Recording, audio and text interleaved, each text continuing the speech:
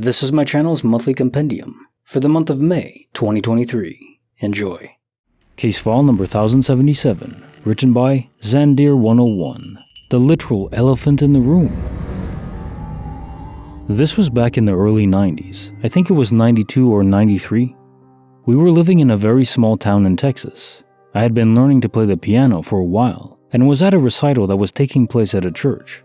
I remembered being packed with people, all families and relatives wanting to see their kids play the piano.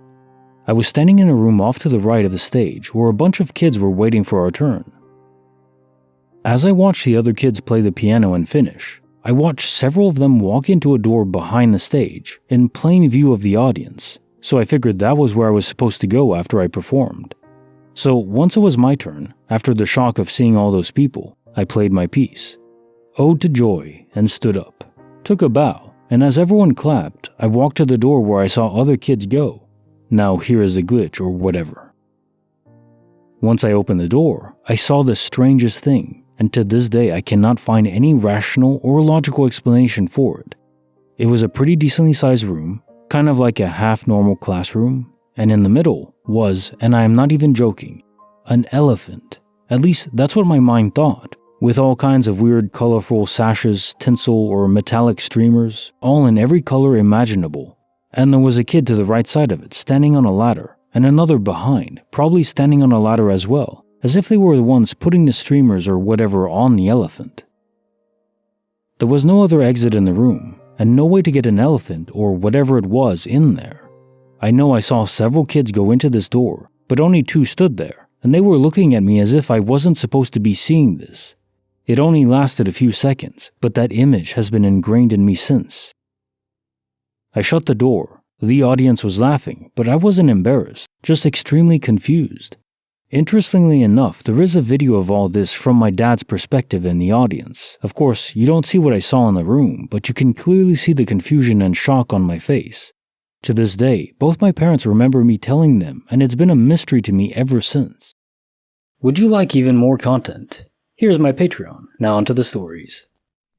Case file number 1078, written by Asexual Ninja, Parallel Universe, or Payment Error.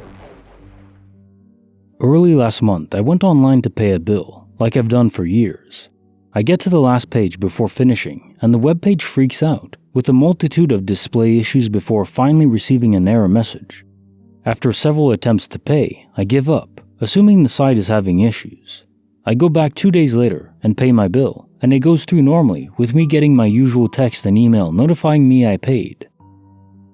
I'm very confused a few weeks later when I check my email and find a notice from the company whose bill I paid, with a semi-threatening email saying the bill is due that day, and do I need to set up a payment plan?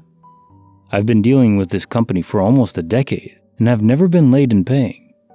I checked my credit card account and there's no record of me paying, nor are the text or email I received still in my records. I pay the bill and chalk it up to a senior moment on my part. Last week, I got one credit card bill. It says I never paid my last bill, so now I've got that bill to pay plus the interest. I find my previous bill open but with the invoice in place in my living room. Here's why I'm posting. I'm physically disabled and can't drive, and I always pay that credit card bill in person after they flucked up my payment years ago. A family member always takes me to my credit union to pay that bill, and like me, he remembers us going down to pay the bill they say I never paid. He and I even remember a conversation we had on the way down to the credit union, and going grocery shopping afterward, and yet the bill is unpaid, and the bill is in my possession still. Bonus file written by Santiago de la Viga. I had a near-death experience at 15. This is what I saw. I was staying in the hospital after a concussion at 15 years old and landed on my back and head on concrete. I had been out for a few days, only waking for short periods and not able to keep food or drink down. They gave me multiple CAT scans as I wasn't coming to as expected, and they thought I was badly brain damaged. My hospital bed, I was told later, as I have no memories of the visit except for when I was rolled out in a wheelchair, had the side rails up, and I was somehow strapped in as my equilibrium was flucked up, and I couldn't get out of it without nurse assistance. Except I did get up. This is hard to write. It's just so hard to explain the feeling of this moment. I got up, stepped over my mom who was sleeping on a mat on the floor, and walked to the window to see this amazing view of the hills cast in the early dawn light. I looked at the cars way down in the parking lot, the trees behind that wall, the houses and roads and nature leading to the hillside. I felt, I guess, reset. No pain, no memory, no idea why I was there or where there was. I knew it was me, the way you do, but all the stuff that would normally have been running through my head was absent. I felt completely lucid, still, fresh, new, and very much at peace. I never felt that way before or since. Drugs never come in with such clarity. Except I didn't get up. I couldn't have. It wasn't possible. Yet I know to my core, in the way you feel yet can't describe in words, that I saw what I did. And I know that it was there, awake, looking out of that window at one of the clearest visions my eyes have ever witnessed. With this incredible feeling of redemption, renewal? I don't know, but it felt incredible and so true to my human being. I don't know. I remember it like a one-man alien abduction with no rear probing. The next few weeks, I needed help walking, eating, etc. And it was months before I was okay again. I still have minor equilibrium issues 20 years later. I was at the hospital with a friend recently and saw the view from the same floor, but on the wrong side. Chills, man. I feel like maybe that was the first time I became aware of my soul. But everyone experiences that, and most don't need concussions to get there. Case file number 1079, written by Unreality11. The glitch that saved me. $4.70 worth of loyalty bucks. In 1996, I had just dropped out of university and was moving to my home parents' place. My tail was firmly between my legs. I had almost no money and no job prospects. Basically, I was screwed. I had an old Jeep Comanche with all my belongings in the back and 200 miles to go. I borrowed $20 from a friend for gas and started the trip. I got to a point that was 30 miles from home and was empty. I pulled into a gas station/rest stop and sort of cried for a minute in my truck. I needed $5 for gas to make it the rest of the way and had nothing. There was no way I would call my dad and ask for help. He was already so disappointed in me. After a minute, I started searching around my truck for change, anything. I opened the glove box and there were these papers, loyalty bucks, for a gas station that I never used. It turns out it was the exact gas station that I was stopped at, $4.70 worth of bucks. I found another $2 and change, put $6 in the gas tank, and bought a Coke. I made it home. Fast forward 20 years later. I had sorted out my crap and I'm a lawyer now. That gas station hired me as their outside counsel. I got to tell the story to the president of the company. Bonus file, written by Anonymous. The haunting of the historic coffee house. This happened to me several years ago while I was living in California, working a great job in a downtown coffee house. I loved everything about that job. I worked with fantastic people, and our local shop was located in the city's historic district in a very old, very beautiful building that had once been a hotel in the 1800s, but had since been converted into apartments, lofts, and of course, the big coffee house on the main floor. Being an early birdie and living only a couple blocks away from the coffee house, I was always scheduled to work the opening shift, which started at 4:15 a.m. It was the most unpopular shift, but it happened to be my absolute favorite one because I love walking to work in the quiet of the early mornings as the rest of the city was sound asleep. Normally, downtown was quite loud and busy, full of people and constant activity, but in the early hours of the morning, it was still and silent. And I felt as if I was the only person in existence walking through a ghost town. Every day, I arrived about 10 or 15 minutes early for my shift and would wait for my manager on the patio outside of the shop. It was always just the two of us working that early shift, and my manager was often running a little bit behind and never arrived before I did, but I didn't mind it at all. I liked to spend some time by myself on the patio outside of the darkened shop, gathering my thoughts while I waited for him to walk up with his keys to unlock the doors. One morning, as I was walking to work and approaching our building, I noticed that the coffee house was brightly lit up, as all the lights were already turned on and shining through the store's giant glass windows. I was about 10 minutes early that morning, so I was very surprised to see that my manager had arrived before me and had already started opening up the shop. I walked up to the glass door and pulled on the handle to let myself in, only to find that it was locked shut. That wasn't really unusual, as we often kept the doors of the employee entrance and main entrance locked while we got everything ready for the day and went through our morning procedures until 5 a.m., which was our official opening time. What was unusual, though, was a sound of music I could clearly hear drifting through the speakers inside the store. This was during the holiday season, so we were playing Christmas music throughout the day, but never turned it on until about 9 in the morning or so, out of respect for all the tenants living in the apartments above us. But on this particular morning, I could hear the Christmas music already playing its familiar loop at a rather high volume inside the store. I thought it was odd, but decided that maybe my manager was just feeling extra festive that day and wanted to listen to some tunes while we worked. I knocked on the employee entrance door and waited for my manager to come and let me in. I looked through the glass and watched for him. He didn't come, so I knocked again and waited some more. He still didn't appear, so I knocked again and again. I then walked to the main entrance doors and tried knocking on those with no luck. I checked my watch and saw that I had 5 minutes until I needed to clock in. I knocked again, much louder this time, and looked inside through the glass door for any signs of my manager. And that's when I heard the muffled sound of voices coming from the back of the store where the kitchen of our coffee shop was located. At that quiet, early hour in the morning, every sound seemed to be amplified, and what I could distinctly hear was 2 male voices talking and laughing together. That was very unusual, as I had mentioned before that it was normally just me and my manager who opened up the shop, but I figured someone had probably just needed to pick up an extra shift. I knocked yet again and continued to listen to the sounds coming from the coffee shop. The men kept talking and laughing loudly. They seemed to be having a great time. In addition to the music and the talking and the laughter, I began to hear the sound of clanging dishes and also the sprayer of the 3-compartment steel kitchen sink being turned on and off, which was very, very unusual, as there would have been no dishes to wash before the store had even opened.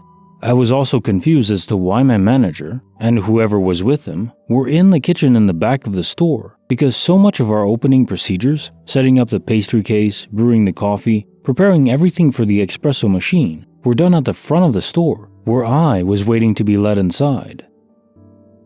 At this point, I was getting a bit irritated as I was supposed to start work in just a few minutes, and I needed to punch in on our time clock.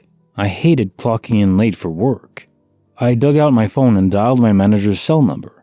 He didn't pick up, so I dialed the number to our coffee shop instead, and the 2 phones inside the shop, one in the back office and one up front by the register, started ringing. Once, twice, 3 rings and no answer. Now 4 rings, and 5.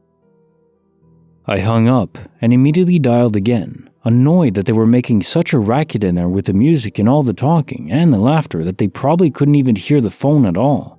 Just as before, nobody answered. I hung up and redialed the store for the 3rd time. The phone rang and went unanswered, so I banged on the door yet again to no avail. I looked at my watch. I was officially late for work. As I was standing in front of the locked door with my phone against my ear, becoming more and more irritated, I noticed a pair of headlights reflecting in the glass rolling up behind me. I turned around and saw something I did not expect at all. It was my manager. "I'm so sorry I'm late," he said as he climbed out of the driver's seat and shut his car door and hustled up to the shop's entrance. "I tried to get here as fast as I could," he said, as he moved toward me and fumbled with his keys trying to find the one to the shop door. "You're mad," he said. "I can tell. I'm really sorry." Completely confused, I put my phone away and turned to head into the store with him. And that's when I lost my breath for a minute. The coffee shop was totally dark. None of the lights were on, not a single light, and it was dead quiet. The Christmas music had stopped, and so had the voices and laughter. All of the loud noise had disappeared. Every sound I had been listening to just seconds before had suddenly vanished. "I promise I'll be here on time tomorrow," my manager said as he fit his keys into the lock. "I'll even be early. You'll be shocked." Little did he know that I could not possibly be more shocked to see him than I was at that very moment, as he opened the door to the silent, completely empty coffee house. I was speechless. Case file number 1080, written by Half Infinity, the Pale Lady of the Desert. Once, my mom and I were driving to Las Vegas from Santa Clarita. We were just passing Barstow and on the I-15. It was right about high noon and very hot. Not a cloud in the sky. She had a fancy Lexus at the time, with a touchscreen console on the dash that could play DVDs while driving. I remember we were on a long stretch of road, with a lot of space between cars on the highway.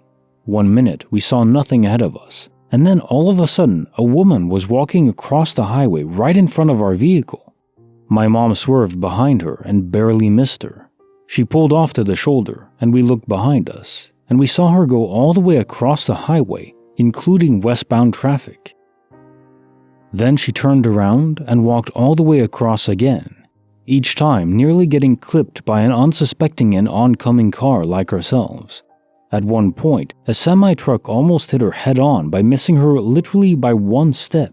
Each step she took was a steady and confident step, looking ahead of her and never batting an eye to any oncoming traffic.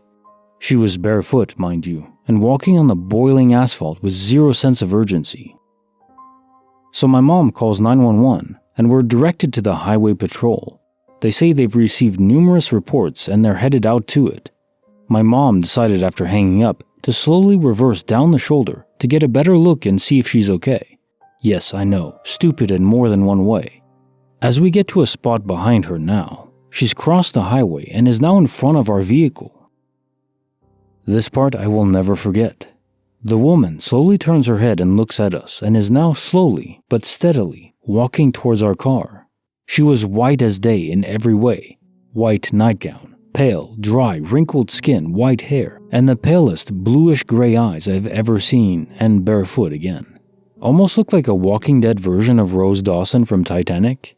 I was in the passenger seat, which was on the shoulder, when my mom made eye contact. She froze.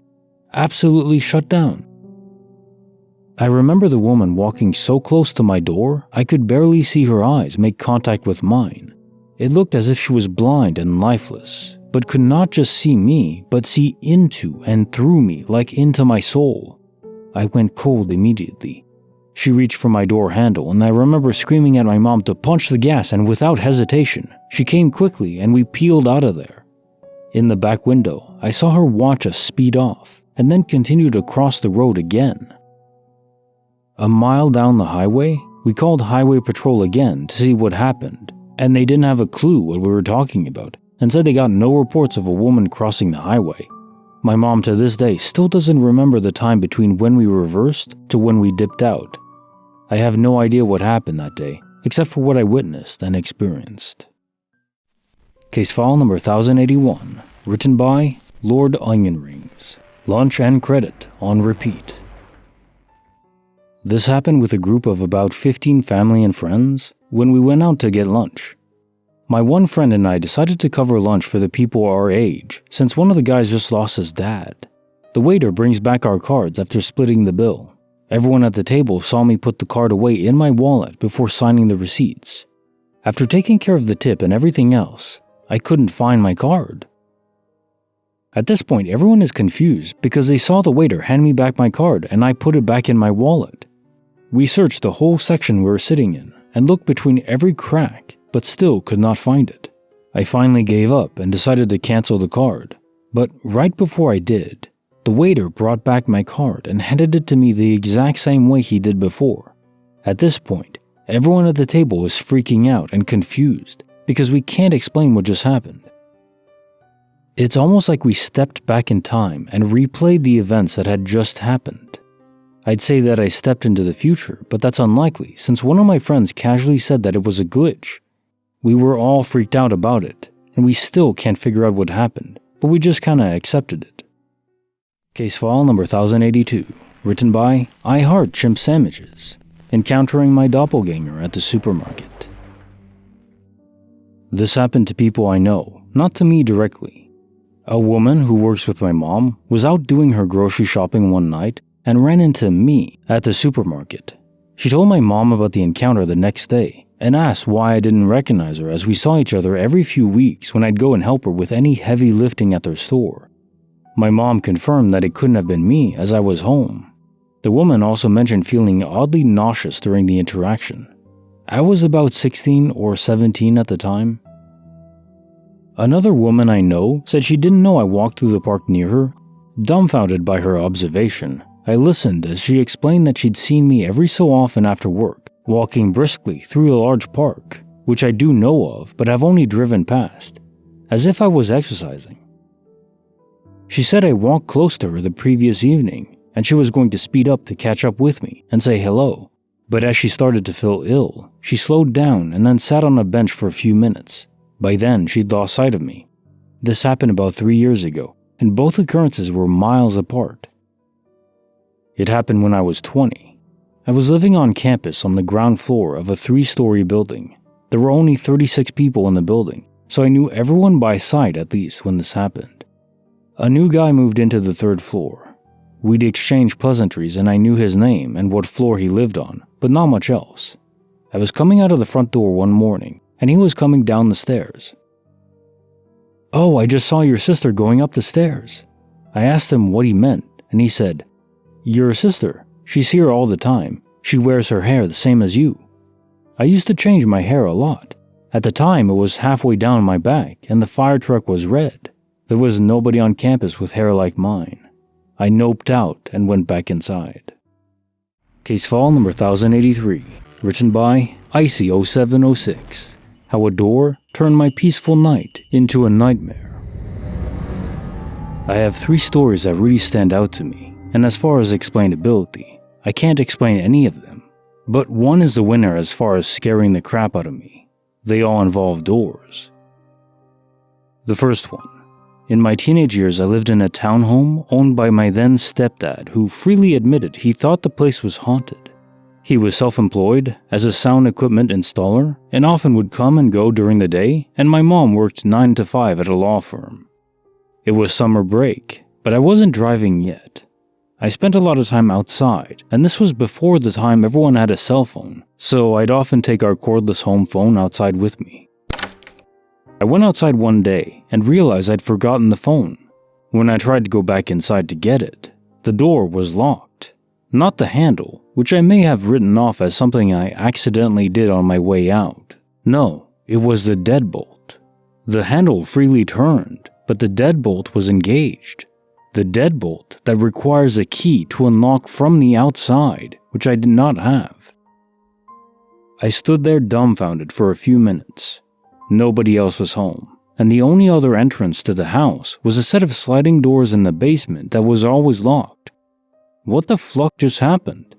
I kept trying to open it like an idiot for a while, before finally resigning myself to borrowing the neighbor's phone and calling my stepdad. He was in town, and after asking me if I was sure 1,000 times, he came to unlock the door. I'll never forget him saying, "Yep, the deadbolt was completely thrown. I can't explain that." I spent the rest of the afternoon inside, trying to recreate the situation. I slammed the door shut so many times in an attempt to get the deadbolt to wobble and lock itself, but it never did, and honestly I didn't expect it to. Second experience, same townhouse. I was now driving and often stayed late after school as I was in theater and had practices. This afternoon, I had about 30 minutes between class and practice, and I drove home to get a snack. When I got there, my mom was at work and my stepdad's van was gone, so I assumed he was gone as well. The door was locked. Now when you walk into this home, right in front of you to the left is the kitchen, the right is my bedroom, and the middle has a staircase going downstairs. I unlocked the door, came inside, and turned into the kitchen with my back to the staircase. As I was making a sandwich, I heard someone downstairs. I turned back around and the staircase door was open, the stairwell light was on, and someone was clearly downstairs. At the time I thought, wasn't that door closed when I got here? But I also rationalized because my stepdad's van was a cargo van and it wasn't uncommon for someone to borrow it to haul things. So I assumed he was home, his van was borrowed, and went to the top of the stairs. I stood there, looking down the stairs, eating my sandwich, and almost said something. The words were almost out of my mouth, but something stopped me. I still don't know why I didn't yell, "Hi, Jay," down the stairs. Instead, I turned around and left. I left the door unlocked because he was home, right? When I got back from practice, my mom was mad at me because Jay said he came home around 5 p.m. to an unlocked house. He had a lot of expensive equipment in the basement. I was to always lock the door. I tried telling her what I'd seen. He was home at 4. She said he wasn't. I swore he was. Something was home. My brother believed me, but my mom never did. Third experience. I lived in a crappy trailer in my early 20s when I was poor, with 2 young kids. It had 2 bedrooms, which I'd given to the kids and slept on the couch in the living room, which was in direct line of sight to the front door. I put the kids to bed around 9 p.m., and I always locked the door. Always. I still, to this day, clearly remember locking both the handle and deadbolt and checking to make sure it was fully locked before taking a shower. Eventually, I fell asleep. I woke up suddenly around 3 a.m. on high alert. As my eyes cleared and I started thinking sensibly, I realized I was staring into my street. My front door was wide open. Not like, oh, it's a little open or cracked, or I didn't quite close it all the way and a strong wind came along. It was fully open, like a 90-degree angle here. Plus, I had a glass storm door that was fully closed and latched, blocking any wind we might have had, which we didn't have any anyways. I got up and walked to the door to close it, and that's when I lost my crap. Y'all, the deadbolt was still in the locked position. It was fully turned to lock, sticking out into the living room air for God and everyone to see. Have you ever had those moments where you swear there's ice in your veins? That was it for me. I've never been scared like that in my life. In a closed door, you can't even turn the deadbolt to fully locked without it being lined up in the door jamb properly. I knew I'd locked the door, and yet here it was, staring at me in the face. I didn't sleep without the lights on for a week. Case file number 1084, written by Groundhog Seed Clover. Strange coincidence or freak accident. Physics lab experiment goes wrong. In my physics class last year, we were split up in groups and working in a lab. A guy at another table let out a yell while extending his arms and fell headfirst off his chair. The very second in between his yell and hitting the floor, a beeping noise started going off in the room, followed by the words, "An emergency is happening in your building. Please evacuate at the nearest exit," and accompanied by flashing lights. The guy is having a seizure on the floor, so we're all focused on getting him help.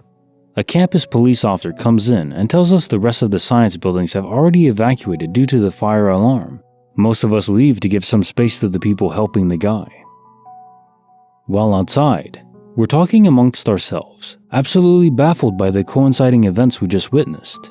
Did the flashing of the alarm trigger epilepsy? No, because he was already on the floor by the time the lights kicked in.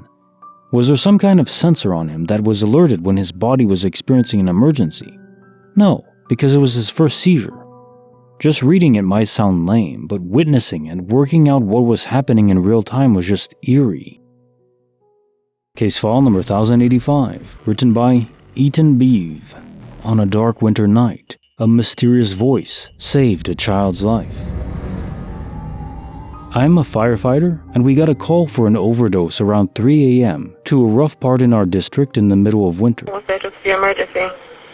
Hi, Unfortunately, the patient was long gone, and her dealer, or whatever, found her like that when he dropped some stuff. As we were packing up our stuff, mind you, this is an absolutely trashed mobile home. I heard something down the hall that said, "Lights." I asked my partner if he said anything, as it was just him and me cleaning up, and he said no. I walked to the far end of the trailer, where I heard it, and shined my flashlight. I get a reflection out of the window. They have a small tool shed, and it has a flickering light. It piqued my interest, so my partner and I went out there. We heard crying and noticed the door is padlocked. We cut it, and this little 6-year-old girl was in there. Mommy? Mommy, where are you? I'm scared. She said her mom puts her in there when she gets mad at her. She said she got scared when she heard the sirens and didn't know what to do. To this day, I have no idea what happened or where the voice came from, but I'll take the win on it. What happened after? My partner and I took her to the children's hospital closest to us, and we wrote our report and ate chips and a sandwich we took from the lounge while they called a social worker. She was a really sweet girl. The voice we had heard saying lights was not a little girl's voice. I 100% thought it was my partner since it sounded like a guy. Case file number 1086, written by Robot Undies. My cat stole my baby's clothes in the middle of the night. I have a 15-week-old baby who woke up for a 4 a.m. feed and changed just now. My cat followed us into the kitchen and started eating his food very loudly next to us as I was putting some fresh pajamas on the baby. These PJs, like most baby PJs, have a little flap on the arm that folds over the hand to stop the baby scratching himself with the little razor blades he calls fingernails. Just as I am zipping the PJs up, the very noisy eating beside me just stops, and I'm aware of a very intense silence for a split second. Then I hear my cat stomping down the hallway towards us. I quickly turn to look and yep, no cat at the bowl. But there was no way he could have made it back to the hallway so quickly. I thought that was super weird, but then I look back down and go to fold the pajama flaps over the baby's hands, and there are none. The flap is gone. It's important to note that these PJs are new. I'd bought this one and only set a size bigger than he needed because his hands were too big for the flaps on the smaller PJs, and he's been getting a lot of scratches lately. I had also put them on earlier in the day to check that the flaps were actually big enough, and they fit perfectly, so I'm 100% certain that they were there.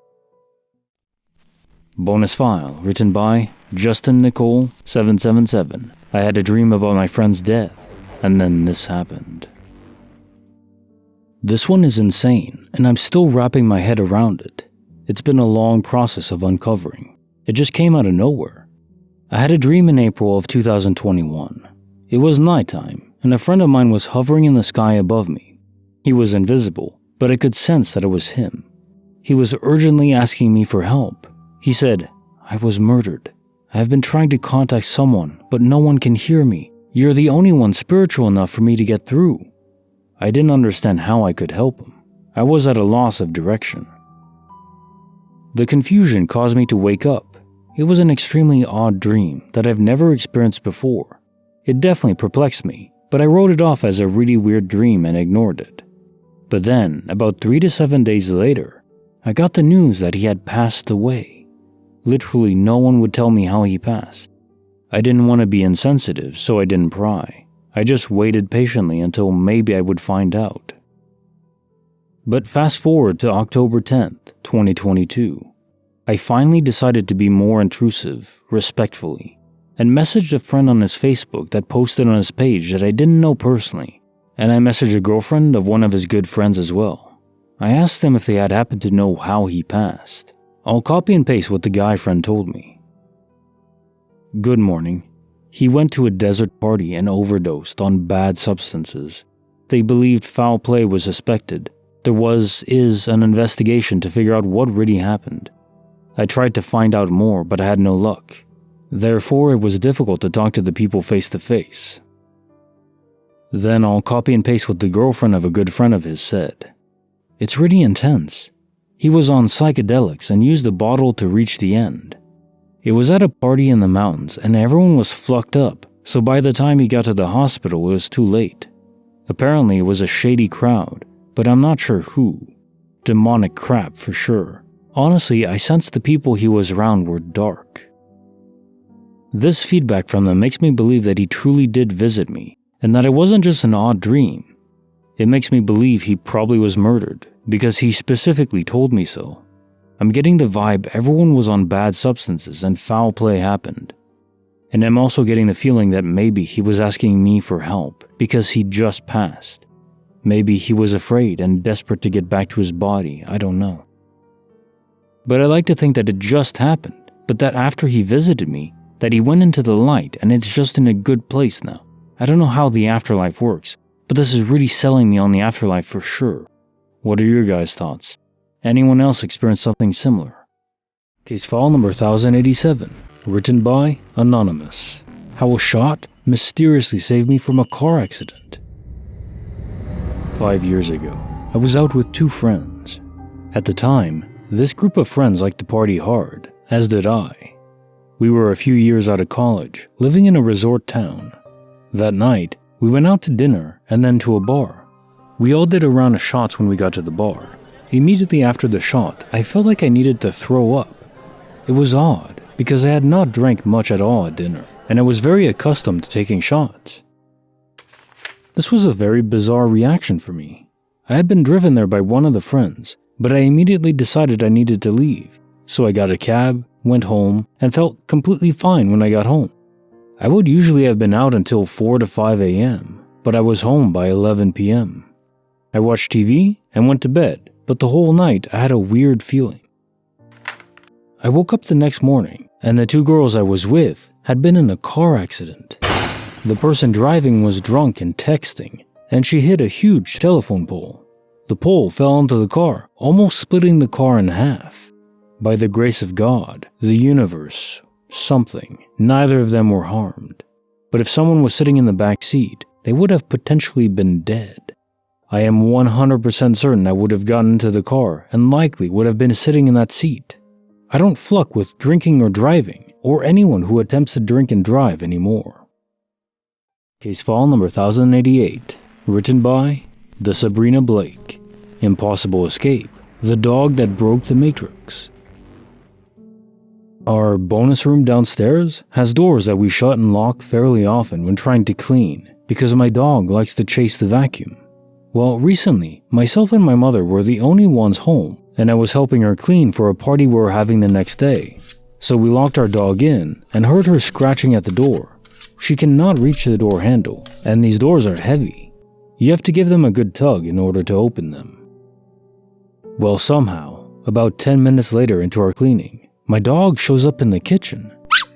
Me and my mom were super confused because we'd been with each other the whole time, so neither of us let her out. Assuming she did somehow bust out, we went to check. Both doors were still locked. So how did she get out? There was no way my dog unlocked the door, let herself out, and re-locked the door. It gets more confusing. So we joked about the weird situation and went back to cleaning, assuming our dog was just a master escape artist. Our dog wanders off to the living room where her bed is, so we assume she went to lay down. It's kind of her usual spot. As we continue cleaning, we notice from the kitchen window, our dog is now out in the backyard running around. The only way out there would be our front door or the sliding glass door in our living room, which were both completely closed. We were so freaked out we stopped cleaning and just kept an eye on her until the rest of the family came home. Creepy file number 90, written by Excellent Raccoon 32. I thought I was safe in my own home until I found these photos. One morning I woke up and noticed my camera was on top of the sofa opposite my bed. I knew I didn't put it there because it was a very expensive camera and it could easily fall from this place. I had placed it in my cabinet. I went over, picked it up, turned it on, and clicked the button to view photos. There were hundreds of photos of me sleeping, all seemingly taken from the back of the sofa. I was literally so freaked out I couldn't stop crying. I lived alone. It was just photo after photo of me sleeping. The photos were taken in quick snap, where the camera takes approximately 1 photo per second. I later realized the camera didn't even have a quick snap setting, so technically it was impossible for the camera to take the photos at all. The timestamp suggests all photos were taken between 2 and 3 a.m. I've never figured out what the fuck happened, how the camera got to the sofa, or how it is even possible for a camera with no quick snap to quick snap, but I still have a USB with the photos on it, and it still freaks me the fuck out. To answer a few questions, I am safe. This happened several years ago. I now live with my partner, and we have several dogs and a very good home security system. There was no sign of forced entry into my home. I own the home and had the locks changed when I moved there because I felt uneasy about living alone. Good hunch, huh? I did go to the police. They did not give a crap. They said it's probably a friend playing a prank. My mom had a key to the house. Weirdly, my memory was actually jogged about something potentially related I had completely forgotten about that was sitting deep, deep down in my memory bank. Approximately 12 months before the camera incident, I received a letter in my P.O. box that was typed, not handwritten, and addressed directly to me, saying if I did not agree to meet with the sender, they would end me while I slept. To be honest, I thought it was some stupid joke, because I couldn't think of anybody that would want me to meet with them, and I binned the letter and never told anybody. I got 3 or 4 of those threatening letters, demanding that I respond, but no actual way of responding or no hint about who it was from. The sender wrote like I should know who it is, but I did not. One letter did provide a time and place to meet, but of course I did not attend. That was the final letter. I did move houses and change my postal address shortly after the camera incident though. I am alive right now, so obviously they are all talk, no action. Case file number 1089, written by Gandalf Rex. The mysterious disappearance of an entire IHOP. I was driving across the US and drove into Salt Lake City. For whatever reason, I got a craving for IHOP, so I punched it into Google Maps and followed the directions to a spot in the middle of town. I walk in and the place is empty. I don't mean like there were no customers. I mean there is literally not a person in the place. No waiter staff, no customers, no cooks, nobody. There was partially eaten food on all the tables, bags and purses in the booths. TVs are everywhere. Burgers on the grill slowly burning. And there wasn't a soul in the place, like they all just vanished at once. I was so freaked out I hopped in my car and drove until I hit the Nevada border before stopping to eat again. I still have no idea what the fuck happened. This happened at approximately 4 p.m. Stayed around 5 to 10 minutes before booking it. I thought it might have been a robbery too, but figured what robber holds up an IHOP and leaves the purses untouched? Like I said, I can't explain it. Calling the cops might have been a good idea, but on top of the fact that I've never trusted cops, a few days before I was pulled over by a Nebraska state trooper for a busted taillight, who used it as pretense to throw me in the back of his cruiser while he searched my entire car for a reason to arrest me. Was feeling wary of the blue after that. Besides, what was I gonna say? Some Lovecraftian crap is going down at the IHOP? Send backup. Case file number 1090, written by Undersaw. I ignored a Reddit post about carbon monoxide and nearly died. On Reddit one night, I read that thread where the OP hallucinated weird stuff until a commenter suggested that he check for a carbon monoxide leak. The commenter probably saved his life. I went to bed thinking, oh yeah, I never did check whether my new house's smoke alarms also detect carbon monoxide. I need to check that out in the morning. At maybe 6 a.m., my wife and I awoke to our fire alarm screeching, with a recorded voice telling us carbon monoxide was detected. We grabbed the baby and the dog, piled into our car in the driveway, and called the fire department to check it out. After they tested, they told us no carbon monoxide was detected, but sometimes fire alarms behave unexpectedly when their batteries are low. This was maybe 5 years after moving into that house that's new construction, so yes, I was super delinquent in checking it. It wasn't even the first time I'd read that story. Anyway, there's absolutely a logical explanation. An improbable but possible coincidence. But that's how I ended up spending huge piles of money on a bunch of Nest Protect units, so I could at least get a pleasant phone notification when my alarm's batteries are low. Bonus file, written by Suitology. Xylophone music in the middle of the night. When I was younger, we lived in a 110-year-old Victorian house. Everyone would notice weird things. I was home alone organizing the silverware when I dropped a fork onto the table only to have it bounce once and then fly at the wall like someone slapped it. I still have no idea how you can drop something straight down and have it launch horizontally for 5 feet. My parents, when they first bought the house, turned off all the lights, 5 floors if you count the basement and attic. My mom did the top 2, father did the bottom. They met in the middle, went to the first floor, left, got to the car, and noticed not only was the 3rd floor light on, but the blinds were now up. We had a seesaw, My mother turned on the light and saw it violently going up and down. I was in the basement and felt like a hand brushed down my back. I jumped and turned and saw no one there. I convinced myself it was just my shirt moving weirdly. As I went up the steps, I heard giggling. When I was older, I was sitting on the couch and heard my dad say, "What the fluck? Watch out!" Right before a frame puzzle we had fell on me. My dad said he saw it lift itself off the hook. We had a Mastiff, a Rottweiler, and a German Shepherd. They all refused to go to the attic. Our entrance had 2 sets of doors, the front doors, then a small room, then the second set of doors. We never locked those doors as it was 2 large bolts that went into the floor, and then a third bolt that held the 2 doors together. Locking it was very hard with a key, so you could only do it from the inside with considerable force. We came home one day, and the door was locked with all 3 bolts.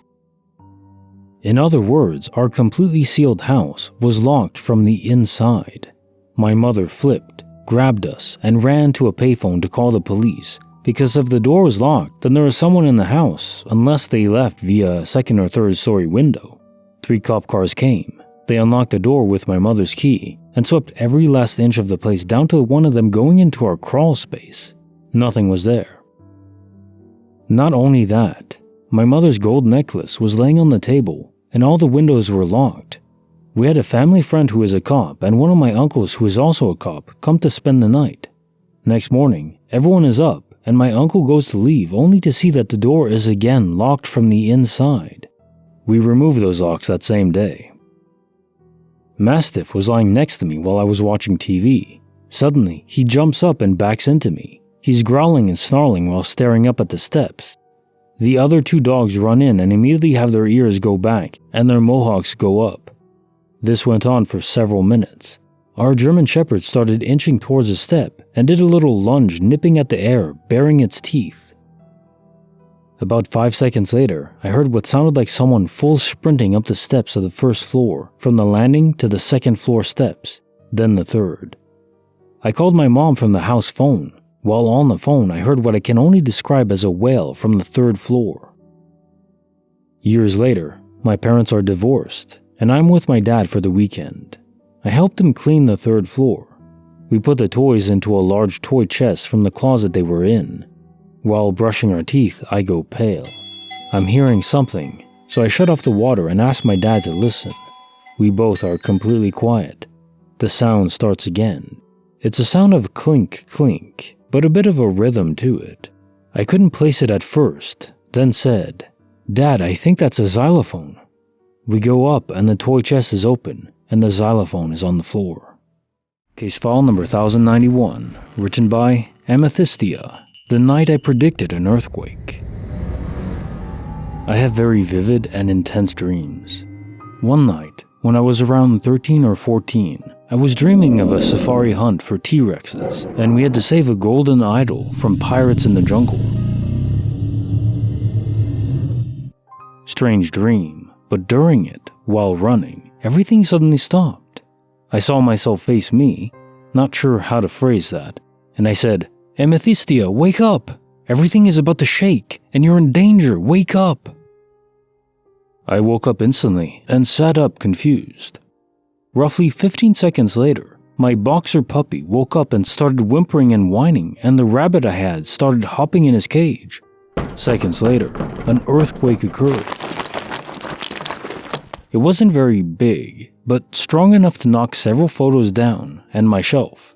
Now, this specific shelf was mounted above my head. It was made of a very thick type of wood, and on it was a collection of random prized items, including a quart jar filled with sand and shells, several large books, a heavy statuette, etc.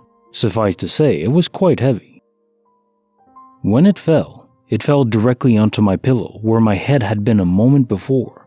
I hadn't ever felt an earthquake, and I live in a northern Midwest state that rarely gets earthquakes strong enough to be felt. I have had other dreams since that foreshadowed events, but that was the only one that happened immediately after. It still gives me chills. Case file number 1092, written by Mr. Hustles. The chilling moment I spotted a mysterious child on my street. So one night, I'm driving home from a friend's place. It's pretty late, like 2 or 3 in the morning. I live in the suburbs and the streets are relatively tight, so I'm typically driving pretty slow. Don't speed in your neighborhood. Happy neighbors are good neighbors. I'm nearing the turn to enter my road, and from a distance, I see what looks like to be someone outside. Pretty unusual this time at night, as it's all young families and retirees around me. As I get closer, it's definitely a kid, which is even stranger. Like, doesn't this kid have parents? They're standing directly under the streetlight with a raincoat on, and it's not raining, and their hood up over their head so that the shadow cast completely covers their face. I know my neighborhood pretty well, and while I don't know most by name, you know who has kids and who doesn't.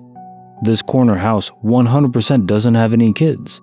That kid's gaze was locked into my truck, unwavering, turning their head and staring straight at me as I slowly passed, turning right towards my house. This kid only a few feet away. This kid did a full 180 with their body and watched me drive down my street. While I only live 6 or so houses close, it's just enough that I lost sight of the kid. It was super unsettling. I couldn't even quite explain to you the feeling I got from it.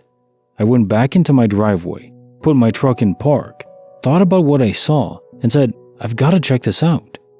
Back into drive and back down the street, maybe 20 seconds tops since I passed, and the kid was gone, vanished. The roads are straight enough in any given direction that in any short amount of time, that kid would have had to sprint straight up to stand a chance of being out of sight. The flucking demon child is gone. I went home, parked quickly, and didn't take my time getting inside and locking the door. To this day, I never saw the kid again or anything that's given me a bad vibe like that. Damned if I know what was going on. If it was a prank, hats off. You did it, kid. You scared me. Bonus file, written by Mayonish, the mysterious woman in lilac. Was on holiday, staying at an old cottage. Went out to the beach with my mom, dad, and sister, and left my grandma in the house. She fell asleep sitting in a chair in the lounge. At one point, whilst we were out, my half-asleep Nan saw a woman wearing a lilac dress walking through the room.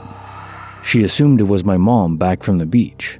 She woke up a short time after and couldn't find us in the house. When we got back from the beach a couple hours later, she said, "Oh, did you go out again? You were back ages ago." We told her that we had only just got back, and she told us she had seen my mom wearing a long lilac dress in the lounge. This obviously wasn't possible. During this holiday, I was sharing a room with my sister. We were young, and in the middle of the night, we heard the front door slam loudly. Our parents came running into our room, but we were still both in our beds. I scrambled and looked out of the window, which was directly above the front door, but no one was outside, and my dad went straight down and could find no one in the house. Another day, my mom went to the bookcase in her room and took a random book out. Placed within the pages, there was an old handwritten note. It was personally written by a lady, and she got a feeling that she shouldn't be reading them. She put them back in the book and put the book back on the shelf. The next morning when she woke up, the note was on her bedside table. She asked my dad if he had moved it out of the book, but he had no idea what she was talking about. We would also find that the furniture had moved downstairs overnight sometimes. My mom also kept finding curtain hooks in her bed and on the side of the table, the plastic things that hold curtains to the pole. Again, if she asked my dad if he had put them there, he'd say he hadn't. When we came to leave, the owner of the cottage came to collect the keys, and my mom asked her if there was a cleaner who might have visited, and the owner said no, why? My mom explained that my nan had seen a lady in the house wearing a lilac dress. The lady said, "Oh, she's at it again." The house was owned by her grandmother, who had recently died. Her favorite outfit was, you guessed it, a long lilac dress. Apparently, they had already had the house blessed because she had made a couple of other appearances. When she died, they didn't clear her stuff out, and the house had just put it up as a holiday rental, which is why the note hadn't been previously found. Once we left and went home, for the next few years, my mom would find curtain hooks in her bed at home. I moved out of our family home to go to college and university, and at my student house, I once found a curtain hook in my bed there. There were no curtains in the house, only blinds. My mom stopped finding them in her bed after a few years, but believes it was a woman in lilac. My whole family witnessed all of this, so it adds credibility to what happened, combined with the owner's testimony about her gran. It actually kind of creeps me out writing this down now, as it has kind of been forgotten and posting it makes it feel real again. But this was a genuine experience we all shared. I hope I didn't miss anything, and if you made it this far, thanks for listening. Case file number 1093, written by Awesomely Lily. How a boat defied gravity and saved our lives. When I was a kid, my mom and I were sitting at a red light. The car in front of us went while the other side was turning. The car T-boned a vehicle that had a boat on the trailer. The boat flew off the trailer and was heading straight towards our car. It was going to crash straight through our windshield. My mom screamed at me to bend forward as far as I could so it wouldn't slash my head. The very last second, the boat turned left and scraped the side of our car. It turned so abruptly, like a big invisible hand just turned it for us. Wind could be said, but there was just no wind. Just a gorgeous day where a boat should have killed or very seriously maimed us and turned at the last second out of nowhere. We were in a car without airbags. I didn't end up bending forward. I was frozen in shock. The boat wasn't skidding on the ground towards us, it was in the air. Case file number 1094, written by Meme Sniffer GG. The ominous story of a needle that wouldn't go away. This is a short story, but it disturbed and confused me a lot. My little cousin found a bent needle with a white tip inside her clothes.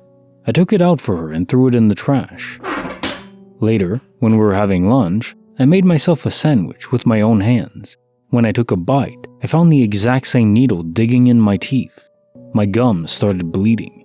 It was the same bent needle with a white tip. I thought maybe I was overthinking it, so I just went on with my day.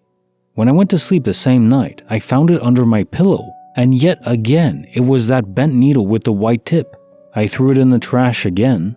2 days later, I forgot about it and went out with my friends, and as I was paying for my drink, I found it in my pockets and threw it in the trash yet again. I haven't seen it since.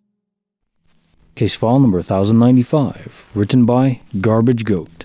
The can of Coke Zero that healed itself. I was working in my garden and had gotten myself a can of Coke Zero. I cracked it open on my way out the back door, took a few hearty chugs, and sat it on my small garden table I keep out by my raised beds, and got back to working in the garden. I have wireless earbuds in and listening to a podcast as I work on cleaning the pumpkin patch of weeds, when out of the blue I hear and practically feel a loud bang, to the point I exclaim loudly, "What the fluck?" and pull my earbuds out. I live in a rough neighborhood. There's been shootings and whatnot, so I kind of duck down and start looking around to get a feel of things. That's when I see it. My can of Coke is knocked down to the ground and just spitting foamy Coke everywhere. No way that's the noise, right? But I run over and pick it up, with the logic being Diet Coke probably isn't even good for plants. And I wipe it clean and start looking it over, and realize not only is it full, it's completely unopened. I know I opened it. I know I drank half of it. And I know moments before, I had seen it laying on the ground shooting Coke up into the air. I even had to wipe it off. I have no idea what the bang was or how my open spilled Coke suddenly became full and unopened in my hands. Bonus file written by Pepper Reddits. The night I saw a ghostly apparition of my mother. So when I was a kid, I slept with my bedroom door open because my cat likes to cuddle me. Our hallway was just a round hallway, and I could see the bathroom door and my parents' bedroom door. Though it was dark, it was in view. I also slept with my lights only dimmed. One night, I couldn't sleep for some reason. I for some reason called out for my mom, and I saw her standing near my doorway, kind of turned away from me with her hand on her face and her hair draping. I know it's her because she slept in a big purple t-shirt that night, but she's completely still, static. Mind you, I'm wide freaking awake. I might have been watching TV before this, 3 a.m. Disney Channel probably. When I call out to her, she doesn't move at all. Blink. She's gone. I start freaking out and calling out to her for real. And that's when I hear her door open and close, and my mom rushes to my aid. I think she either slept with me all night, or I stayed up all night watching TV to pacify myself. I started sleeping with my door closed out of that, and I don't look too carefully in darkness now. Case file number 1096, written by We Will Survive 1, The Scooby-Doo Conspiracy. To start the story, we have to go back to approximately 2010. The exact year has been forgotten between my wife and I, so we're talking about random things as people do, and we get on the subject of Scooby-Doo. I'm an 80s baby, and decide to look up what the dog breed of Scooby-Doo is. So side note, I'm a dog person and so is my wife, but we honestly don't know that many outside of your typical dog breeds. When we look up this info on Google, not just one, but many sources say that Scooby-Doo is an Algerian Ridgeback. Huh, we looked at each other. Thought he was a Great Dane. So it goes on saying, paraphrased of course, when we made Scooby-Doo, we were going to make him a Great Dane, but decided to go with an oddball breed to make him a little more unique. We talk about it, look up the Algerian Ridgeback, and sure enough, they look like Scooby-Doo, and they're friggin' huge, like look down at you if they were to stand on their hind legs. Fast forward to about 2 years ago. Me and my wife have been broken up since 2013 or so we've stayed in contact but are living in separate states. A friend and I are talking about Scooby-Doo, and I said, "You know, I thought he was a Great Dane, but came to find out he's an Algerian Ridgeback." My friend looks at me like I have two heads. "I'm pretty sure he's a Great Dane. Swear to God, me and my ex looked it up, ask Google. And Google says, Scooby-Doo is a Great Dane." I say, "What the actual fluck? I know it said it was an Algerian Ridgeback. I know this. Either that or I friggin' lost my damn mind. My ex-wife and I looked it up in 2010 or so. Dude, it said they wanted to make him a little more of an exotic breed, not such a common or generic one." I'm sure my friend thought I had lost my mind.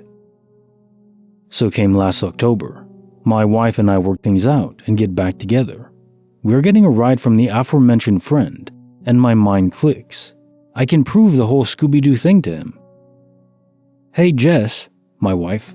"Yeah babe, what dog breed is Scooby-Doo?" "Algerian Ridgeback, why?"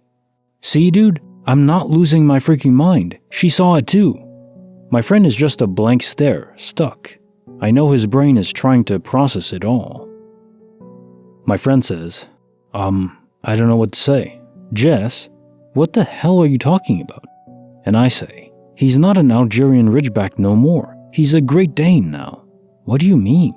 "Ask Google. He's a Great Dane." I asked if he had ever been anything other than a Great Dane. Google doesn't say anything in any article or website about him ever being an Algerian Ridgeback. I swear to God, Jess. She proceeds to look it up. Blank stares soon ensue on her face. "What the fluck, Jason? He was an Algerian Ridgeback when we looked it up." I know, right?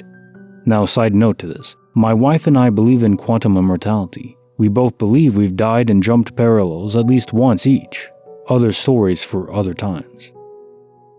So between the three of us, we talk about all the possibilities of what happened here, but come to the conclusion that either it's a Mandela and someone changed something during their time travel, or we both died, landed in some parallel quantum immortality universe, or we both lost our minds and were having a shared delusion from 12 years back. I think my buddy was thinking the latter. I looked on the way back to the machine, everything, and Google never, nor any website, said that Scooby-Doo was anything other than a Great Dane, ever. I swear this is the weirdest of all things in a string of weird incidents lately, last few years. I've had a few instances where I know I died. Dude, I know I died. I was sitting on the edge of my bed, folded all the way over, head between my knees, and it was like the breath of God got put into me. I took a big breath the same time that I straightened up, and I could see my skin go from purple back to white as I took my first breath. I sat there for an hour just thinking to myself, damn, I died. How did I start breathing again? Case file number 1097, written by Standing Pretty. The Matrix swapped my driving history. So I have to turn in a bunch of paperwork and documentation for a new job I'm in the process of getting. One of the documents required was my driving history from another state I lived in, so I ordered it and waited anxiously for it to come for months. When I got it in the mail, I was super disappointed when I looked at it and saw someone else's information on it entirely. It was for a 6'1", 297-pound man with brown eyes and hair, born a few years before I was. I remember thinking it was not even close because I'm a 5'4" blonde-haired, blue-eyed woman. I went to pull it out the other day to show that I had received the wrong information, and when I looked at it again, my information was on it. I couldn't believe it because I looked at it several times before and had some random man's information on it. I have no idea how to explain this or what happened. I have no idea how this could have happened because I never reordered the paperwork, which had to be special ordered, and I kept it in only that folder. Case file number 1098, written by It's On Gaming, the Twilight Zone episode that happened in my room. I was about 16 at the time, and I had just gotten a new TV to put in my room so that I could use the Xbox on it. It came with one remote. I remember specifically because I was very spacey and tended to lose things, so I wanted a second one, just in case. Well, cut to about 3 months later, I lost the remote. I sleep with it on my nightstand, and I don't remember moving it or dropping it or anything, but one day I went to grab it and it wasn't on my nightstand. I looked everywhere for that thing. It was driving me crazy. Until a few days later, when I looked in between my bed and the wall. I'd already looked there, at least I thought so, and it was just there. I was absolutely elated, until when I pulled the bed back to actually grab it, 2 remotes fell. Exactly the same brand, same wear on the input and select button. The number 2 was rubbed off on both of them, and what really blew my mind is the batteries were the same mismatch of Duracell and whatever brand it came with. Turned the same amount. Anybody else have a duplication glitch? Case file number 1099, written by Lee Harris 100. The Day the Universe Saved Me. When I was in school, I had this hippie teacher who would always tell us that the universe can help if you just ask it. She told us one time her daughter had lost something very important, and when she asked the universe to help, she suddenly had a massive pulling feeling towards the sink. She walked over and immediately stuck her hand down into the garbage disposal and pulled the item out in perfect condition. So I think it's total nonsense, of course, but later that day I was searching for a little thin booklet that I really needed for school. I spent 3 hours looking for it and had no luck. Finally, out of frustration, I almost sarcastically said, "I need your help, universe." I immediately walked over to this bookcase filled with books from my stepdad. I had never once used a shelf or any book on it. I grab a random book I've never seen from the middle of the huge pile. I open it to somewhere around page 200, and right there is my booklet, smashed in between the pages. It was incredibly thin, so you couldn't even tell there was anything in there if you looked at it from a different angle. I'm sure there's a good explanation, but it's been well over a decade, and I still remember the incredibly freaky vibe I got the moment I saw the book. Case file number 1100, written by Anonymous. Entwined in Laos, a story of fate. Back in 2011, my significant other and I were backpacking in Laos, and we ended up in that very isolated village called Muang Nuai. To get there, you need to take a 3-hour bus from Luang Prabang to Nong Kia, then a 1-hour ride upriver on a fisherman's boat. There are no roads to reach the village, and once there, there's no internet, no mobile network, and electricity is only for a couple hours in the evenings. It's a beautiful area though, mountainous with caves to visit, riverside beach, etc. Although not completely off the map, it's a place where few travelers go, and it happened to be off-season when we went there, so there were no more than 10 or 15 visitors in the whole village at the time we were there. In the evening, everyone returns from the treks, cave crawls and boat rides, and gather in the only bar/hostel of the village on an elevated wooden terrace by the river. The night falls, and little by little, groups merge and everyone ends up sitting on big pillows, sipping cocktails and talking about life and travels like they're old buddies, whereas no one knew each other just a few hours before. To this day, this is one of my favorite backpacking memories, and what came soon after made it even more memorable. So there's this Australian woman, Ronnie, who took the same boat as us to get there. She's a bit odd, something off about her.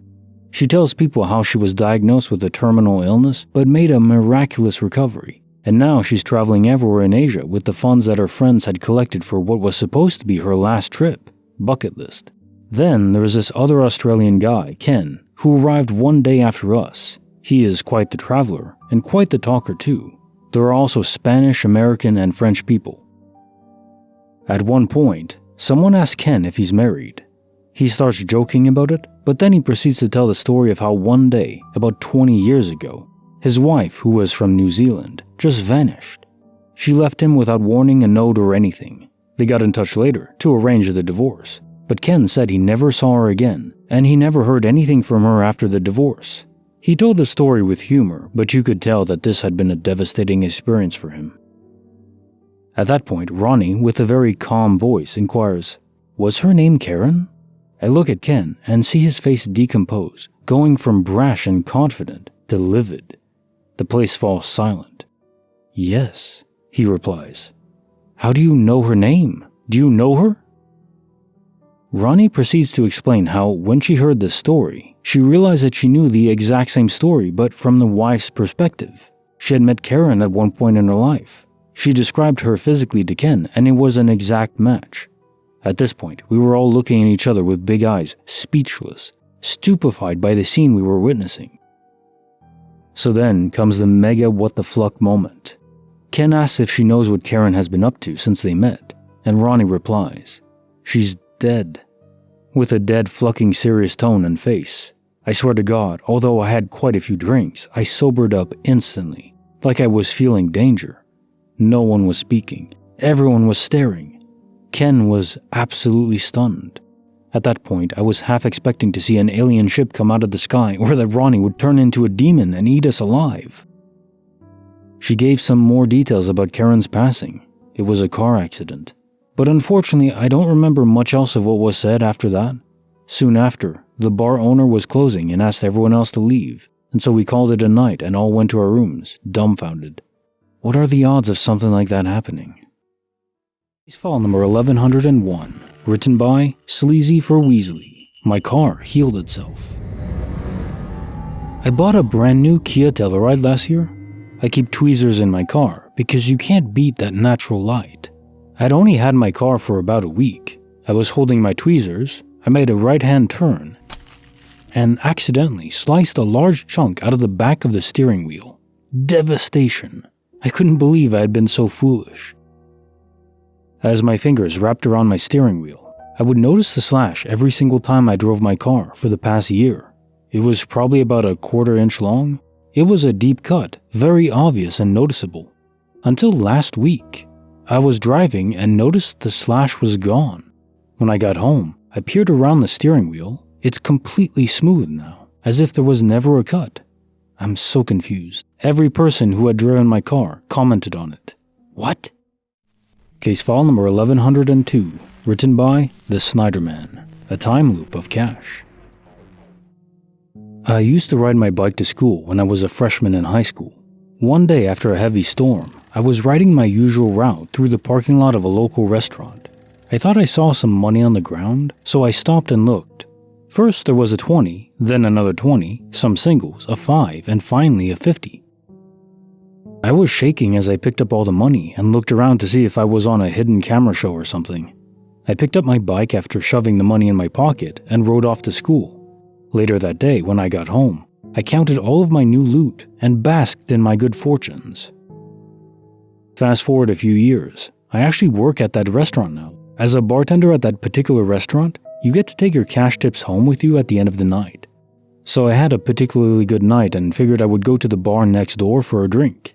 As I'm leaving the bar, it was raining really hard and I was fumbling with my key to my car, and I finally got it in and got home and passed right out from the long shift.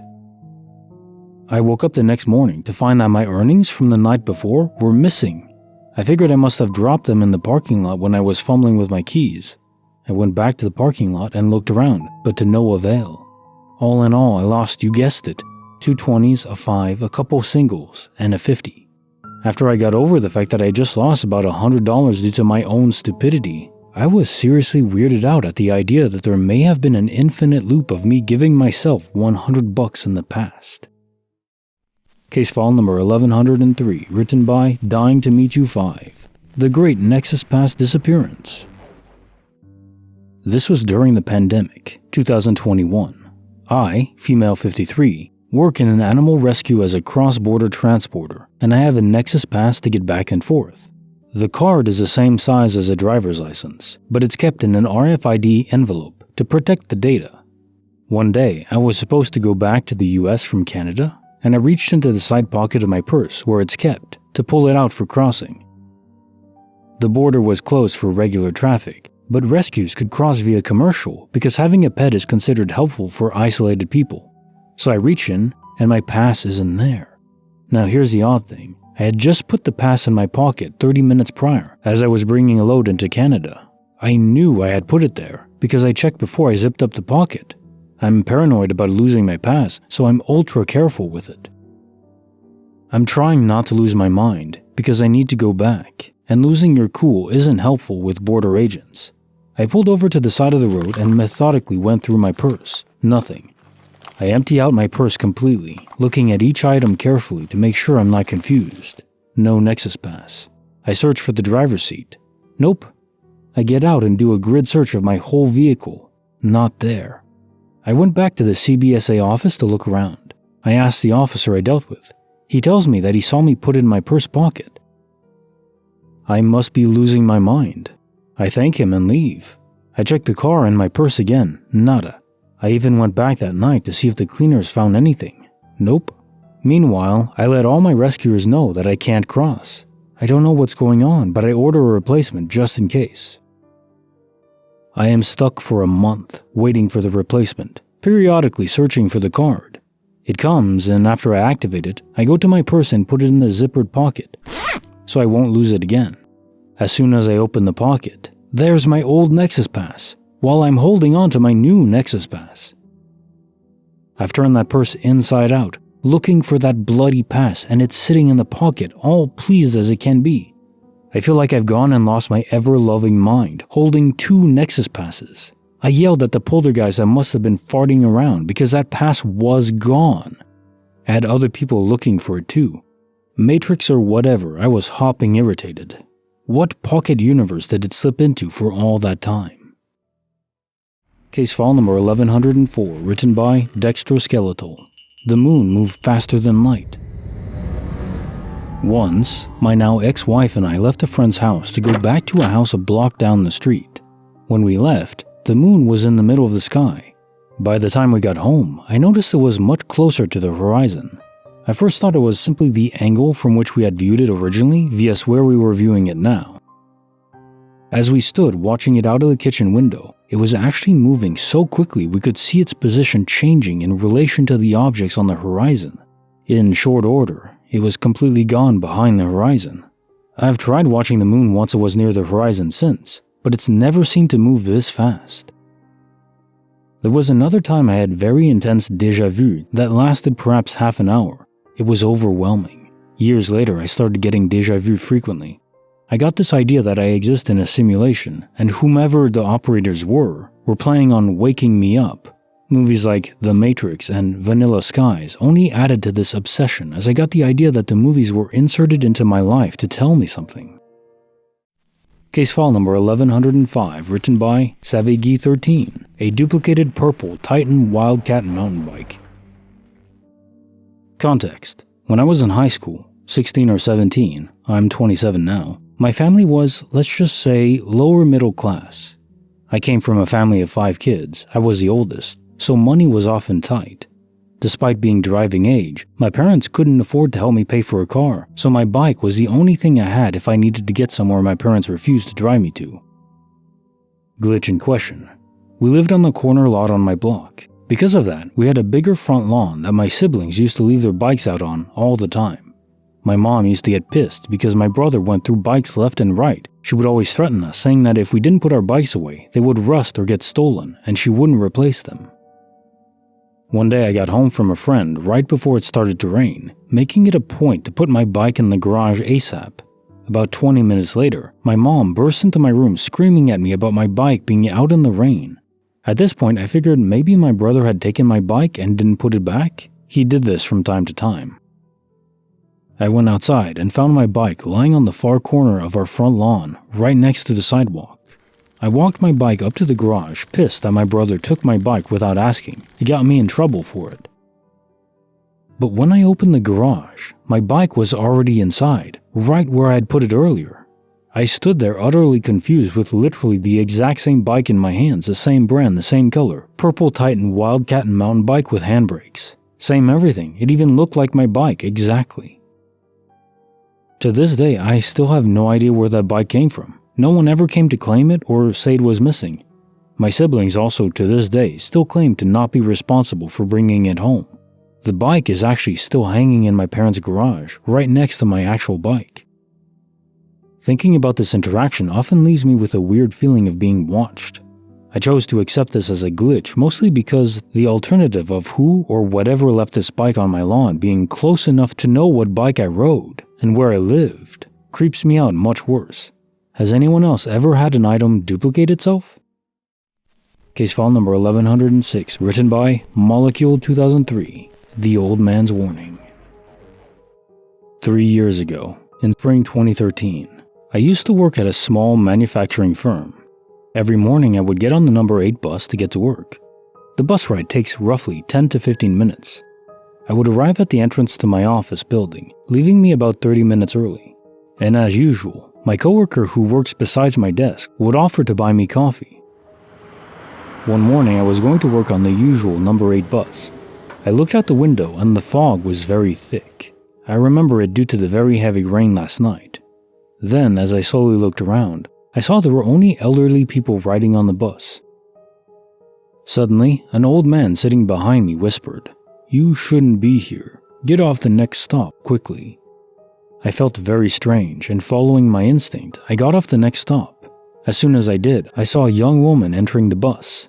I couldn't see clearly, but I was sure it looked like a familiar face. Then I woke up. I woke up learning it was a dream. I decided to forget about it and prepared to go to work. I realized my loafers were wet from the rain yesterday, so I took out an old pair and headed out. Once out of my apartment building, an old man wearing a security vest was sweeping the grounds of the entrance. I stopped to check that my right shoelace was untied and proceeded to kneel down and tie it. Then out of the blue, the old man said, "Terrible weather, isn't it? Not a great day for cars. Best to walk." As soon as he finished, he turned around to continue sweeping the ground. I couldn't recognize who the man was, even in my 2 years of staying at the apartment. I have never seen him before. I headed towards the bus stop, just a few steps outside the entrance. After standing there for a few minutes, I realized the bus wasn't coming. Then I remember my dream. I decided to walk to work, though it may take up 30 minutes of my time. I arrived at my office not too late. I hurried to my desk as I prepared for a meeting that morning. My coworker, who usually would have a cup of coffee in her hand, said she couldn't buy any coffee at her usual cafe. She started to explain how the manager had closed the cafe and left in a hurry. That afternoon, as I was having my late lunch, I was surfing the internet when the news headline caught me off guard. I started to read about an accident that happened near my apartment. The number 8 bus had crashed into another car as it lost its brake pedals that morning. Among the injured and casualties, a young woman passed away from severe head contusion and blood loss. Judging by the name, I realized it was the wife of the manager of the coffee store my coworker always goes to. That night, as soon as I got off work, I tried checking with my landlord about an old man working in the security staff of my apartment. He thoroughly mentioned he has never hired or seen a man as a security staff. It's been 3 years since that incident. Case file number 1107, written by Mouse 2001, The Fog, the Light, and the Duck. On the first night of my first job, I was driving home from work at around 1 a.m. My first job was washing dishes for a local restaurant, if anyone cares. Apparently, while I was working, some of the thickest fog I've ever seen settled in. I was driving home in this fog, not even able to see a few feet in front of me, when I pulled up to the 4-way intersection that leads to the road my house is on.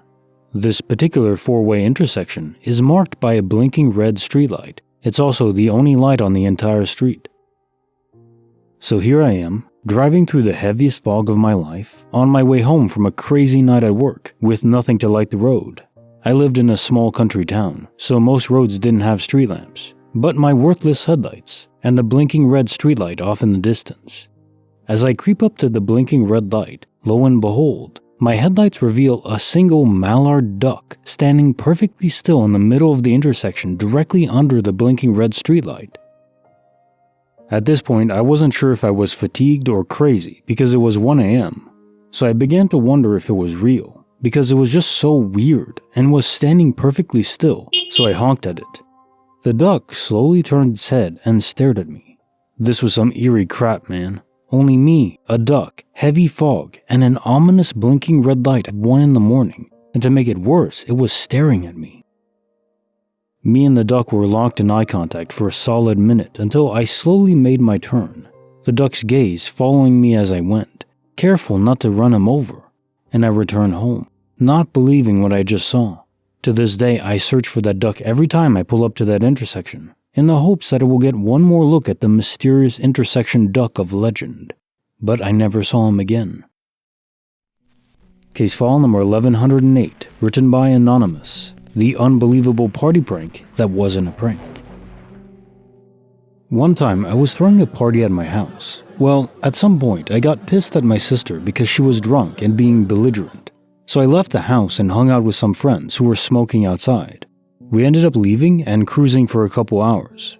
When I got home, everyone was just looking at me wide-eyed. According to everyone else, when my sister was being a bitch, I went off on her. I started yelling and cussing and eventually stormed into my room, which is connected to the living room where the party is. So apparently, I stormed into my room, slammed the door, and walked in the front door a minute later. I was prepared to go strangle my doppelganger to death, but no one was in the room. Some random details that make this more weird. They all said I was incredibly drunk, but after 2 or 3 hours of sober cruising, I was as sober as the Pope when I walked in. They said I was wearing a shirt that I had taken off previously that night because I spilled all over myself when doing a beer bong. I was never able to find the shirt they said I was wearing, but I know exactly which one they are all talking about. The friends I cruised with have no memory of the night at all. I started hallucinating images of people in my room for a few weeks after that night. I jokingly, half-jokingly, think they are images of people in other dimensions. So either 20 of my friends randomly decided to fuck with me and make up this elaborate prank, or I'm from a different dimension. Case file number 1109, written by Flustered Manatee, the photographer and the psychic old man. I was at an art fair in the arts district of the city I live in. A lot of the artists there use old warehouses as their own art studios. Me and my girlfriend walked to the very top floor of one of these warehouses after checking out almost every studio. No one seemed to care to go up that far in the building. We walk into this big open room with only 2 people in it. One was a woman in her mid-20s. She was a photographer with all her pictures and stuff on the wall, and the other was a skinny older guy, probably about 60. My girlfriend and I were looking at the photographer's photos when she whispers to me, "It's kind of awkward and creepy up here. We should go." We turn around to leave, and the older guy says to my girlfriend, "Here, this is from him, for your birthday soon." He hands her a picture of an old-fashioned bicycle, when of course, that was exactly what she wanted from me for her birthday, which was in about 2 weeks from that point. My girlfriend is shocked, and I asked him how he knew, and he just replies with a shrug.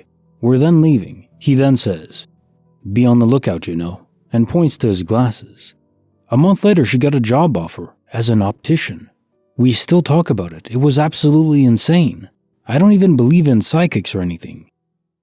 Case file number 1110, written by Selecta RX, Swirling Vortex in New Orleans. Perhaps the most insane glitch I've ever experienced was the time my ex-wife and I were walking down a street in New Orleans. I saw what looked like a localized heat haze effect on the sidewalk, maybe 20 feet up the street. Thinking it was just a steam vent or something, I was utterly shocked to see what I can only describe as a swirling vortex, not unlike a blue-colored version of the portals in Rick and Morty, roiling away on the surface of the sidewalk when I arrived at its location. I was maybe 21 at the time. I was stone sober at the time. I stood there, slack-jawed in wonderment, and my wife noticed I'd fallen behind. Coming back to see what the matter was, her eyes were drawn to where I was staring at the ground. Her face twisted into a mask of perplexed incredulity. "What the fluck?" she said. "Just to be clear, what exactly is it you're seeing?" I asked. "A swirling vortex in the middle of the sidewalk." We looked at each other dumbfounded and simply walked away.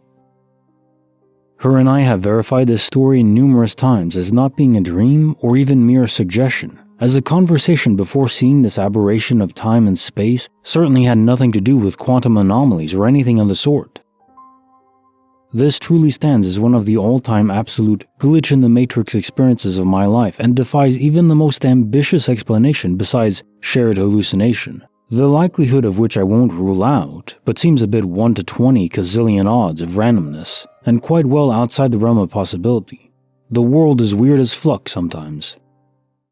Case file number 1111, written by Soma for Death 1, connection I had with people I barely knew. I was packing up my suitcase to go and visit my dad and family in Wisconsin when suddenly I can just hear my mom's advice. Always take clothes for a funeral or a job interview, which is silly, but it is something she says, so I packed nice clothes and head out. I got a call on Christmas Eve that some people I was pretty closely affiliated with had gotten into a car together after a night of drinking and ended up dying in a car wreck. Weirdest feeling I've ever had, because when I told my roommates that I had a feeling someone was going to die, they thought I was crazy. But here I was calling them to let them know that these two friends had passed away.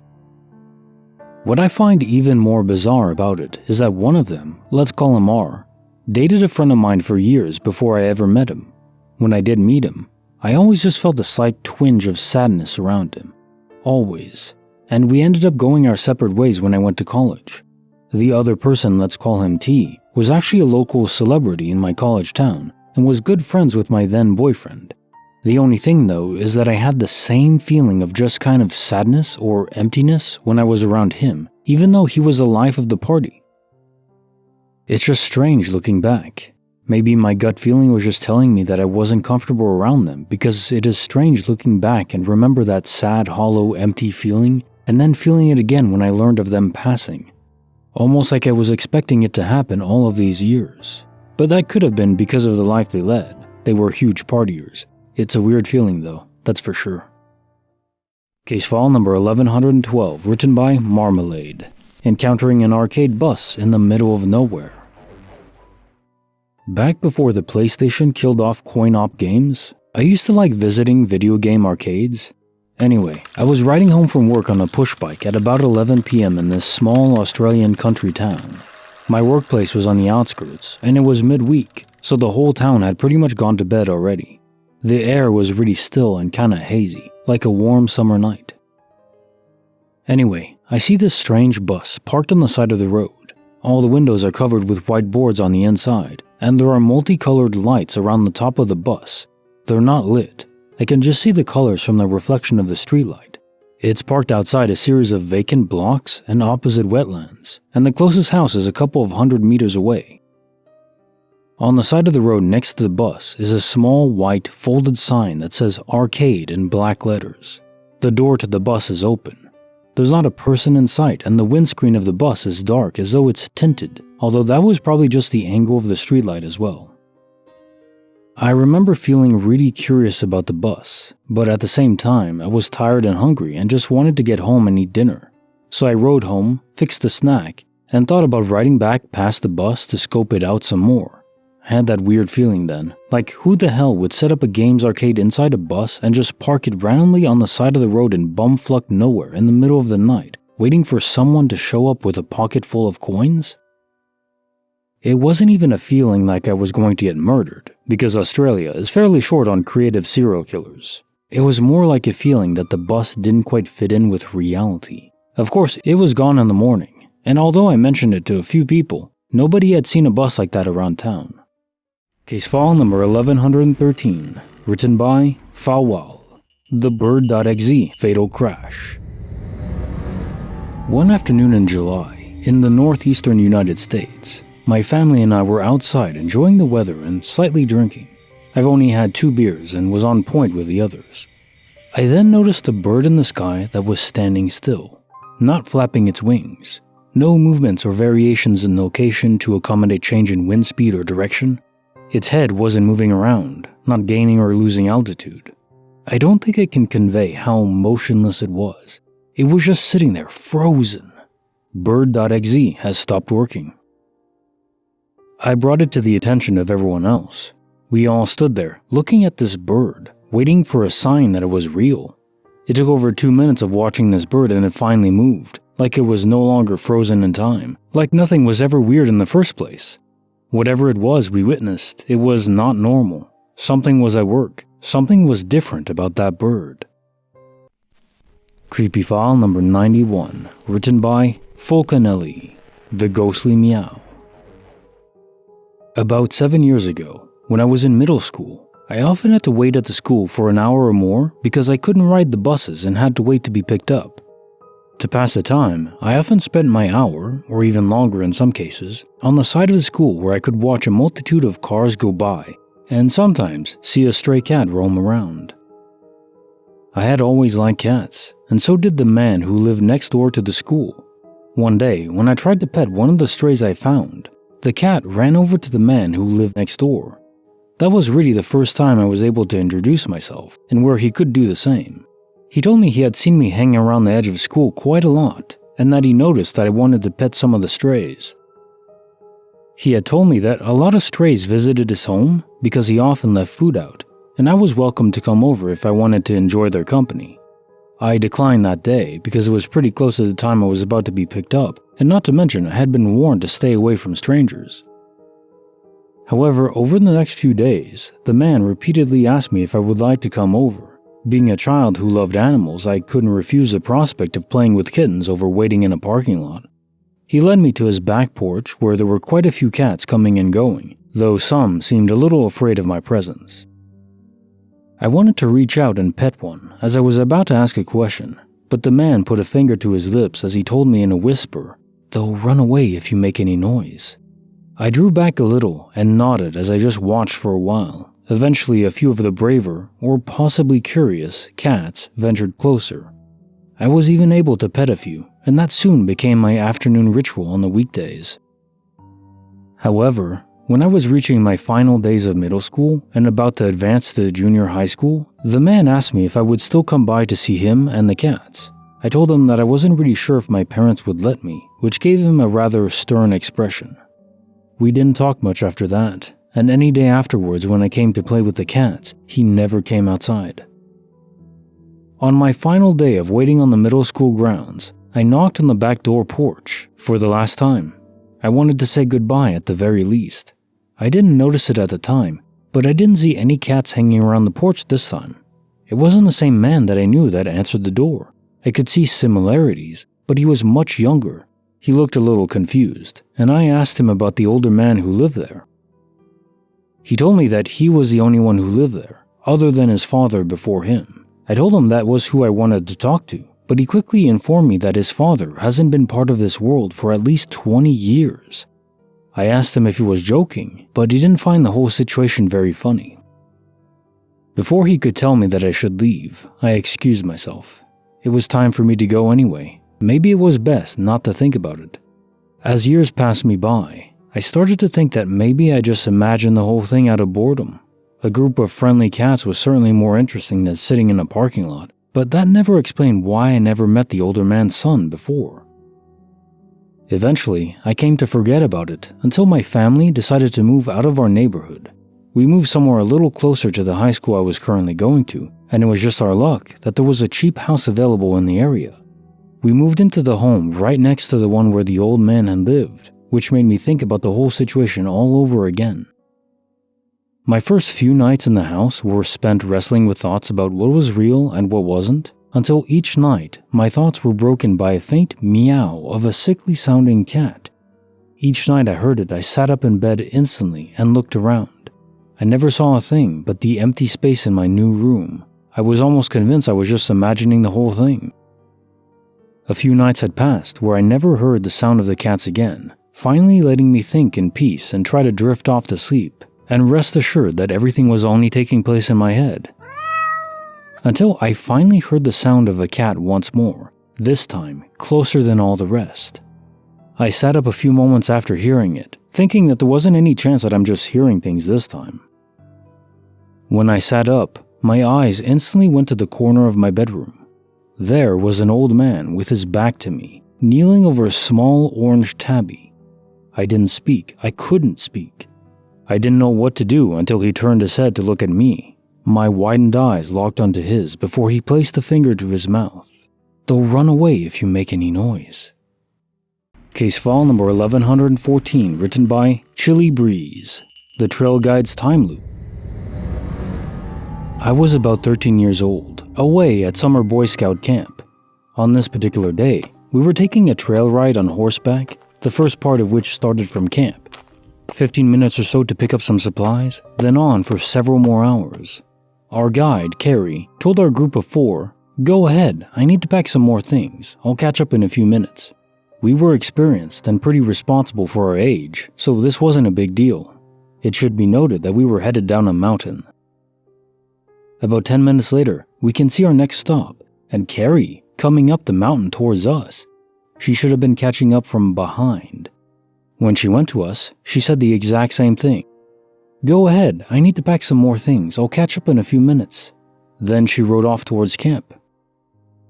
We all gave each other a kind of what the fluck look, but being teenage boys, we were all too cool to admit we were confused by something. And Carrie was a good-looking woman in her 20s, so no way in hell were any of us going to admit to her that we didn't know what was going on.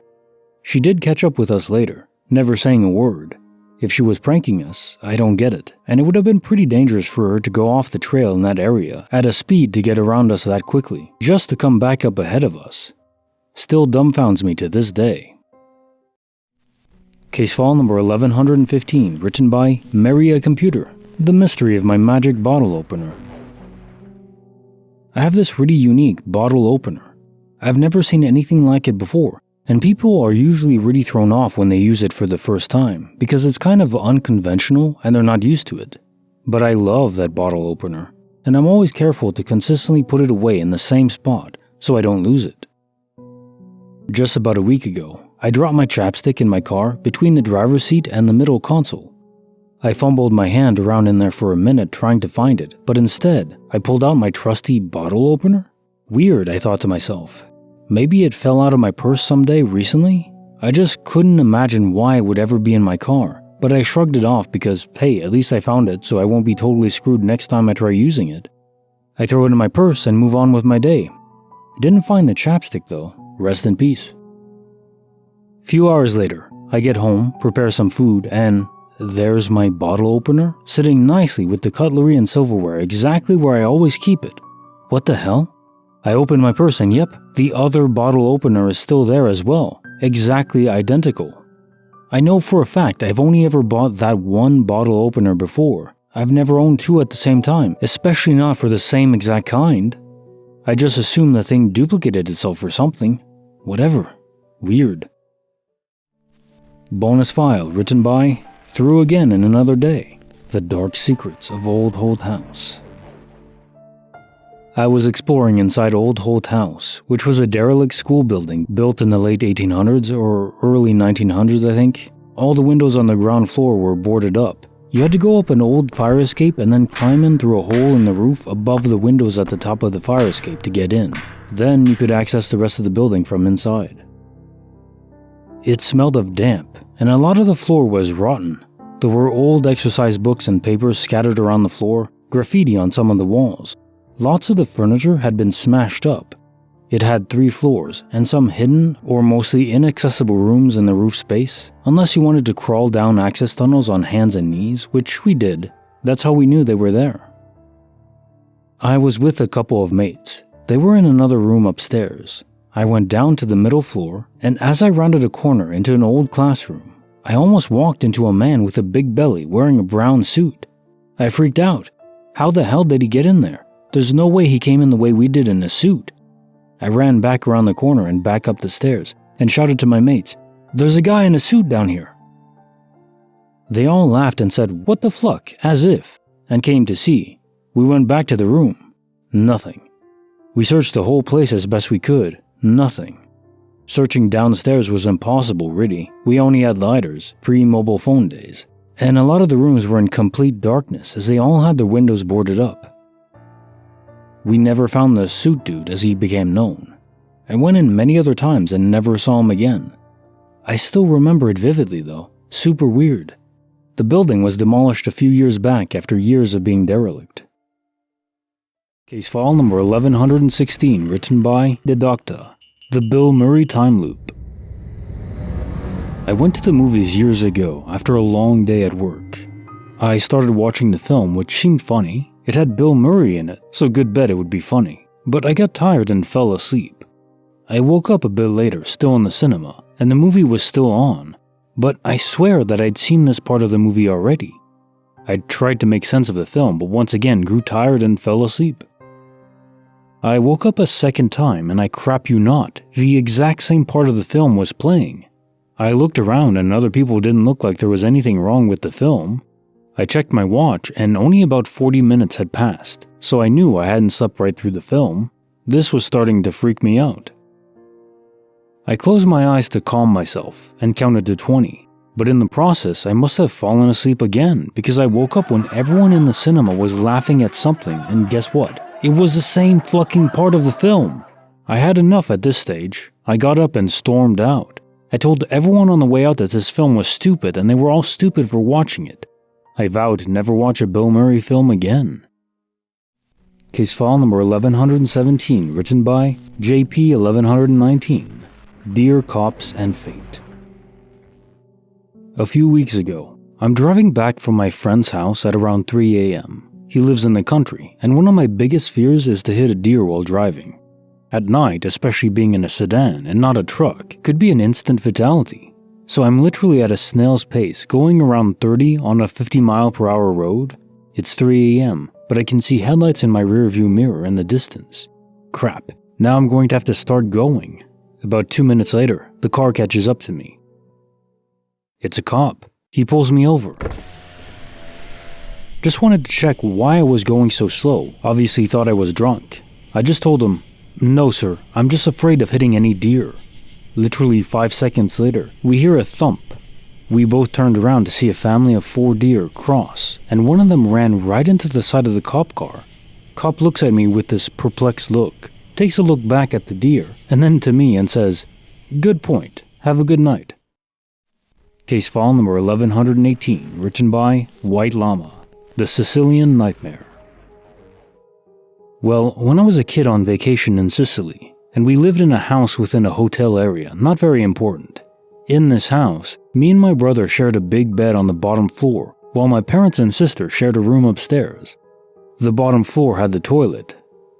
So I'm sleeping as per usual and wake up in the night quite cold, which was odd since, well, I had blankets and it was Sicily in the damn summer. It wasn't cold the other 13 nights we were there. I open my eyes and see my brother standing completely frozen in a sort of walking and opening the door to the bathroom motion. I kept watching him for a while, but he didn't move or anything, which was quite odd. That's the part where I decided to turn around in bed and notice that my brother is sleeping next to me. Let's just say I laid there in bed under those covers for quite a long time before eventually passing out of fatigue. Still the creepiest thing I've ever had happen to me in 27 years. Still remember it clearly even though it was 17 years ago. Probably some still dreaming thing or whatever, but it was and still is creepy to me. Bonus file written by Lampshade Express. The Hawk, the Chickadee, and the Unseen World. My dad passed away on Halloween. Very sudden and devastating loss for me. The day after he died, a chickadee flew in through the open door of my screened-in porch and just kinda hung around in there for a bit. My dad was a gardener and bird watcher, had binoculars, bird watching books, and bird feeders in the yard. He loved chickadees. I thought, wow, crazy weird coincidence. But being an agnostic, kinda atheist, I attributed it to coincidence. Then the day of the wake, I was on the porch with my fiancée and we heard a very loud boom and we both ducked for cover. I got up and realized that a hawk had flown right in through the metal screen on my porch and got stuck between the rail and the screen. He freed himself, flew over to the other side of the porch and kind of sat there, breathing heavily, likely very scared for like 5 minutes. My neighbor came and coaxed him out. He left a hawk in flight shaped hole in the screen. You can see where his head and wings busted through. So weird. I've never seen a hawk in my neighborhood before. Another thing, a few nights ago I was laying in bed with my fiance and suddenly I was overcome with a very strong, powerful scent of roses. Smelled like I shoved my face in a bouquet. My fiance couldn't smell anything. My first thought was that it could be the flowers that I took from his casket to dry out. I had them hanging across the room. Got up, took a whiff. The flowers were almost totally dry and had no smell. Walking back over to my bed, I noticed a strong rose smell again. It was strongest in a specific spot right next to my bed. Smelled off for a few more minutes and it was gone. A few other weird things have happened too. I don't know what to make of all this. Case file number 1119, written by Angstronium, The Magic Deck Mystery. I shuffled the deck of cards back into order. The thing is, I now know how it happened. Well, way back then I was semi-obsessed with riffle shuffles. Those fancy ones where you separate the deck into two and run your thumb up each side so they interleave and then you arch this and they all go together nicely. I wanted to get really precise with them, so I practiced a lot. One day, I bought a new deck, split it and riffle shuffled it a whole bunch of times, at least 8 I'd say. Then, I idly ran a thumb up the deck just before I put it down, and every card was back in order. Something I already knew was impossible, or at least the odds were literally astronomical, being a number on the order of stars in the sky. It killed me for years.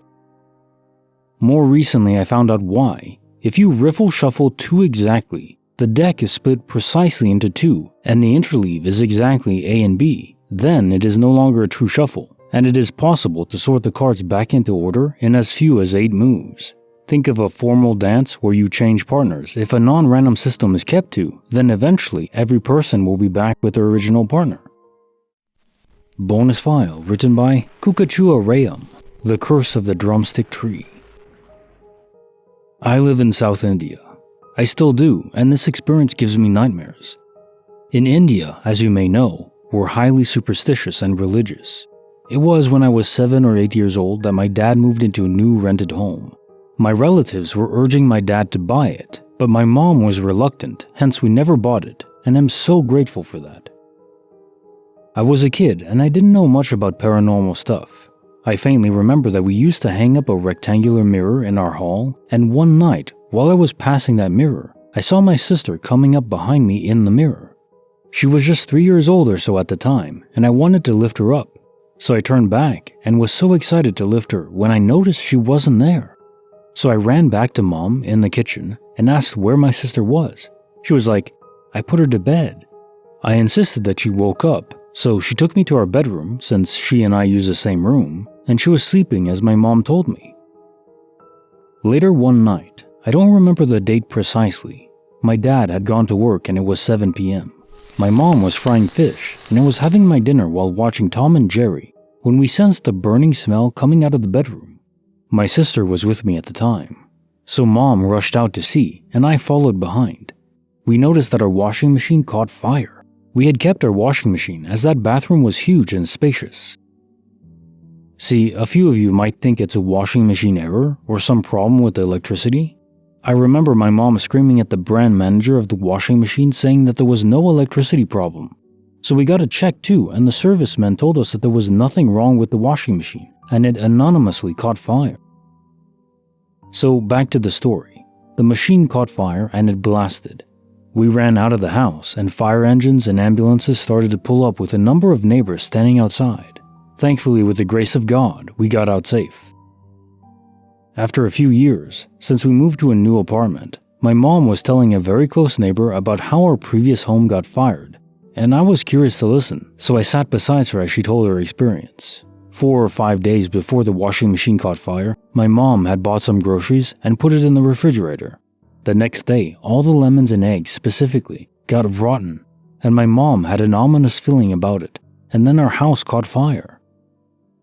Now, traveling back to when we recently moved into the house, my mom used to put incense sticks at the nook of the house. As you see, it wards out evil spirits and stuff. We had stairs which would take us to the rooftop, and my mom never goes up there to put incense sticks after the sun sets because one day it literally gave her the creeps while she went to place it there, and she came back running down. After we shifted, my dad used to go out of the country for business, so we were all alone. At that time, Mom would pray to God at night in the prayer room we had in our home. When she prayed, she'd hear someone walking and running on the rooftop, or sometimes a sense of feeling that someone walked or ran past the prayer room. We never felt happy in that house. We'd always find glass shatters at the backside of the home and had to call people to clear it out, and in the front of the house we used to have these drumstick trees that belonged to a neighbor of ours, and since I told you we are superstitious, 'tis said that a house isn't supposed to have drumsticks, as it's said that creatures of the dark used to reside there. This one applies to tamarind trees as well, and my mom thought that'd be a reason as well. We tried to talk about the history of the house to the owner, and the owner suspiciously tried to talk it away or change to other subjects, as if he knew. We also had a small temple adjacent to our home, which held Goddess Durga idol, which my mom says has protected us till the last minute we left the house. That Durga idol was stolen a week prior to the house fire. We lived in that house for a year or so, and Mom states that it was all the goddess who protected us and tried to warn us of that house. Now, I have heard that the house has been renovated to an apartment now. I hope people living there are alright. We never took a single belonging of ours from that house, as most of it was burnt away, including our picture frames, and we had to burn the remnants that we could collect. Still gave me creeps while writing this story. My dad told me he actually visited the house the next day after it caught fire, and he wasn't even able to enter inside as there was a strong, pungent smell left along with the burnt gas smell. So he had to ask professional people to retrieve our remnants back so we could burn it, and the walls of the house looked all black and gloomy. Case file number 1120, written by Infinite Window. The time I saw a giant bee and nobody believed me. Long story long, when I was in first grade, my eyesight was bad, but I didn't know. I thought trees had blurry color bundles instead of discrete leaves. One day, I wandered downstairs to the family room to watch Inspector Gadget. There was something I couldn't quite make out, sitting on the big blue sofa bed, so I walked closer to it. I had to put my head about a foot away to see it clearly. It was a giant bee, about the size of two of my fists. Now, think 12 by 8, about 30 centimeters by 20 centimeters. I figured it must be a stuffed bee, like the pound puppy my sister got as a birthday gift. But it wasn't cartoonish at all. Its eyes were multifaceted gems, its wings were iridescent, and that close up, I could see that the yellow and black colors were actually hair. And then it moved its legs and looked at me. I did not want to get stung by a bee with an equally gigantic stinger, so I ran upstairs and told Mama there was a big bee downstairs. We had problems with yellow jackets and wasps getting inside the family room before, so she went downstairs figuring it would be one of those. As I panted from my exertions, I heard water flowing through the pipes, so I figured she must have swatted it and flushed it. She returned and confirmed that she took care of it, and we never spoke of it again. Of course, she remembers none of this. She claims it was a dream or a childhood hallucination. Workerbee.dll had a memory leak and took up too much space in the heap. Case file number 1121, written by Alexander, The Very Fruity Glitch. My wife and I were ordering our groceries online. This is how we normally do it, as it's easier to receive a delivery than slog ourselves out to the bus every few days. We were doing our online grocery order, as always, but when we went to look at fresh fruit, for some reason all of the fresh food on the delivery app had jumped up to obscene prices. Now we live in Canada, a place where fresh fruit can actually cost upwards of $100 if ordering a lot of it. We live in Canada very close to the United States, so there was no reason for any sort of fluctuating prices on the application. We live in Canada right along the border again, so sourcing natural food products is never any issue to us. We were attempting to place a delivery order for our bi-weekly grocery store shopping trip shortly after myself and my fiancée moved to Kingston, where I work as a federal corrections officer for the federal state of the Canadian provinces. Suddenly, all of the fresh fruit and vegetables jumped to over $140 an order. Had we glitched realities? It was suddenly just 10 times more expensive. Pineapples, oranges, you name it. Case file number 1122, written by Donacia. The Magic Money, a tale of sudden wealth. Don't know if this is a glitch in the Matrix, a glitch in technology, or just good luck. Anyway, the universe has definitely been looking out for me. A month ago, I felt really weak with body pain and extreme fatigue. No cough or tough breathing, but knowing my body and the normal aches and pains and the normal tiredness, I knew that this feeling was quite different. I went ahead and took the COVID test and damn it, I was positive. Although I was a little bummed, I was kinda happy because I had 5 days off of work. Anyways, I had some money put away for a rainy day, so I felt like this was the perfect time to use it. However, I should have saved the money for when I got my check and was missing a whole week of pay. Well, I didn't think of that. I was so bored being at home, I managed to spend $1,500 on food and other random things. Whatever popped up as an ad on my phone and I thought it was cool, I ordered it. Also paid a couple bills and pretty soon it was back to work. Well, the check comes and it's a horrible disappointment after paying the rest of my bills and getting household stuff. I was left with only $20. Now here's where it gets weird. I have my money on a Cash App card. Anytime someone sends me money, the notification will pop up in the history and it'll show who it came from. I was getting down trying to figure out who I could borrow money from, but I decided to just go to sleep. I woke up the next day and was going to ask someone to send me money and noticed there was an extra $20 on it. Wait, what? So I checked the history, but no one sent me anything. Weird, I thought, but thanks, I spent it. The next day I woke up and it's like $25 more on the card. So I'm like, cool, infinite money. Then I'm like, something strange is going on. This went on every day, literally until I got my next check. I'd go to bed with one amount and wake up with a random more money on my card. I don't know how this was happening, but I'm glad it did. My sister told me that it may be money back from something I ordered. However, everything I ordered came and the money came off my card. There wasn't any errors. Plus, like I said, it gives you a notification of where the money comes from or goes to. However, this random money had no trace at all, it was just there, and I'm thankful for it again. Unfortunately, once my work checks got back to normal, I haven't gotten any extras. It was tailored to when I needed it. It was good while it lasted. Case file number 1123, written by Torchit, the book that bound itself. This one is super strange, and I haven't told anybody about it. It just happened last week, and it's blowing my mind. I'm afraid that people will think I'm crazy. First thing of note, I'm a bookbinder. I tear apart paperback books and turn them into leather-bound hardbacks. Got it? Good. I received an order that has to be delivered on April 13th. It's kind of a boring job, so I've been putting it off in favor of other projects. Anyway, I got the book portion finished earlier, and I wasn't looking forward to making the cover portion. So instead, I slacked off on the night I'd set aside to do it. I played a video game for a few hours, talked to a friend on Facebook for about an hour, and then went to bed. When I got up to go to work the next morning, the books on my workbench were completely finished, like case made, metal pieces attached, glued together. The bastards are done. I started internally panicking, wondering what the hell was wrong with my memory. Then it hit me that I've got things that can corroborate my story. Check the game save log. Yep, I played for several hours yesterday. Check the Facebook chat. Yep, I talked to Brandon right before sleeping. Checked my Fitbit readout. I'd only registered 200 steps so far, and by the time I went to bed, it was after midnight. 6 hours of work would have had me walking around quite a lot. I cut my board with a laser cutter that lives in my spare bedroom. There's always junk pieces left over from a cut, just like if you cut a circle out of paper. You'd still have a rectangle piece with a circle cut out of it. Nope. Nowhere to be found. Not in the trash, not on the cutting bed. Also, laser cutting something leaves a distinct burnt smell, and I couldn't smell anything. My glue was exactly as full as I remember it being. None of my brushes were dirty. But there these fucking things are, totally finished. Even if I was sleep bookbinding, I'd show Fitbit steps and scrap materials.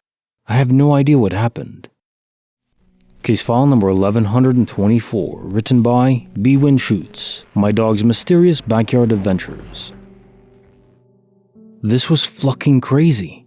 I'm at home with the dogs. They're inside the house with me. They're whining at me because I want to go to the backyard, but I'm chilling, playing some computer games, and I'm too lazy to let them out. They leave my bedroom. 2 minutes later, I hear a loud noise. Sounds like they were horsing around and knocked something over. I go towards the source of the sound, but everything looks normal except the dogs are nowhere to be found. I'm looking around everywhere and I finally see them. They are in the backyard. I don't have a doggy door, and the door leading to the backyard is always locked. Now you're probably thinking there's a chance it wasn't locked, and they were able to get outside. But even if that was true, the weirdest fucking thing is that after they got out, the door was then shut and locked. There's no way to lock that door from the outside unless you have a key, and the deadbolt was locked, not the knob. Case file number 1125, written by Original Purpoise, the Morphing Artist. I'm a painter, artist. I have this board that I've had since college. I started one painting on it that I never quite found the motivation to finish, but it's a decent enough board, so I've lugged it around with me for a few years, and recently painted over it with a new painting. All this is a common thing for me. Materials are expensive, so I reuse a lot of my boards. This board always stood out to me as being particularly awkward and annoying to handle. Don't even remember where I got it, but that's not significant because I have lots of scrapboard. It's heavy, MDF, I think it's called. It's very thick, about an inch or more thick and very heavy. A pain to move up on my easel. I mean, it's not that heavy, I'm just lazy and weak. And one edge was cut at an angle, like instead of a 90-degree normal cut for a board that thick, there was one edge that was cut at a 45-degree angle. Not the sides. If you saw it from the front, it was an even rectangle, but the thickness of the back on one side was cut at that angle. I'd draw a diagram if I wasn't on my phone. I know this well because I picked the damn thing up so many times. I thought many times how it would be annoying to frame. I frame my own pieces, because to frame something you stick pins in the back to hold the wood in, and this angle would make it annoying to pin into a frame.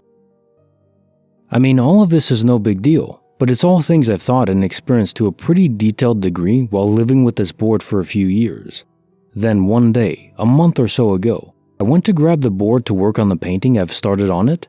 The motherfucking angled edge is now an even 90-degree angle.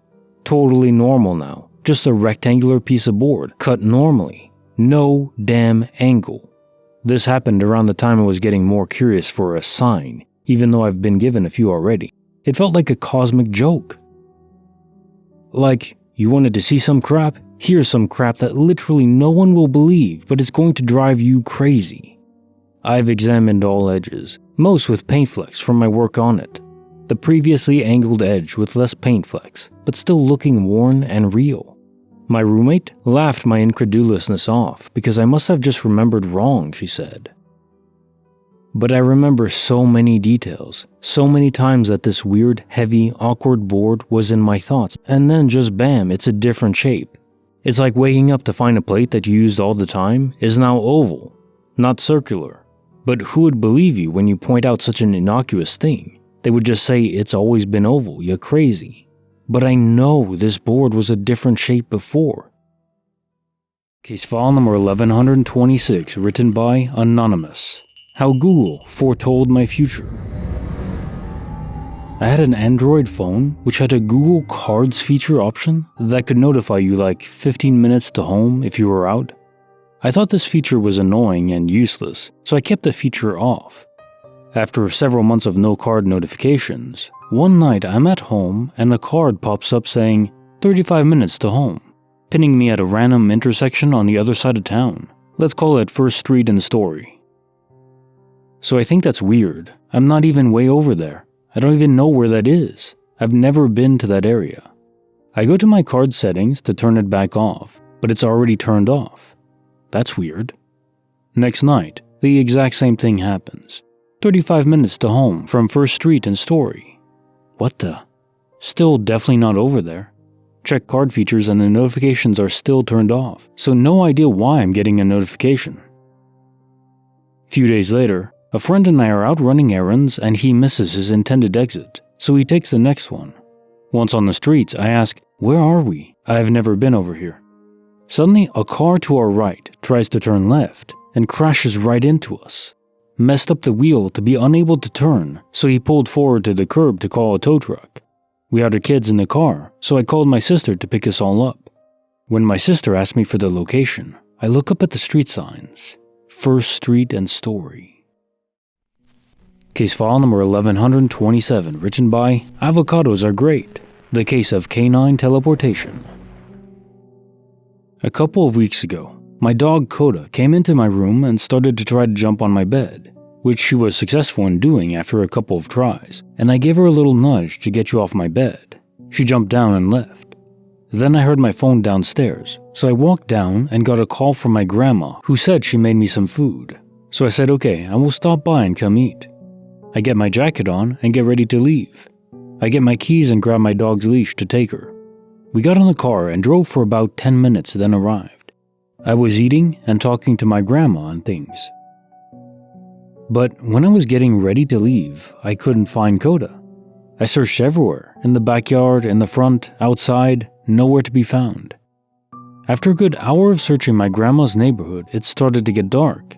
It was about 9:30-ish, so I decided to come back and check the next day. I left and went to sleep. The next morning, I woke up because I heard something downstairs. To my surprise, it was my dog, and at that point I thought, wait, what? Later, I came back to my grandma's to tell her I found my dog. As soon as I arrived, I told her. After I told her about how Coda was home, I thought to myself, did I even bring her? I asked my grandma and she said yes, I did, because I left a leash in her living room. I then asked my grandma to watch her footage on her cameras from last night, and there was no footage of Coda in the street or leaving the front door, but there was footage of her entering the house with me. I went home later. Coda was still there. Until this day, I still don't know what happened. Bonus file written by Reference Dude. The night my inanimate objects came to life. I'm positive this wasn't a dream, because I was talking to someone. I may have been hallucinating from sleep deprivation, but this has never happened to me before and since. I was talking on the phone while in my bed when something on my desk fell over. I think it was a cup. It must have been the wind. My blinds were moving around and it was like, meh. But then I realized my windows weren't open at all, but they were moving as if the wind was pushing and pulling on them. What? My TV turned off by itself. Being the non-believer I am, I said, must have been the sleep timer. I turned the TV on, but my TV box wasn't working. No cable at the time, just a DTV box. I realized the box was off. I went to try and plug in the box and both were unplugged, but the TV was still on somehow. It was just the black screen you get that says line because I have an old TV. Now I'm concerned. I'd better get the hell to sleep then. As soon as I turned the TV off, bang, fall, crash. Everything on my desk that was standing in some way, cups, deodorant, lamp, etc., fell over in the exact same direction, towards the door. I yelled like, "Fluck!" I hung up with the person I was talking to and ran out of the door. Oh my god, what the hell? That was either the biggest breeze ever or I'm hallucinating. I opened the door and my blinds were no longer moving, but they were open, leaving the windows clearly exposed, showing that they were closed. I looked around and everything in the room was facing me because they all fell to point towards my door. I'm like, okay, I'm just getting some water, going to the bathroom, and sleeping. My friend called back. What happened? Are you okay? I had finished my water and bathroom trip and was walking back to my room. Yes, everything on my desk just got blown over by a gust of wind, and I didn't want everything to break and the noise startled me. I opened my door. My friend said, well, maybe it's just time for you to... But he was interrupted by my yelp, and I immediately hung up. I walked into the room to hit my foot on the tennis racket I dropped on the floor. I looked down, and the foam finger I thought I lost a few years back was pointed at me like it wanted me to get out. I ran out of my room, texted my friend, I'm just going to go, bye. I'm fine, I'm just tired. Okay, good night. I slept on the couch. I woke up in my bed, but the robe I was in was on the couch outside, and the foam finger was on my desk, and everything on my desk was fine and not toppled over. Christ, what a weird dream. I went to school and saw my friend. Dude, what happened to you last night? Nothing? Why were you yelling and crap? How did you know I had a bad dream? What dream? You screamed and hung up on me twice. He pulled out his phone and I saw my text, but it was different than I remembered sending. Instead of saying, I'm just going to go, bye, I'm fine, just tired, which is what I remembered, his inbox and my sent message both said, okay, just need to stay out of my room. The weird part is, I had just moved into that room. It was my dad's old office and I liked being on the ground floor better. It was almost like I was being evicted, but by inanimate objects. Edition number 1128, written by Anonymous. The Encounter with a Shape-Shifting Bear Cub. When I was attending college, a friend and I were walking back to our dorm late one night. I attended a school with a primarily white population. As we were getting within about a half mile of our dorm, we were laughing about some joke when we noticed a black man in torn clothing running at us at full speed. We both slowed our pace to a crawl as he kept coming at us, unaware what was going to happen. The man got closer and closer, and when he passed under a streetlight, we noticed a few things that were odd. He was A, sprinting away from something, and B, holding a rather large bowl of fruit.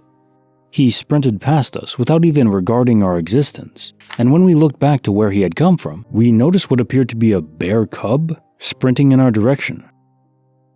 Both my friend and I began taking steps backwards, slowly, and just as we were about to start following the man in the same panicked manner, the animal took a beeline for a curb toward what appeared to be a sewer drain. The closer it got to the drain, the smaller this animal appeared, until it was the size of a small mouse, and it went straight into the drain, out of sight. The closer we got to the drain, it seemed to fade from view. When we were standing right next to the curb, it became clear there was no drain whatsoever. We proceeded to walk back in silence to the dorms, still no clue what happened that night, but I remember several things during my time there that were unexplainable. Edition number C92, written by Bishul Flip, to Muffin, the best friend I ever had. It's all because of a dog named Muffin. She was a Chihuahua/Dachshund mix, born 13 months before me. In my early years, I was jealous of the attention that she got. I would pretend to be a dog and beg for scraps under the table and steal her toys. She wasn't fond of me at all. She even bit me a few times. Fast forward a few years, and we're the best of friends. We'd take walks, her and I, down my gravel road. I'd talk to her, probably because I was a lonely child and didn't have too many friends. For years, her presence was a blessing to us. Everything from running around my acreage to consoling me when I was down. She never barked. She was a well-mannered dog. Unfortunately, all good things had to come to an end. It was 2 months after I turned 14, making her 14, and she began to get ill. She'd throw up nearly all of her food and became thin and weak. When we took her in out of concern, we found out that it was a tumor in her stomach. The news was devastating. I felt like I had lost a friend before she had even died. Muffin had a tumor and things looked bleak. After a few months of treatment, we had no yield. After a short improvement, her health began to decline again, and it looked like we'd have to take her in.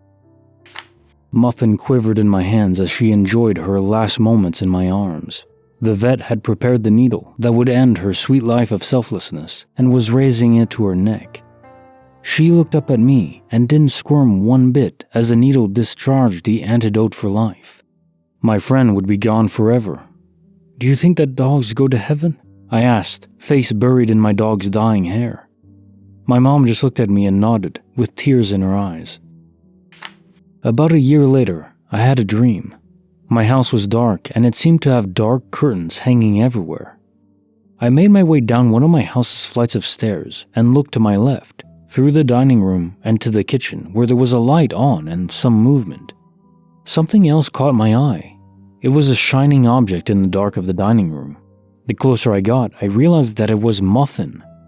I kneeled down next to her and put my hand on her luminescent body. "All good things must come to an end, my friend," she said to me in a voice characteristic of herself. I was beside myself. Just then her body started to float up, up into the ceiling and disappeared. I just sat there looking at the ground where Muffin was just standing. I felt a hand land on my shoulder and hold on to me as I wept. Then another and another, until I shot up in bed. 3 a.m. I found myself breathing heavy and sweaty, as if I had just run a few miles. An unsettling peace fell over me, and I lay back down and let my consciousness slip. A few months later, my sister said that she had a dream that she was making food in the kitchen when there was an apparition of Muffin and me weeping beside her. About a year later, my brother said he had the same dream. I thought that my entire family would tell me that they had that dream, but to this day only my brother and sister have.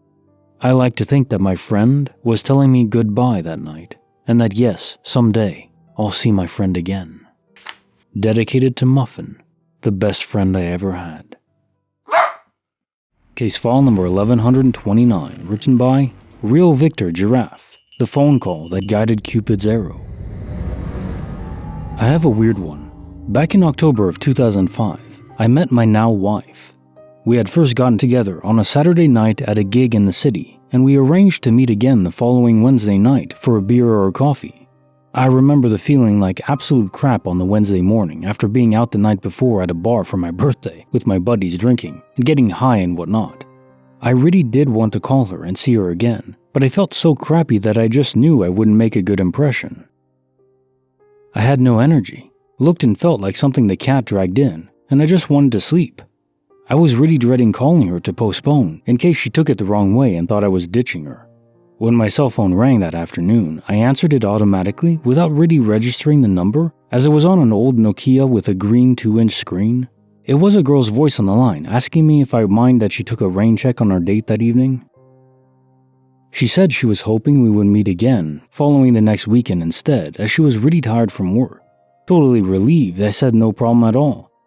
When we met up again the following Friday, we got to talking, and I confessed that I was glad she had postponed our date, as I felt terrible the previous Wednesday. She replied that she hadn't called me on Wednesday afternoon and that she hadn't rain-checked our initial date. She had, however, been expecting my call, and she told me that she had just assumed that I didn't call her because I was being a jerk. She said when I actually did call her on Thursday to arrange the date, she changed her opinion and thought I was okay.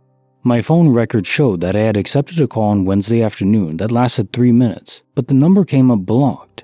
I guess in hindsight, I could have investigated further by asking the cell phone company to obtain the details of the blocked number, but I didn't really think too much about it back at the time.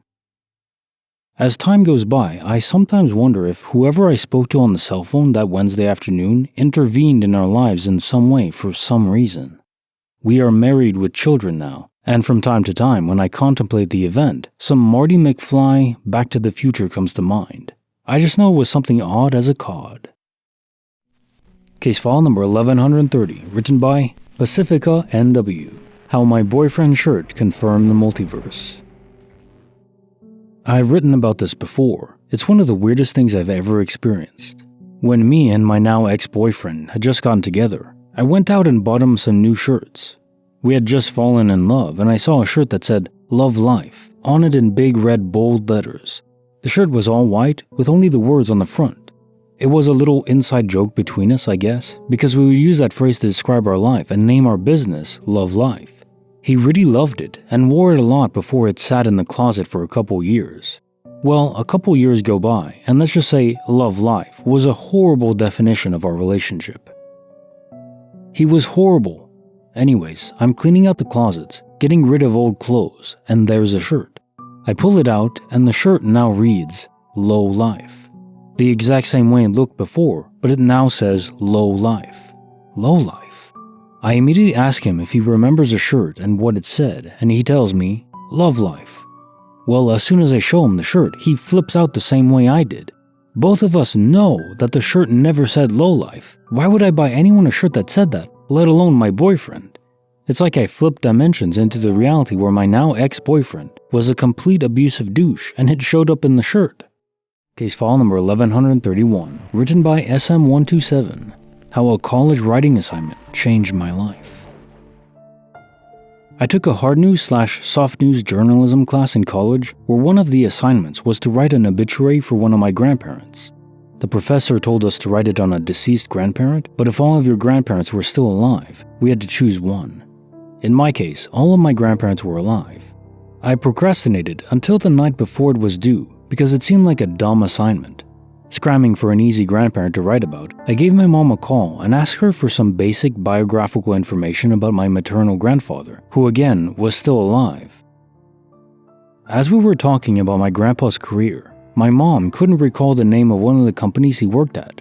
She lectured me about waiting until the last minute to write the assignment because it was late, 10:30 p.m. my grandpa's time. However, she said she would give him a call to see if he was still awake and be able to answer that question before my assignment was due the following morning. When my mom called my grandma answered the phone in a panic. My grandma frantically explained that the paramedics had just arrived and were performing CPR on my grandpa because he had stopped breathing and passed out. My mom was able to stay on the phone with my grandma until they took my grandpa to the hospital, where he was sadly declared dead.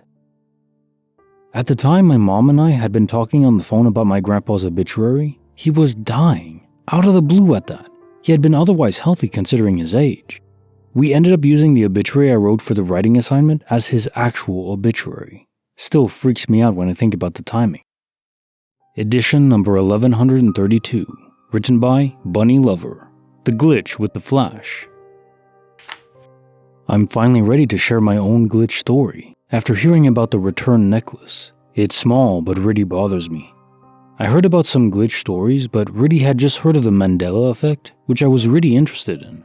After hearing a glitch story one day, I really had them on my mind. So anyways, I went about my day. I was helping my fiancé pack up for a new job in a new truck as he's a semi-driver. This is his account. I'm a 49-year-old female, but that's not important. So I had found this small flashlight that had different settings, light, blinking, etc., and I thought this would be a good item to pack for emergencies. The batteries had gone dead over time, so I opened the back for the batteries, took out the old ones, and set the back in the middle on my table and made a mental note that I was setting it down there. It fit back on perfectly. The only problem was the dead batteries, so I set the back down, threw out the old batteries, and took the flashlight into my room where I had a box of batteries and grabbed some, put them in, and the flashlight still worked, so I went to get the back of the battery cover. I got it off the table, where I knew I had just left it, and tried to put it on, only now it had rounded edges instead of the straight shape it had before. At first I thought I was just trying to put it on wrong, so I kept trying, but it wouldn't fit, and I'm like, this changed shape. When my fiancé got home, I told him, half serious, half joking, that the timeline changed and the battery cover changed as a result. He told me I was probably just doing it wrong, so he tried it for a few minutes before giving up and saying he couldn't get it on either. You can tell that they're meant for each other, the same kind of shading and color, but it just won't fit. It's the right size and made of the same material and color, smoothness, etc., but the edge changed from square to slightly rounded. I put tape on the battery back and kept the back in my bedside drawer to see if it ever switches back. I don't know if it's just weird, because it changed just around the time I became aware of the stories of timeline changes, and it was like the universe put this in my face, as if to say yes, there is something weird going on. Edition number 1133, written by Papker, When Fate Binds You to Love. I had a weird one in college. There was a girl I was seeing with whom I had a fairly brief but really intense romantic relationship with. Things ended in the spring, and I didn't want that, so I was pretty mopey and depressed about the entire thing for a while afterwards. The girl moved out of state to take a job, which helped a little bit, but we still stayed in contact. One particular weekend, she was coming back to town. I knew that and decided I didn't really want to see her. We had dozens of mutual friends, so I decided I was just going to lay low for the weekend and avoid everyone. I got up late and hung over on Saturday and flipped on the football game. At some point in the mid-afternoon, a fuse blew in the little TV I was using. I decided that I would head out to the mall to see if I could find a replacement fuse. As soon as I start driving, I think, ugh, I haven't showered, I feel gross. I do not want to see her. And I start feeling this dread about going to Radio Shack. It didn't make any sense, as there was no reason that I would have any reason to think that she would be at the mall.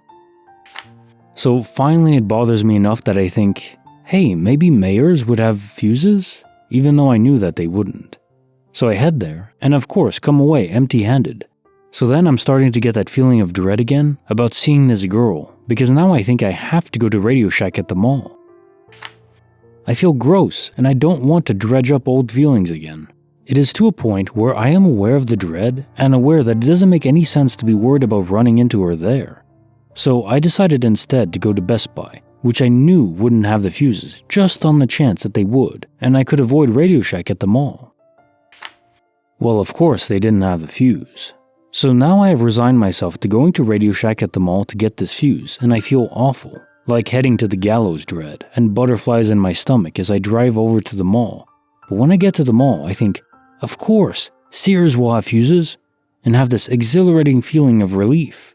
Sears is an anchor store at the mall, so I can enter through the Sears entrance and avoid the mall altogether. So Sears has fuses, but not the one I think I need. So I just started slowly walking through Sears out to the mall. I feel terrible. I just feel this sense of dread. I realize it makes no sense. I'm so confused and anxious. Radio Shack was 2 stores away from the mall entrance to Sears. My plan was to emerge from Sears and quickly sneak into the Radio Shack before anyone had a chance to see me. The second I set foot on the tile floor, I heard my name called from the other side of the indoor courtyard. I look up, and there she is. Case notes for file 1077, the literal elephant in the room. This makes me want to go rewatch Jumanji. Fantastic classic movie. Not the remake, I didn't see that one. I don't know if it's good, but the original is just classic. All I can think is some kind of time perception anomaly is involved. But even that, I don't think there were elephants in Texas back in the day. Pretty sure no. Maybe I'm wrong. Outside of that, maybe it wasn't a real elephant. Maybe it was some class project that they were doing in the church. They were building like a mock elephant for some maybe parade. Case notes for file 1078. Parallel universe or payment error. So this could certainly be some sort of accounting error on their end. Even if you physically go into the branch, human error can occur. They have to input that you paid in cash, and then maybe if they didn't update it or there was an error on their program and their servers or something, it can happen. That said, the universe isn't as stable as we all like to pretend it is. That's clear. There are cases where people are paying for groceries and somehow the card in their pocket is charged, even though it's not the one they're actually tapping on the payment processor. The information or code may be slightly jumbled up, enough for the instability to manifest in little tech glitches like this. Case notes for the bonus file. I had a near-death experience at 15. This is what I saw. So lucid awareness of astral projection, where your soul detaches from your body, typically does happen when one is dreaming. The soul is permitted to detach from the mind, but still maintains a loose connection to it. Obviously it returns. It's incredible just from imagining it per people's descriptions. I mean, I hope one day I experience it too. And it sounds like in this case, I think people describe it as like an ego death, where it's just the grand appreciation of the universe and our little tiny position in it. You know, it's not to diminish us, it's just to have greater perspective, I think is the word. Yeah. It's amazing. Now time for the quote of the day. You cannot plow a field by turning it over in your mind. To begin. Gordon B. Hinckley. If you have any kind of passion project or hobby, or anything you're taking that you want to take a step further, just do me a favor. Set aside 30 minutes a day to devote to it. And maybe it won't pan out, but just devote to it for, at least a month. Try it out. Really focus on it. And then you've started. Maybe the field you're starting to plow isn't what you're going to want, or maybe you're planting corn, but eventually you want wheat. I don't know. But you'll never know unless you try. So try. Case notes are file 1079. The glitch that saved me $4.70 worth of loyalty bucks. This is such a powerful little story. And if there were higher level machinations involved, or if it's a 1 in a billion coincidence, either way, wow. A lot of wild coincidences do happen to us all the time that we don't really notice because their impact is kind of minor at most. In this case, the fact these loyalty points were for a gas station you never used before and just happened to be at in that exact place, that's just pure happenstance. Did something ordain it? Because that seems so specific. And then, of course, you end up being their legal counsel 20 years later. That's amazing. Maybe you were kind of influenced to that end because of the importance, the psychological impact of this event. I don't know if there's a higher power involved, or the simulation, or it's just a coincidence. Honestly, it doesn't matter to me. This is a great story. Case notes for the bonus file. The haunting of the historic coffee house. How would I react to this? I'm thinking I would just be as speechless as you were. And I wouldn't have told my manager either, just in case. Are you crazy, dude? You know, it's Christmas time. Let's not talk about spirits and all that. Is what the manager would probably have said, because most people are just normal. They don't want to think about supernatural stuff. Curious this occurred when the manager was so late, though. I don't know if it's spirit related. Why would they literally hold some Christmas party like that, these spirits? And the lights would have been visible by your manager who was approaching before you even turned around to see their headlights in the car. So they would have noticed that the lights were on and wondered how did you turn them on if it was locked. They wouldn't have reacted the way they did, the manager. So maybe it's just multiversal peering. In another world, perhaps a copy of yourself and your manager were in early and indeed feeling oh so festive. And now time for the quote of the day. It is often said that before you die, your life flashes before your eyes. It is in fact true. It's called living. Terry Pratchett. Indeed, our life is flashing before our eyes right now. Buffered reality or not, it's flashing at 1 second per second. And yet, did it already happen? Are we actually living it the first time now? Or are we just living a replay? Either way, this is our life and we're seeing what's happening. And it's pretty interesting, isn't it? I have no complaints. Well, maybe that I can't eat unlimited chocolate without getting fat. That's one complaint. Needs an update. Case notes for file 1080. The Pale Lady of the Desert. The interesting detail here that intrigues me is how you contacted the highway patrol the first time, and they admitted that there were tons of reports pouring in about this pale lady, and the second time you called them, there were none? Did the operators get orders not to discuss it? A conspiracy of sorts? Or was it just a different timeline? Or a different universe? The world isn't ready to learn about it on the mainstream level. So, that this was a possession perhaps, or was it a woman out of phase from a different universe? Either way, I could see that there would be orders from higher up saying, kill this story, don't talk about it to anyone who calls in, no news, nothing like that. I mean, it wouldn't be that hard to do, so I could see that, because the information clearly was there the first time, just no one was told not to speak of it. Case notes for file 1081.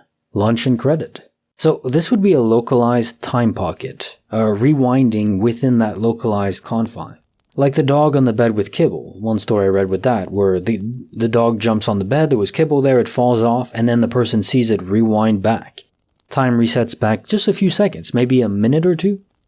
I think this may occur more often than we realize, but given that it's just a few seconds, maybe a minute at most, you'd never know. I mean, no one's keeping track of time that specifically, unless they're literally keeping track of time for some reason, like a stopwatch or something. But even then, a few seconds, you wouldn't really realize that, you know, if you're keeping track of 5 minutes on a timer, maybe for an exercise set, and then time rewinds back 20 seconds, would you even realize that? I mean, maybe you'd think, oh, seems like it's taking a bit longer, but that's all you'd think. Unless there was some physical event that you saw rewind or repeat, like in this case. You'd never know. It's just too small a chunk of time. So yeah, this may be happening all the time. Ironically. Case notes for file 1082. Encountering my doppelganger at the supermarket. So there are people with that kind of face. Everyone thinks they look like someone they know or saw before. It could be a doppelganger indeed, but my bet is maybe a general lookalike for the last time in the apartment. The thing that's really weird is how they all describe feeling ill. And that is indeed associated with doppelgangers. So it may actually have been a doppelganger.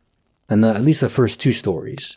They're not just copies of persons or astral projection. They're manifestations in the world that don't belong. And I think anyone that encounters them, even if it's not your own, if it's someone else seeing it, they still know it's not right. Maybe because they lack a soul or something like that.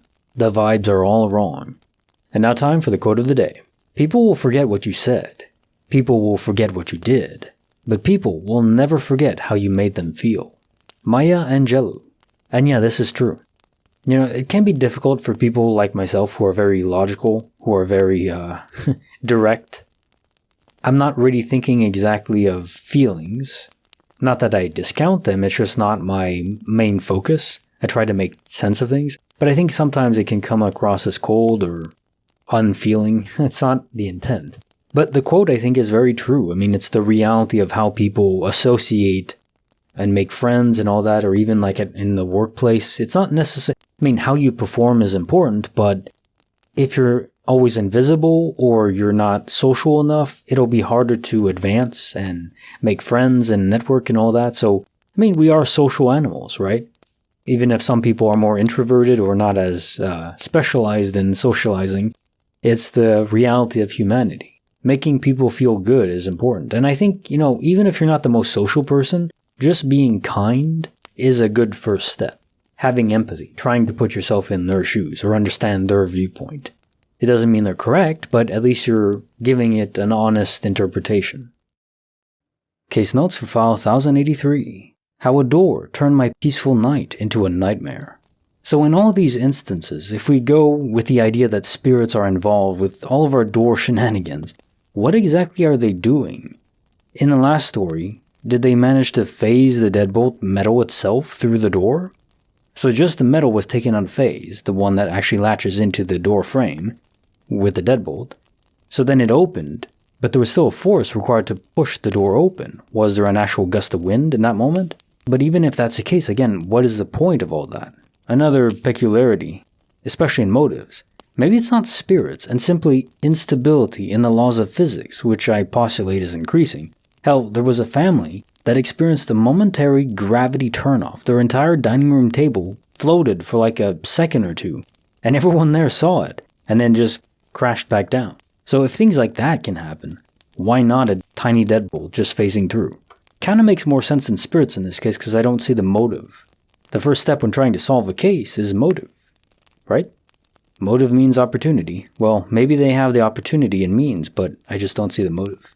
Unless they're just trying to prank you, scare you, maybe. It's not impossible, it just doesn't quite fit enough for me. Case notes are file 1084. Strange coincidence or freak accident. Physics lab experiment goes wrong. So it's cause and effect breaking. Makes you wonder if his brain decoded information that was forward in time subconsciously, which then triggered the epilepsy attack.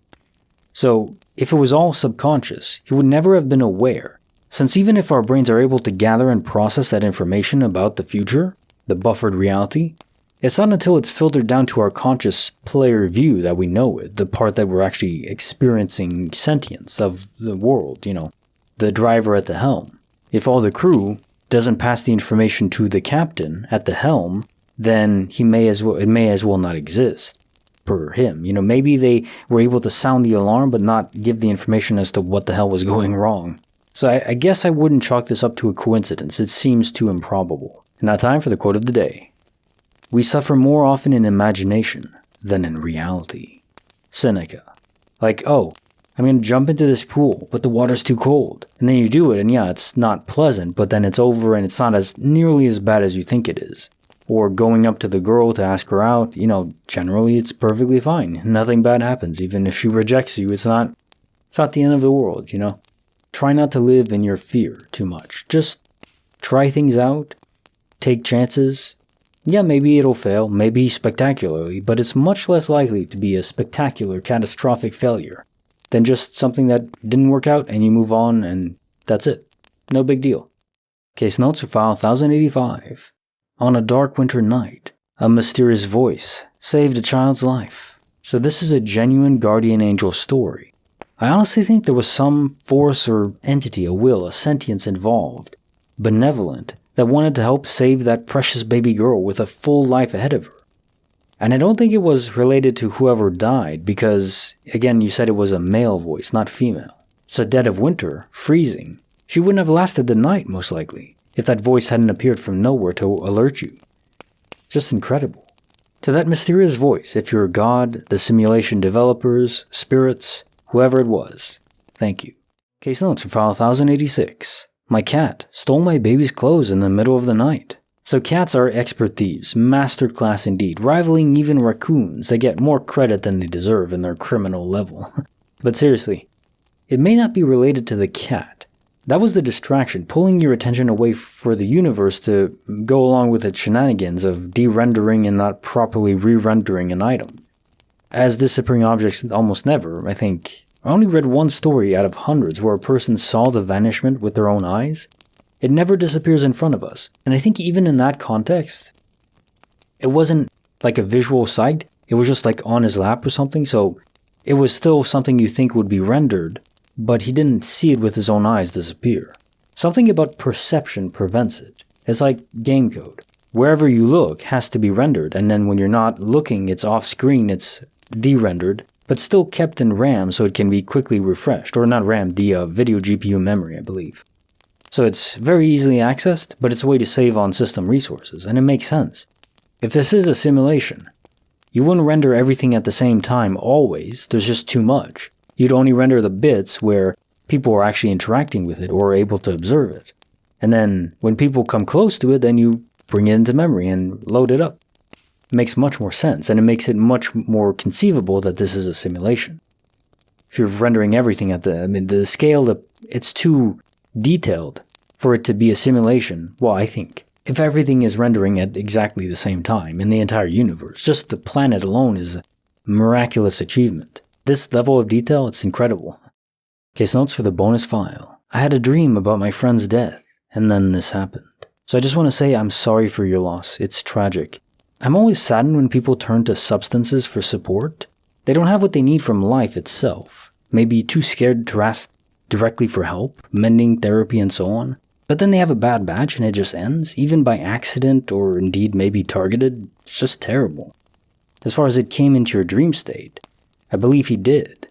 Dreaming isn't when our minds are shut off. I think it's when our minds are most active and most searching, kind of like when you prompt your phone to scan for Bluetooth or Wi-Fi signals. It's searching for that connection. And your friend's soul could see this. I wonder what it would look like. As if you were glowing available? No matter. At least you got to see him one more time. As far as his life, he's likely in a parallel universe. His sentience, anyways. Completely unaware he perished in the original world he was from. And now time for the quote of the day. Happiness is to be found along the way, not at the end of the road. Robert Upadegraph. I probably butchered his last name there. But yes, if your whole goal in life is to reach the end, a certain achievement, and you're only going to be happy when you reach that achievement, well, if it's a lifetime achievement, you're going to reach it and then you have like 5 minutes and then it's over. The game's done. That doesn't seem practical. You're going to have like 5 minutes when you achieve something, even if it doesn't take your lifetime. And then you're just going to say, well, what's the next goal? And I'm not saying don't have goals, but I'm just saying enjoy the process of getting there, every step you take. Instead of that end point, enjoy both of it. Enjoy the reward, the achievement, and the process to get there. Because the process is most of your life. Case notes for file 1087. How a shot mysteriously saved me from a car accident. Wow, so this is incredible. Was this some sort of guardian angel that interfaced with your subconscious, but wasn't able to induce a voice like most hear? Instead, giving you a strong sensation of being sick to induce you to leave earlier. I mean, you literally would have stayed another 6 hours or 5 or 6 hours otherwise. You definitely would have gotten into the car because you would have had so much alcohol. Your senses, your rationality would have been severed. It's one reason why I really don't like alcohol, especially if you don't have someone you trust that is sober to keep you in check. If you have someone there that you trust that is sober, designated driver, but not just for driving, designated life assistant while your mind isn't working, then okay. It just seems unnecessary to me. The other possibility was that your own mind interfacing with the buffered reality. So not a entity that was giving you like a guardian angel, but just your own mind reaching into the future, understanding what was going to happen, and then alerted you via making you feel ill. Either way, I'm happy you're safe. Case notes for file 1088. The impossible escape. The dog that broke the matrix. So there are so many accounts of dogs performing Houdini-like escapes, and seemingly so in a way that is oblivious to themselves. They don't seem like they're affected by it in any way. as if they're almost de-rendered too, but I'm not sure. I know I'm convinced that dogs have souls, and humans phasing in and out is very rare. That said, it does happen. So maybe the explanation is that. Though for it to happen twice in the span of 20 minutes maybe, 10 minutes, that is beyond the pale for me. No easy answer. Case notes for the creepy file number 90. I thought I was safe in my own home, until I found these photos. It does sound like a tech-savvy stalker, given all the letters you received prior to this, but rare for someone with those skills to descend to this level. I mean, tech skills, burglary skills, and all for what? To then leave you alone after all of it? Maybe he was arrested separately for some other reason, and then you moved and he gave up, or he's still locked away? Something like that. But it does sound like he did manage to break in and took all those photos of you, with maybe a setting that you didn't realize the phone had, or the camera had, the quick snap setting. And yeah, the only reason to do that is to make you fearful, but it's very similar to those letters that you received. So I do think they're linked. Good thing that you moved away, and now this hasn't occurred again. Keep those dogs and security systems well oiled. Well, the dog's just well fed, that'll do. Now time for the quote of the day. Everything in moderation, including moderation. Oscar Wilde. Yeah, okay, I'll agree with this. And I tell that to myself whenever I'm eating a dozen donuts, which happens more often than I care to admit. Let's leave that to the side. Honey glaze, ultimate donut. Yeast donuts, by the way. Cake donuts are just, no. They're no good. Well, no, they're not no good, they're just nowhere near the level of a yeast donut, which is chewy and soft and fluffy and airy. Just the perfect texture. Cake donuts are just, fried cake. I'd rather just have cake. Case notes for file 1089. The mysterious disappearance of an entire IHOP. Yeah, this has Twilight Zone vibes indeed. It's the bags and purses and uneaten food that gives me the chills, and even the burgers cooking on the grill that were burning. There's no reason to just leave that alone. It's not like everyone decided they had to go to the bathroom at the same time and the chef just decided, oh yeah, I'll leave these to burn, it's an emergency. I don't think that's the case. If everything was empty, including the plates or evidence of anyone else having been there, you could chalk it up to a weird but plausible slow business day. Maybe just one chef and one receptionist or waiter. But no, there were plates that had food in it. There was a burger on the grill. You can't explain that away in my mind. No one leaves their purses behind unattended, especially these days. So it's all down to the emptiness of it, no human beings present. And all I can think of is random death, and that you're in a temporary server transition point. So a holding zone, a buffer between your original real world and the one you're in now. And having driven to the state border, that's at some point between that, being in the IHOP, and getting to the border, that's when you re-entered into a real universe where human beings are present. Sentient beings with souls. And you may have died on the road before even reaching the IHOP. The IHOP may not be related at all. I don't know if it caused your death. There was some random booby trap that you entered into one IHOP in the original universe and there was a weight that fell on your head for some reason and then you're in the holding zone. Probably not. Probably you died while driving, which is much more frequent. Likely. Driving is rather unsafe. Be careful out there. Case notes for file 1090. I ignored a Reddit post about carbon monoxide and nearly died. Sure, perhaps a pure, raw, incredible life-saving coincidence. Those do happen. Somehow, I want to believe it's intentional protection from another willed entity. It fits more in my mind. Perhaps this is just wishful thinking. I mean, it's not fair to think we're all protected at all hours of the day and night. The fact that fire alarm in your home also had a voice recording is odd. I didn't even know they had that. And very interesting. Maybe newer models do, I don't know. The idea that it was willed protection is much more comforting. Although, maybe it was just coincidence. Who knows, really. Glad you and your family are safe, though. That's what matters. And yeah, in all these stories that I read, all these glitches, supernatural events, even the creepy ones, it's almost always positive, or at least not negative outright.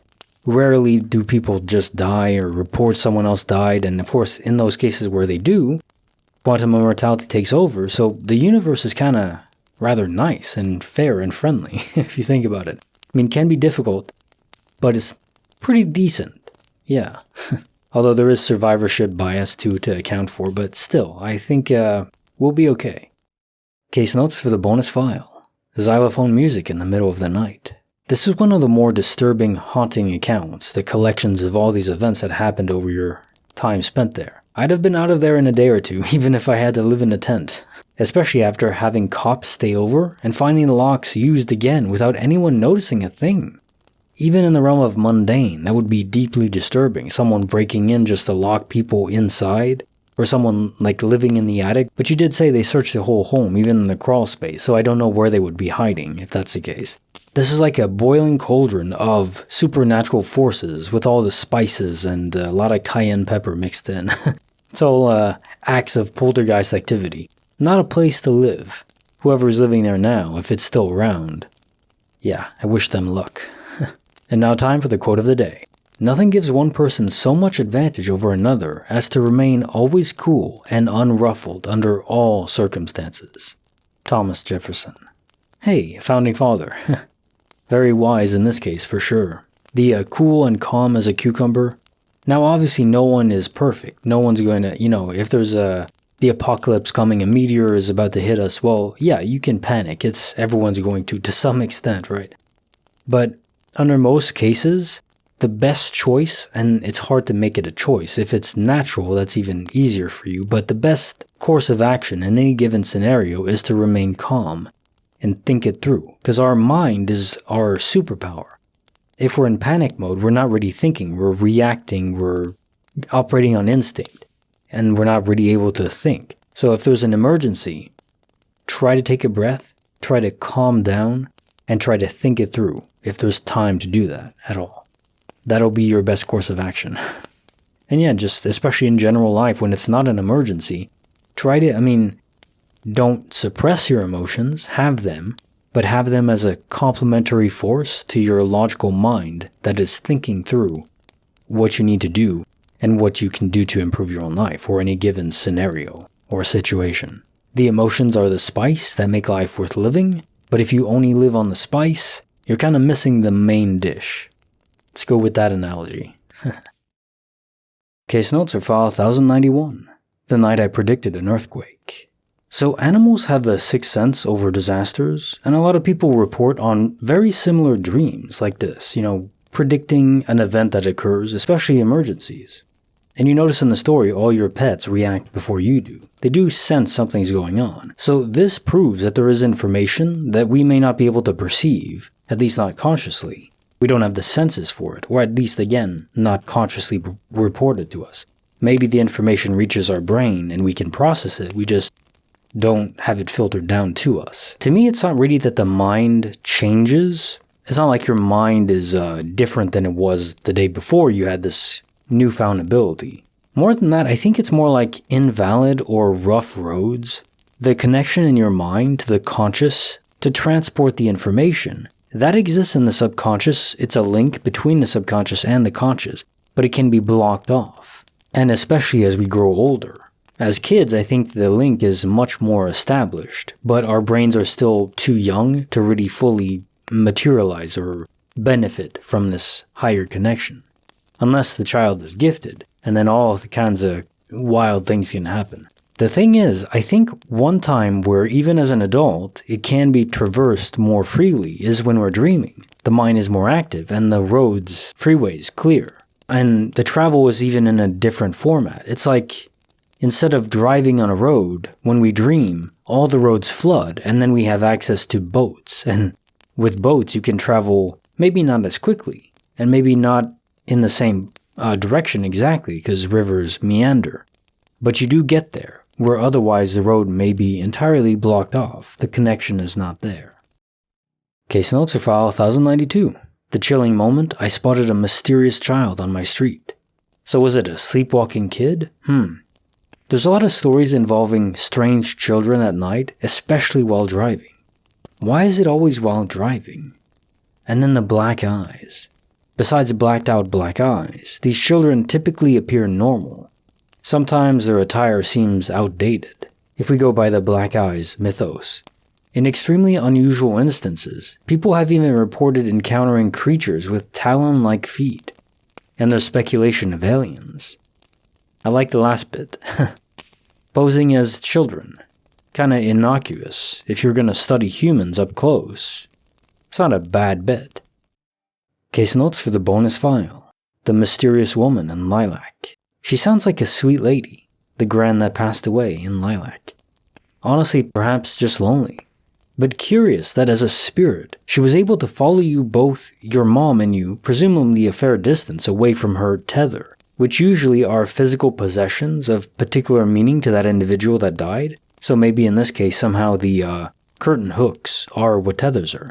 Maybe she slipped them into your bags without you noticing. So in rare cases, these spirits can wander away from their original rooted point. But yeah, if those curtain hooks had meaning to her, and they probably do given that they were placed on your bed, I think that was intentional. It's not just an accident. Basically, she hitched a ride with both of you.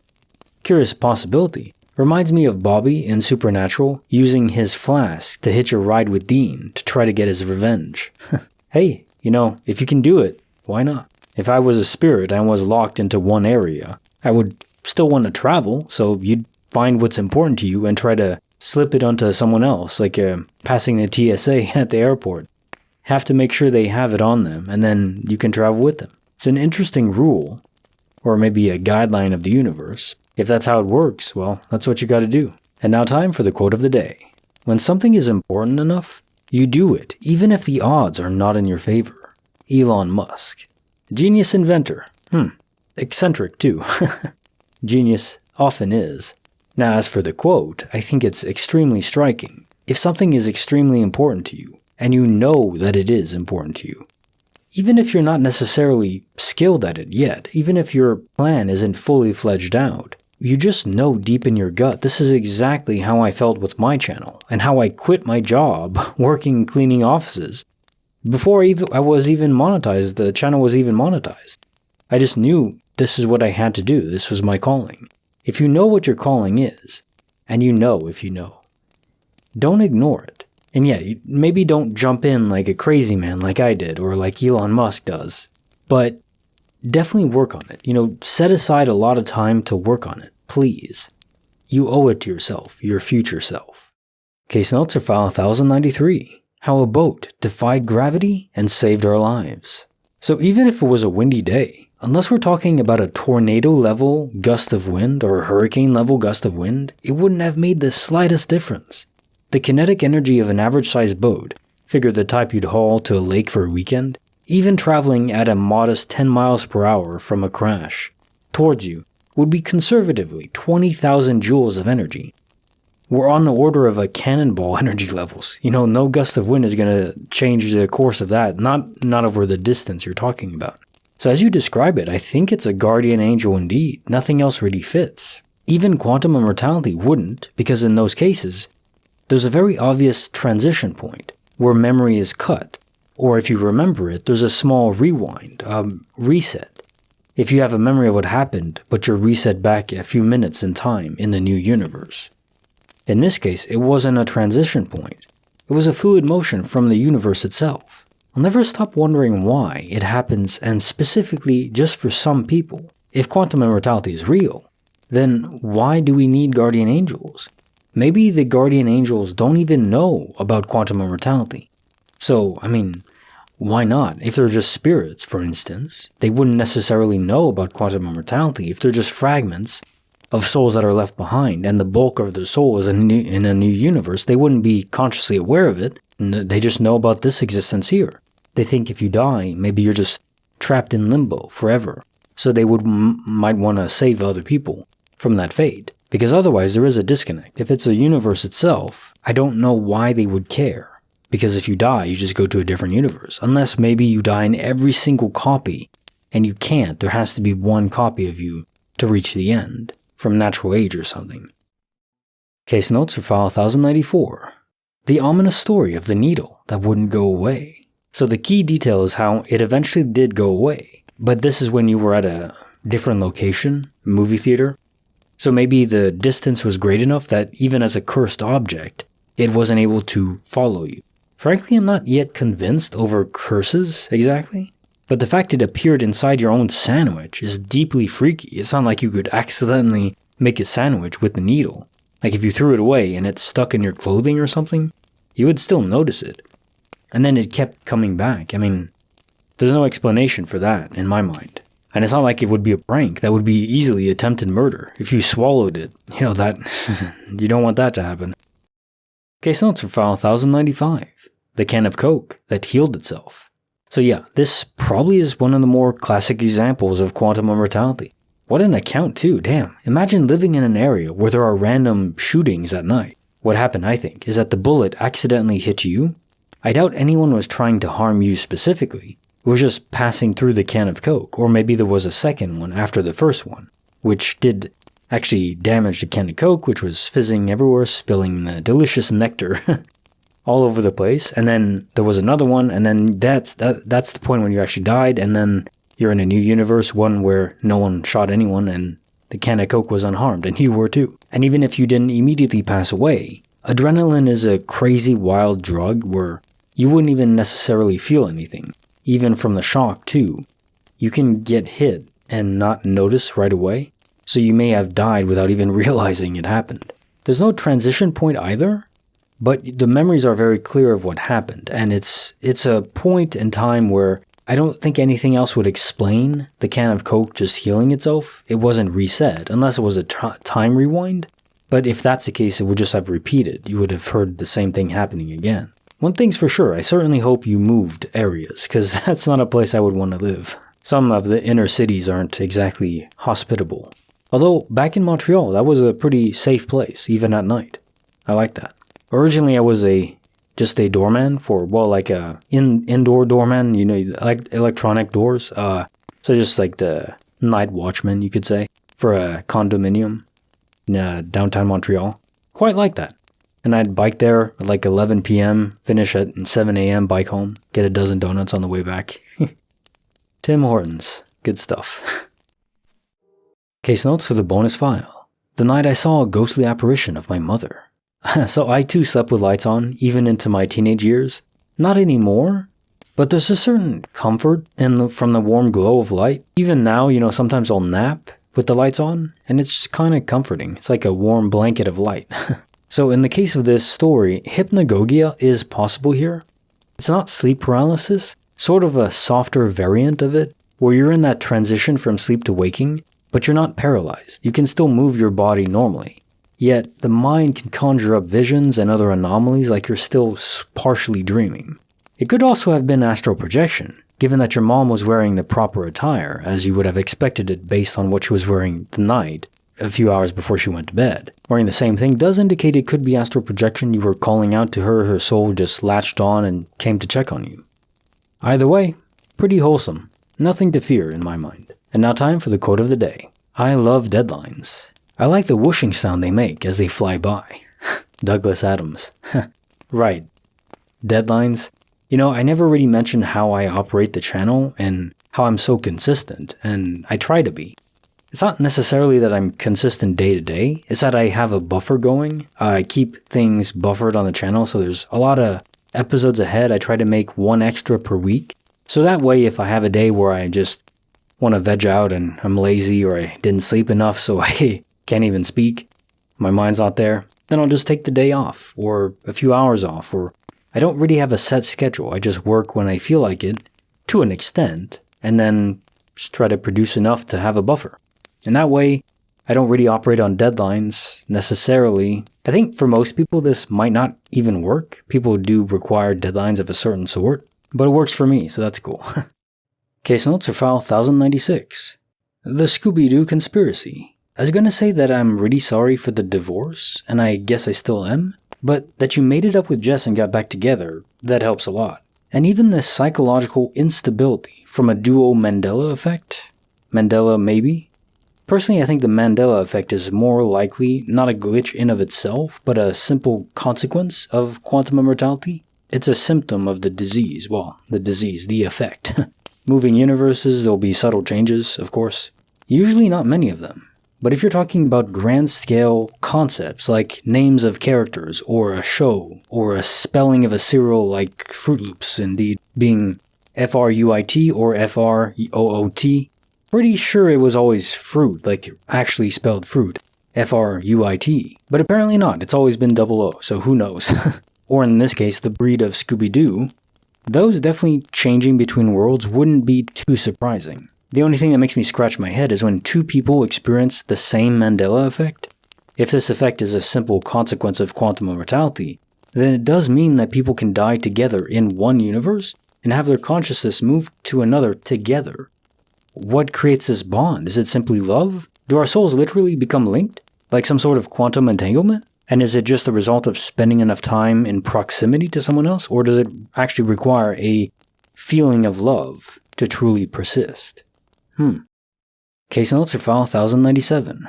The Matrix swapped my driving history. So yeah, I think this is simply a case of the universe correcting its error. Think of how isolated paper is while in mail transit, then interacting with no sentient players at all, and thus not in render.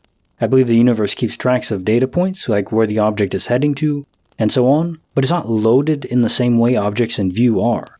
And so because of that, in these isolated events where the waveform is, let's say, looser, there are more errors. They're prone to more errors. That's just my speculation, but I think it makes sense. When objects are out of view from any sentient being, then there is a greater chance that they will de-render. And not just de-render, because they're always being de-rendered when not in view, but not render back in correctly when they're supposed to. Or in a different place, or duplicated from a different universe. It's not a disappearing object phenomena, it's a re-render error. And now time for the quote of the day. How lucky I am to have something that makes saying goodbye so hard. Hey, Winnie the Pooh. I had this hardcover book of Winnie the Pooh back in the day. I think there's a cartoon of Winnie the Pooh too, right? I never watched that. Just had this book of it. It's a kid's story, but it doesn't mean it's wrong. If you have something that you don't want to say goodbye to, it means you cherish it. Think of that. Think of the things you don't want to lose. If they're relationships or objects, but of course, especially if they're relationships, then consider just how important they are to you, and don't wait until you have to say goodbye, and maybe you never will, but you don't know. Maybe they move, maybe they pass away, who knows what will happen in the future. So if there's someone in your life where you would feel incredibly sad if they had to leave, if they weren't around you anymore, maybe day to day you don't really think of it, of how valuable they are to you, but no, they should be. And make a mental note to appreciate them. Say that you enjoy spending time with them, and make an effort to spend time with them. It's worth it. If you don't, you may end up regretting it. Case notes are file 1098. The Twilight Zone episode that happened in my room. So duplication glitches where the objects duplicated have specific anomalies or defects. Like you say in this case, the number was rubbed out for number 2, or the batteries were different kinds and they were completely matching in the other one. The object duplicated was an exact copy. So how do you fake that? I mean, you would have to have intimate knowledge of that. If it was a prank, it would be rather elaborate to even go out of your way to buy the exact same batteries and fade out the other button, and even like fading it out in the exact same wake would be difficult.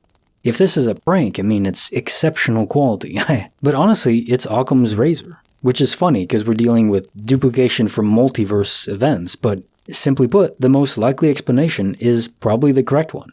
In another world, you lost the remote too. It de-rendered because you weren't looking at it, and then it didn't re-render correctly when you were supposed to look at the spot where it's supposed to be. Instead of rendering over there where it was supposed to, it rendered in a different universe. Yours. And you know, if you think about how much information there is in the nearly infinite copies of our multiverse out there, how many copies of just that one remote there are? In so many other copies of the universe, it's insane. So it de-renders, an error code correction kicks in, restores an improper universe. Frankly, I'm surprised it doesn't happen more often given the vastness of the multiverse, how many things the simulation has to keep track of. Case notes are file 1099, the day the universe saved me. So I don't think freaky vibes necessarily need to apply to this. I don't think it's anything malicious.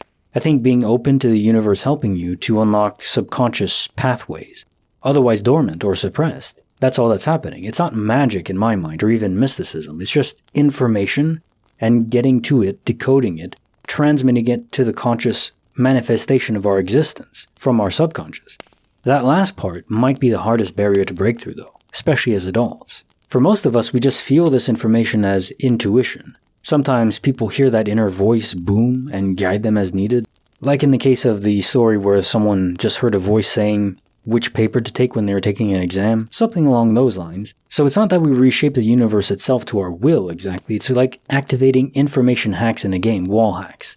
It tells you where you need to be going or what you need to be doing or where things are. but it's just as things are. It's not like manifesting a book from thin air. It was just saying where it was. Now, it is odd that your booklet was in some random book that you never went into. Why was it there? Was that the glitch, that it de-rendered and re-rendered incorrectly in the book, where you never would have found it?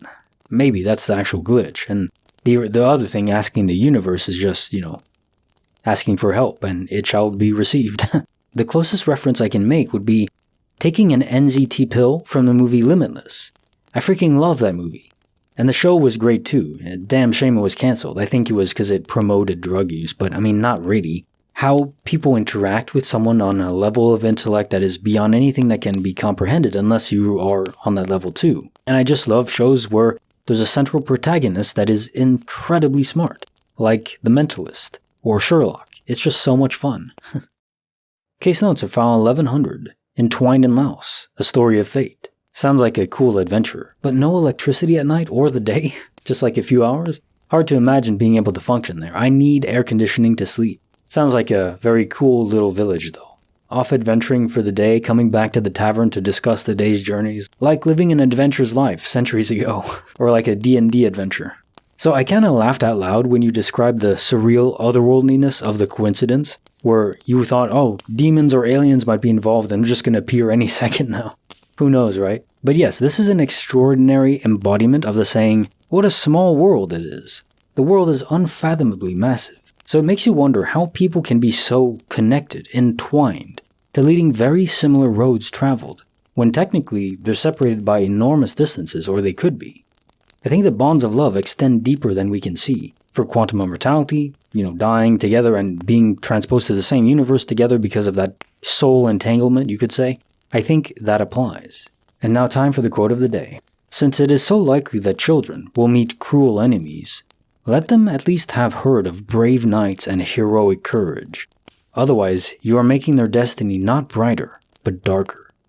C.S. Lewis. The world is a beautiful place, an immense place, an incredible place, but it is filled with light and darkness. If you only expose your children to the good parts, the sunshine and daisies and pizza and chocolate chips, I mean, that's good. Expose them to that. But you need to make sure that they're aware that there are bad people in the world. There are monsters in the colloquial sense. Not speaking of demons or anything like that. I'm just saying people that will try to manipulate them or take advantage of them or just harm them directly physically. To expose them to stories where there are these evils that are stood up against and fought bravely is so important. I think you want your children to have that brave spirit and also be wise in knowing when to fight battles and when to retreat. Having that base level of courage baked in is very important. Case notes are file 1101. My car healed itself. Oh, so I was expecting another classic quantum immortality experience. But if everyone you know realized there was a cut that wasn't there anymore either, it wouldn't be evidence of universal switching. This has much eerier vibes as a result. Kinda get Truman Show feelings here. Someone must have repaired it, but for what reason and why a year later? Now, to be fair, it is entirely possible to repair a cut on a leather apparatus, like if you just have upholstery or any kind of skills like that. Technically, a friend could have done it, but they would have mentioned it unless they're trying to prank you, gaslight you, but I don't think they would. It definitely does strike me as something strange going on. Case notes for file 1102, a time loop of cash. So what a unique glitch, and the best kind. Loops of cash. Humans get caught in time anomalies all the time, ironically. No reason physical objects couldn't be too. I don't think it's a loop necessarily. I think time travel works through the multiverse in order to eliminate paradoxes. So, the money that traveled to you from the future, perhaps on some guaranteed level, but it was from a future you in a different universe. And then you repeat the pattern, but then it's another you in a different universe that'll receive those funds, set in the past of that alternate universe. It's kind of neat. And it does preserve the timelines in each separate universe because there's no paradoxes. If you go back in time and kill your grandma, well, you're just killing your grandma in that universe. So in that universe you won't exist, but in your original universe you do, so the timeline is preserved. There's no paradox because you didn't kill yourself, the person that actually went back in time. You're in a different universe. It would make sense if the simulation is structured this way, and there's all kinds of parameters in physics that operate this way to preserve the function of the universe, like the Lorentz transformation in terms of time slowing down depending on how quick you're going. We have a timeline where we're moving at 100% through time, and then if we increase our velocity through space, then the amount we're moving through time diminishes. It's an exponential curve, so the faster you go, there's not much difference. You're not really drawing much from your time pool. But as you approach the speed of light, the speed of causality, the speed limit of the universe, I like to say, if you have mass interacting with the Higgs boson, then you're drawing more from the time pool. Case notes for file 1103, the Great Nexus Past Disappearance. Sometimes DOP does seem to be like a poltergeist prank. Sometimes the item reappears as soon as the replacement card or utensil or whatever item it is that was taken is replaced, like a wallet too, or examples of jewelry, things like that. So I don't buy that as being random. Either it's a poltergeist, a spirit, or literally just a prankster in the real world or the simulation above ours that is literally just messing with us. And I could definitely see that happening because it's part of my spirit to mess with people. And if you want to have fun, I recommend the Just for Laughs YouTube channel. They have tons of pranks on there. And they're from my hometown of Montreal, and they're good. They mess with people, but in fun, wholesome ways. Now time for the quote of the day. Give a man a fire, and he's warm for a night. Set him on fire, and he's warm for the rest of his life. Terry Pratchett. Yeah, that's true. Man, I feel rather warm. Oh no.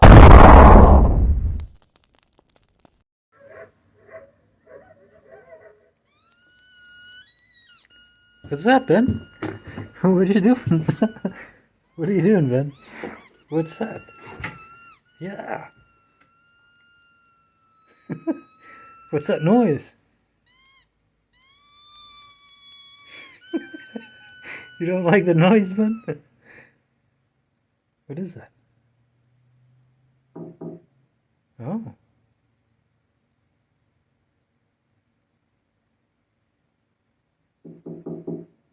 What's that?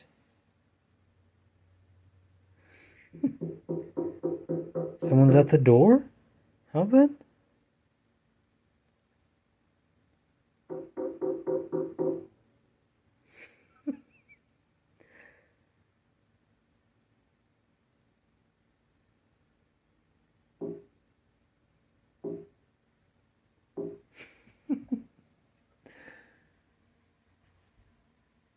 Yeah, Ben. Look at all your fur on the floor. Oh my god.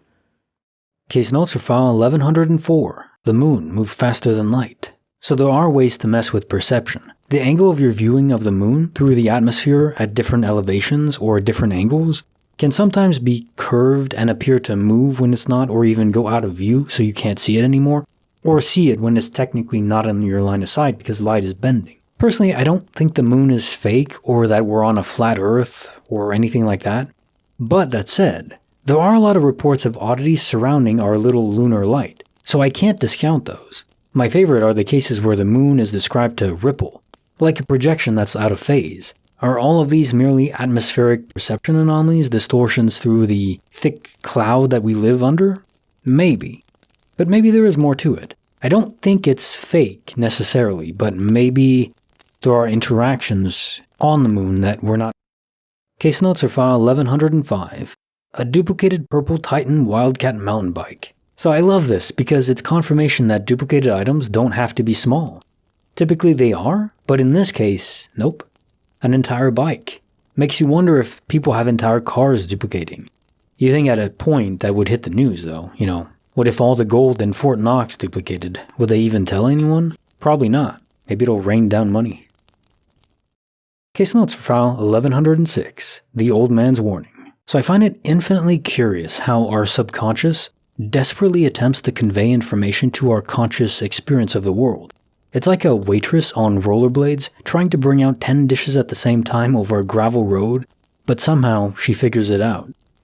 And yet when it does, the pieces can be out of order, mismatched, packaged up in ways that don't necessarily make intuitive sense, but it's very clear the information was truthful, accurate in its core intent. It's a warning. But your mind was trying to interpret what the subconscious was giving you, so it was constructing a dream first, And then there was this old man. I don't know if the old man was identical from the one on the bus versus the one you saw in real life. There may have been a security guard there, but your mind just overlaid this appearance of an old man. Maybe because to you respect your elders. And so you appreciate the warning of an elder more than if it was just some random person with a middle-aged or younger. That makes sense.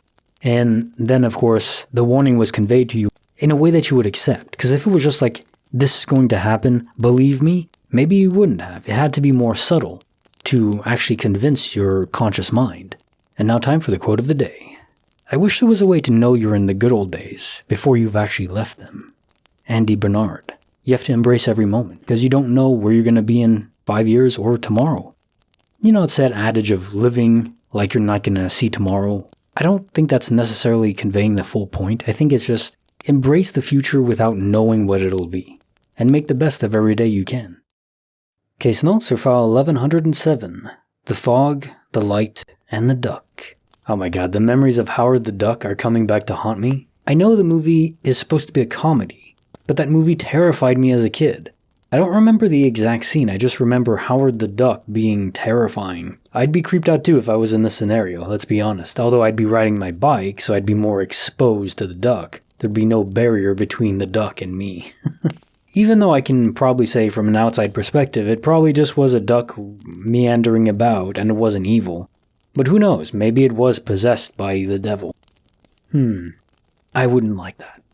And the fog does make you wonder. In all these situations where heavy, thick fog is around, creepy stuff happens. Case notes are file 1108. The unbelievable party prank that wasn't a prank. So there's overlap between all of the world's copies out there. For whatever reason, they sometimes bleed through. The images, sights, sounds, everything can be transmitted over, at least our perception of it. Our brains can receive the stimuli from those other worlds sometimes. In my view, merely as information that they're decoding. I don't think it's real in the same sense as you and I are within the original universe, or the physical matter we can touch, like Dave here. In other copies of other universes, Dave is there, and the overlap is very close, I think, between these parallel realities. But if I saw another Dave somewhere, if I saw myself on the side of the office with another Dave on top, I think he's not really here. It's just my ability to see it. Now, I haven't seen it. That'd be cool, but not yet.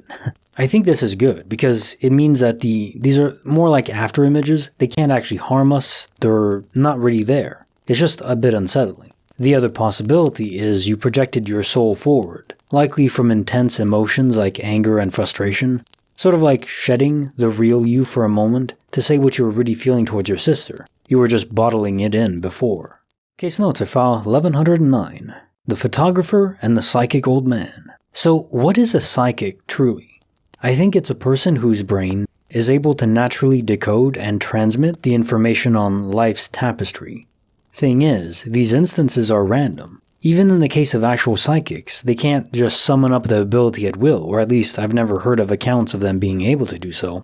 So that's why if you approach a psychic and ask them, can you predict something for me? Well, they probably can't, because they're not really in control of it. They're just more likely to be able to experience these decoding events, you could say, which makes proving it much harder. If you're observing them, it has to be in that exact lucky moment to be on the receiving end of this kind of stupendous ability. Still, not magic, just amazing minds. And now time for the quote of the day. Art does not reproduce what we see. Rather, it makes us see. Paul Klee. It's all about perception, as they say. An artist has the ability to provide his perspective that is normally locked away inside his brain onto a visual format, or it could be written to, in a way for someone else that doesn't have that perspective to appreciate it and understand them a bit more. They say we're separated by an insurmountable distance. No one can truly know someone else because we can't be in their brain, their mind, or know their soul. Technically, because of electromagnetism, we can't even touch each other. Like if you're touching your finger, you're not really touching the mass, the atoms. There's a force that repels it. But through art, we can know each other better. Kinda beautiful, I'd say. Case notes are file 1110. Swirling vortex in New Orleans. I think shared delusion is in itself fascinating, if it was that. I don't think that's what this was, but even if it was, that's evidence of two minds being properly linked. Kind of incredible. But no, I think this may be visual evidence of the space-time anomalies that everyone keeps encountering. My guess, had you stepped through it, you wouldn't have felt anything, but you would have been transported a ways away. Maybe not that far away, but there was another side portal, like in, Rick and Morty or Portal the game, similar to that. It's just most of the time, we can't actually see the portals. I mean, what is sight? Sight is just having light reach your eyeballs and decoded by your brain. So normally these portals, they exist, but they don't interact with anything. They don't, it's not like a black hole where light is bent around them or anything like that. It's just there without any visual stimuli emitting from it. So for some reason, this one was unstable maybe. That's why it was emitting light. Case notes for file 1111. Connection I had with people I barely knew. So that feeling of sorrow when you're around them. Let's call it subconscious leaking. I keep trying to conjure up apt analogies that convey what I'm thinking about this. Picture a dam in your mind. The subconscious being the mountainous ocean of water behind it, behind the dam, and all the information there that's out in the universe, and we were able to receive most of it. It's held back, and the conscious, our minds, our experiences of reality, which would be overwhelmed by all that knowledge, has just a small river running through it. It's like in Indiana Jones and the Crystal Skull. People don't really like the movie, but at the end, where the person wanted all that knowledge, they show it to him, but his mind can't handle it. His eyes explode from all that information. And I think reality is similar to that. We can't handle all of it. So our subconscious has an important role to play in that they have to control what information our conscious experience receives.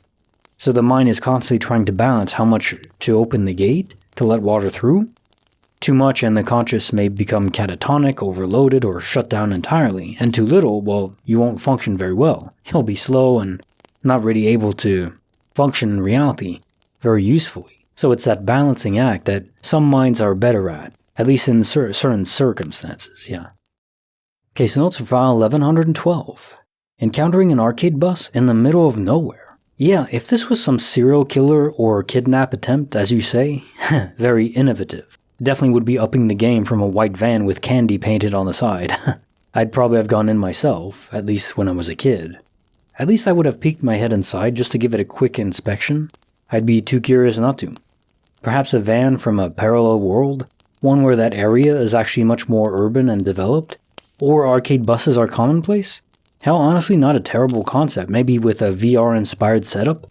So just move from town to town and have an arcade with a VR platform on board. The ones with the omnidirectional treadmill, so you can physically move, walking, and you're not limited by space. It's a very cool idea. I'm not quite there yet, but... And now time for the quote of the day. Honest disagreement is often a good sign of progress. Gandhi. Even if you disagree with someone, if you're able to civilly debate or discuss it, and then reach the end where you say, okay, we don't agree, but we can go our separate ways, no harm, no foul, that means that there's no antagonizing force between you two. So it means you are much more likely to consider what their point was, because it's unlikely that you're going to be convinced of something in the debate itself. It's going to take more time to mull it over. Whenever I've changed my mind, it wasn't on the spot talking to someone, it was after the fact, where I was contemplating what they were saying and trying to incorporate it in my worldview or as a fact or whatever it was. But if you leave in a conversation or debate on heated terms, then your emotions take over. Then it's not about if what they say was true, then it's about winning or losing. So that's where it doesn't work.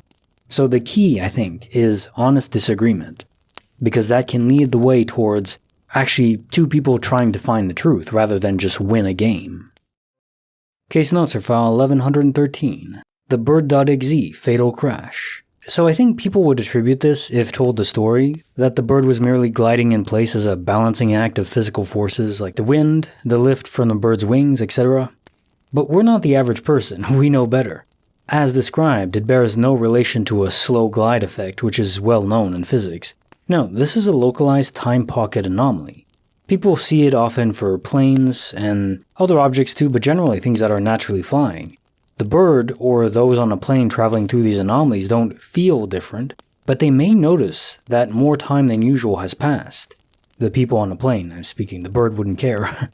What I find is most peculiar, however, is that instruments on board would keep track of time. On a plane, the GPS that planes use to navigate is literally a positional system that triangulates position by using time, the time to ping different satellites in space. If a localized distortion occurred, everyone would know. Even if it's a small amount of time, like say a minute, people would know because the GPS system would be out of whack. And I mean literally on radar too, you would see a plane stuck in place and then appear ahead. So the government would know about these anomalies, but it isn't being forthright about it. Which isn't exactly a surprise, but it does make you wonder. What things are they keeping from us? A lot, I imagine. All we can do is infer from different people's accounts, which is what we're doing here. Case notes for the creepy file number 91, the ghostly meow. So the cat whisperer. Almost certainly a man passed away in the house you frequented so often, the old man, who had an affinity for the feline friends. But you asked the most intriguing question. If the old man wasn't there, it was just his son, why did you never see the son until that day? I don't think the cats were fictional or like conjures of your imagination. I think they were real. Maybe they were drawn to the spirit of the old man who was there, and maybe at the time that school was over, the younger man that was living there was still working or something. That's why you never saw him. Was always on the weekdays, right? So the old man was there in just spirit, and then his spirit drew the cats in, and that's what you were interacting with every day. And then when you told him that your parents wouldn't let you see him anymore, probably, well, he just got depressed, I guess, lonely, and vanished. Kinda creepy though, the way he came back to you in your bedroom. If you were a spirit for years and years, maybe eventually you kinda go crazy. Wonky. And now time for the quote of the day. Nothing like a lot of exercise to make you realize you'd rather be lazy and dead sooner. Randy K. Milholland. Yeah, when you're out there running or lifting heavy weights, you kinda get that impression that, this sucks, I'd rather not be doing this. But don't let that stop you. And at least for me, I'm lucky.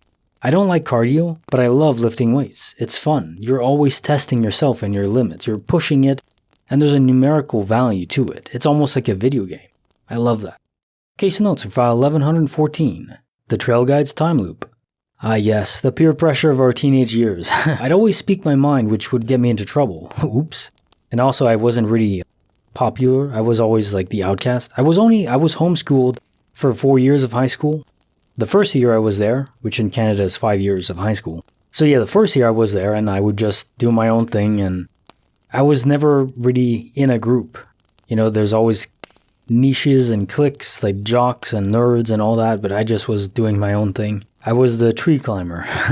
For the glitch, it seems like you boys were caught in a time anomaly. So inside of it, time flowed faster, which meant that your instructor Carrie was at base camp earlier than when you encountered her in the real non-relative timeline.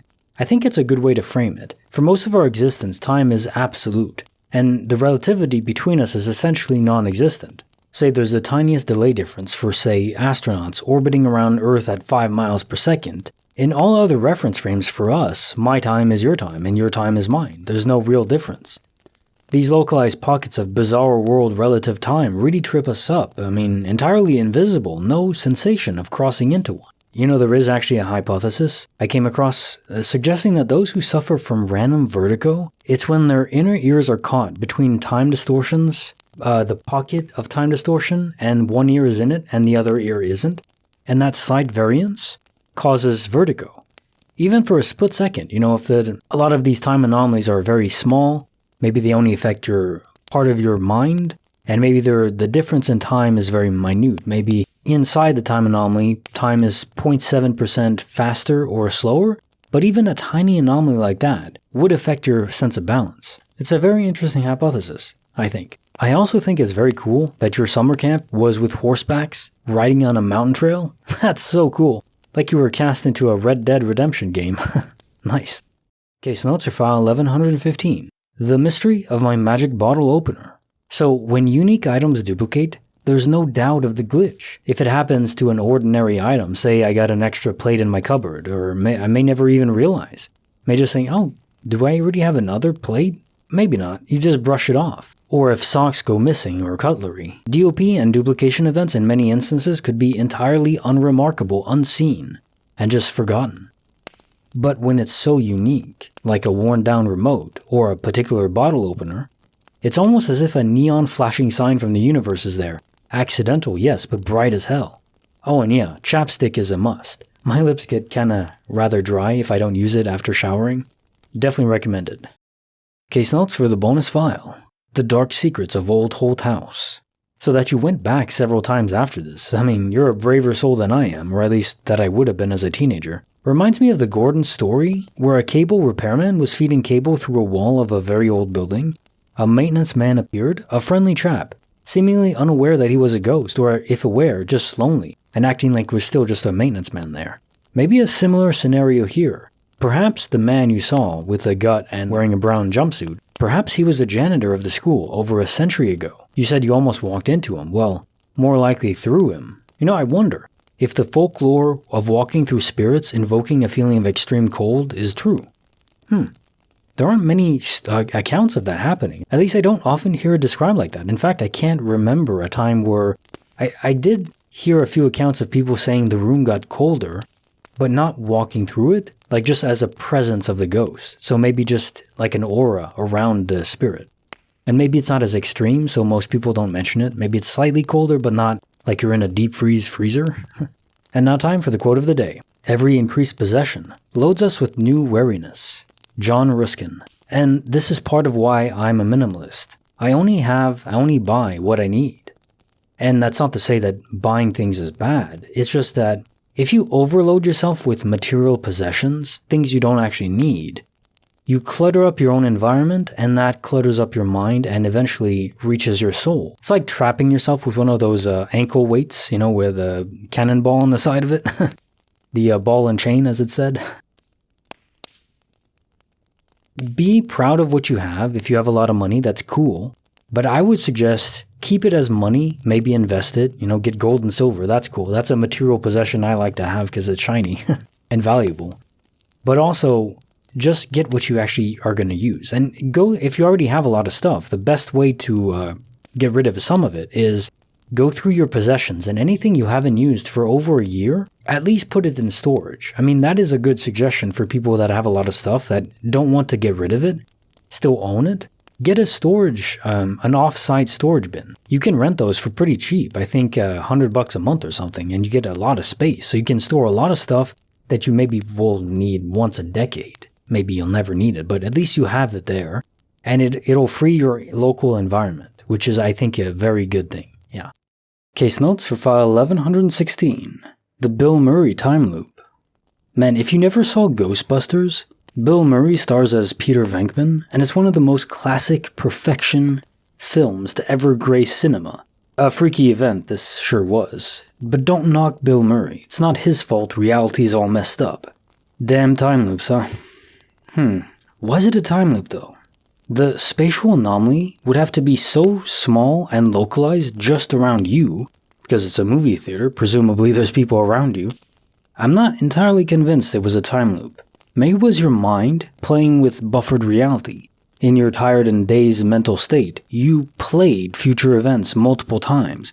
The subconscious dam opening up to funnel in information to the conscious that seems to cause and effect to break, ironically. That'd be my bet. It's all up in your brain because of the tired state. Case notes are file Dear, Cops, and Fate. So those deers were serious bros, making sure the cop didn't ticket you for going too slowly. Maybe saving the cop's life down the road too. It's no joke. Rural, winding roads, no visibility, not the time to be booking it at lightning speeds like most folks seem to be doing these days. Is it just me, or are drivers so much faster than in the 90s and early 2000s? I remember riding my bike around as a kid, like even before being a teenager, although this was in Canada still. I lived in many rural towns in Quebec, but over there, I mean, if you go there now, people are just booking it just the same as in any city in the US. Seems now, even in small residential streets, people are charging through like bats out of hell. It's very risky. I mean, I experience that all the time now, just walking the road on the street in front of my house for exercise. From one stop sign to the other and back, it's exactly 1 mile, which is cool. But yeah, it's a residential road. The speed limit is 25 miles an hour and most people go like 45. It's crazy. Case notes are file 1118. the Sicilian nightmare. It could be that the between state, sleeping and waking, the mind isn't fully conscious, and it may even be related to whatever you were dreaming of. So when we dream, the conscious and subconscious link up more. Like I keep saying, the dam opens up a spillway or two, and very interesting, information flows in, although a lot of information from the conscious events of that day flow into the subconscious, so that intermingling creates interesting effect. It's like a droplet of blood diffusing in water slowly. Eventually it coalesces together, but it takes time, and until then, it's in extreme flux, creating all kinds of weird glitches by perception, like this. Case notes for the bonus file: the hawk, the chickadee, and the unseen world. I had never heard of a chickadee before. I looked it up and wow, what a beautiful type of bird. The black saw the contrast between colors. This is a beautiful story though. Although melancholic in origin from your father passing away, I find agnostic thought interesting, or even atheistic, as I consider myself as a man who doesn't really know for certain what the meta layer of reality is. I do think there is one, as most hear me speaking about the simulation all the time.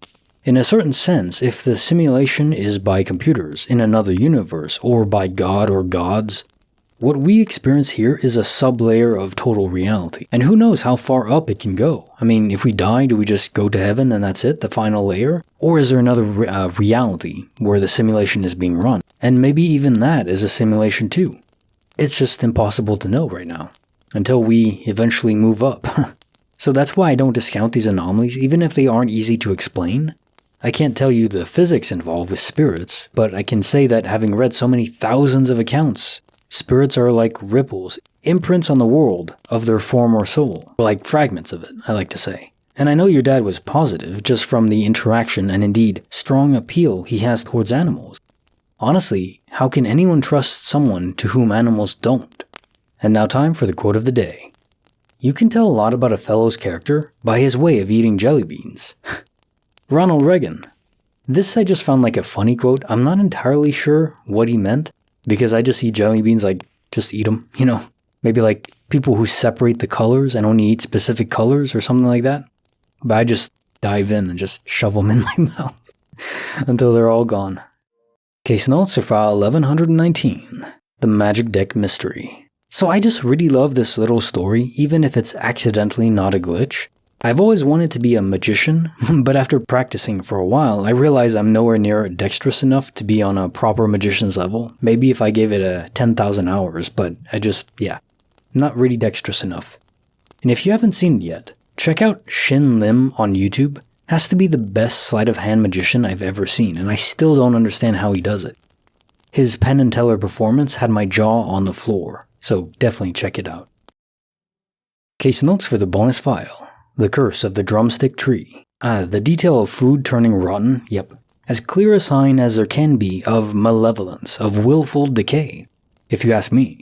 There's a reason decay is used so heavily in imagery in books, in movie scenes. It's the essence of death. Maybe not even in rage exactly or anger. It's just a force of death. And it's not exactly evil, as the word is used too. It's not, so maybe malevolence doesn't fit either. It's just more a raw force.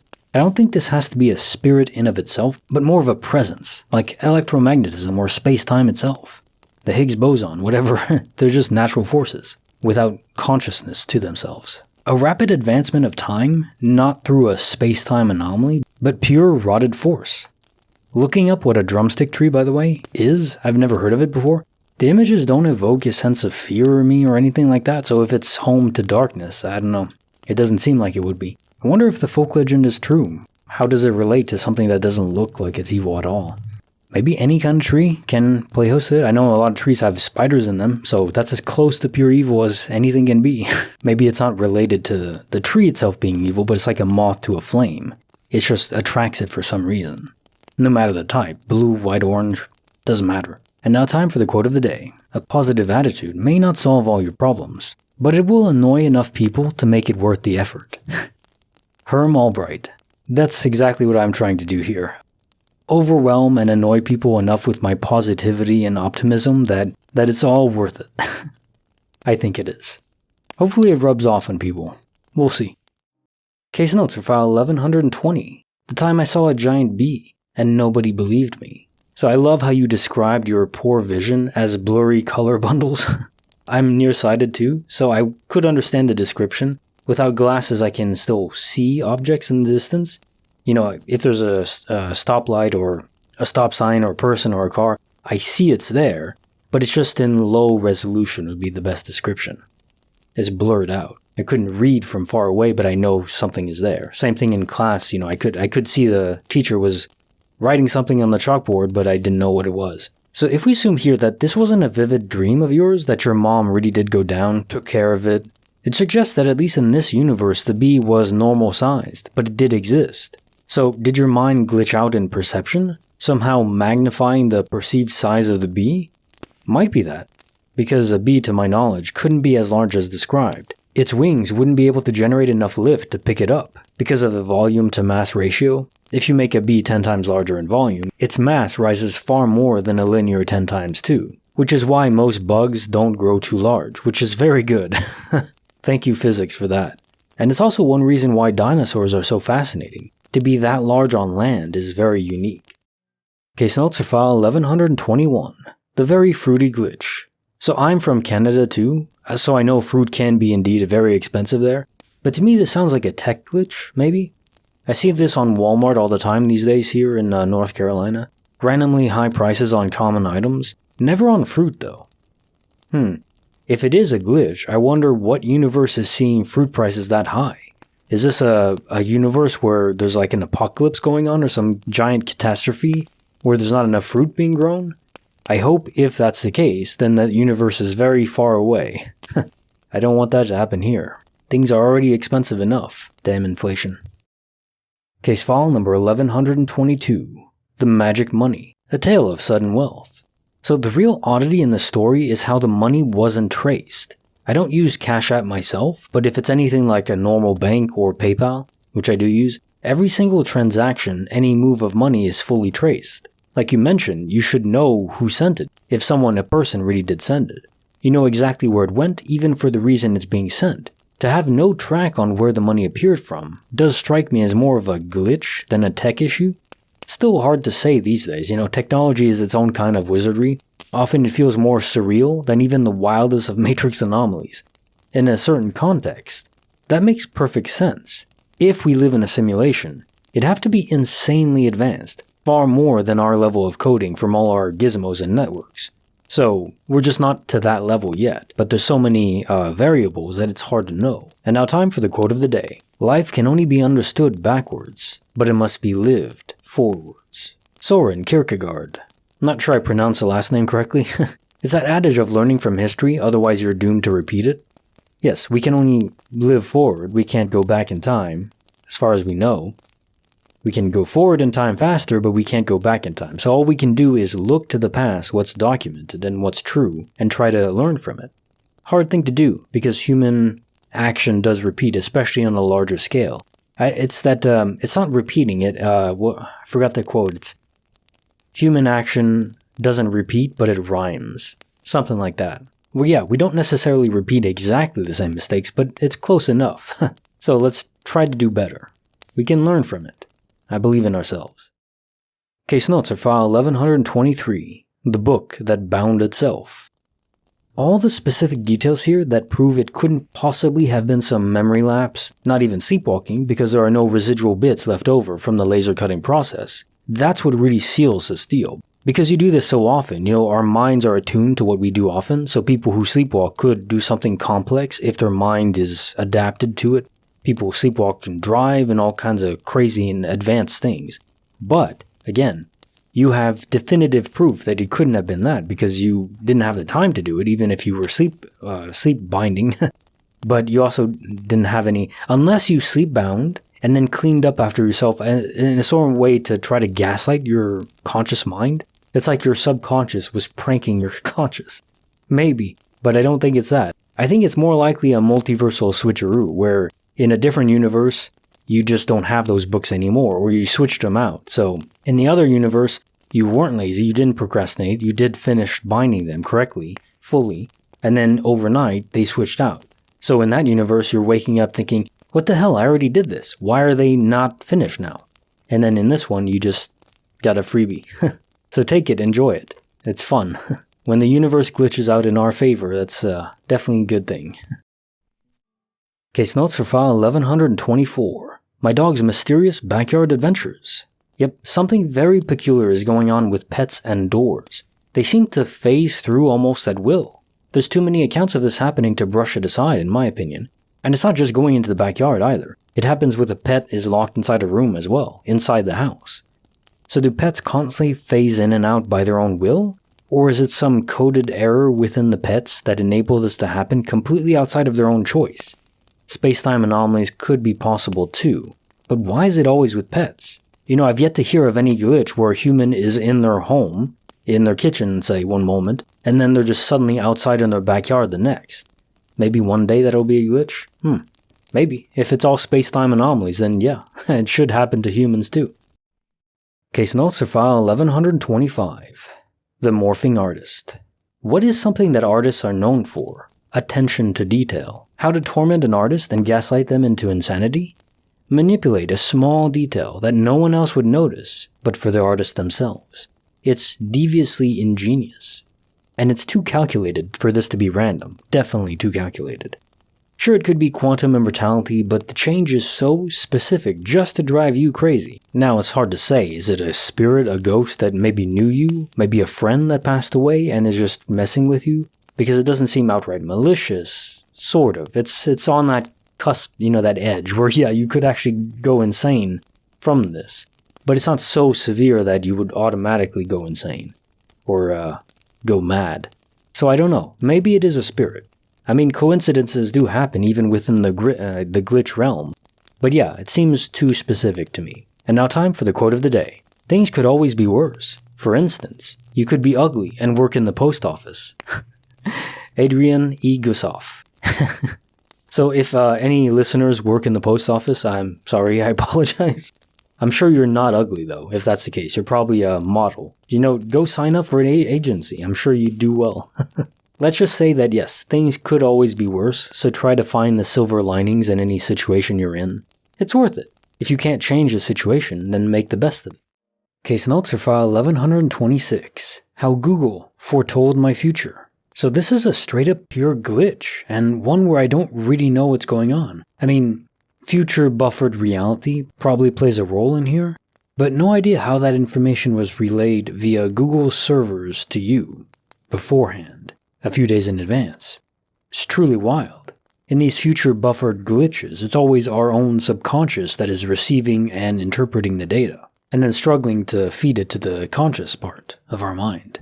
Unless you never got any notifications at all on your phone, and it was all in your subconscious. You were just perceiving it as a notification on your phone, so it'd be something like a layer that you'd understand. Given that the notifications were set to off, this actually makes quite a bit of sense. Case notes for file 1127. The case of canine teleportation. Makes me wonder, in these teleportation events, are they just space-time anomalies? Is our own mass being disintegrated and reinstituted? Makes me think of Star Trek transporters. Beam me up, Scotty. How in a certain sense you can only exist as energy and information for a while, until you're reconstituted, and then are you still you? The unique version of yourself with sentience? The way I like to think of the question, say I could create a perfect clone of myself right now, down to every single atom in my body, and exactly the same brain state. Well, if I did that, would I still only be consciously aware of reality through my current, original, non-cloned body? I think so. And as the clone of me right here would say, yes, that's true. Which to me is logical proof that sentience transcends the physical body. This is the vessel for which the soul, the unique soul, is latched onto. And I think it applies to pets too, which is how I think it's still your real coda. If the body is temporarily destroyed in a space-time portal, the soul just reattaches itself after the body is reformed. Case notes for the bonus file. The night my inanimate objects came to life.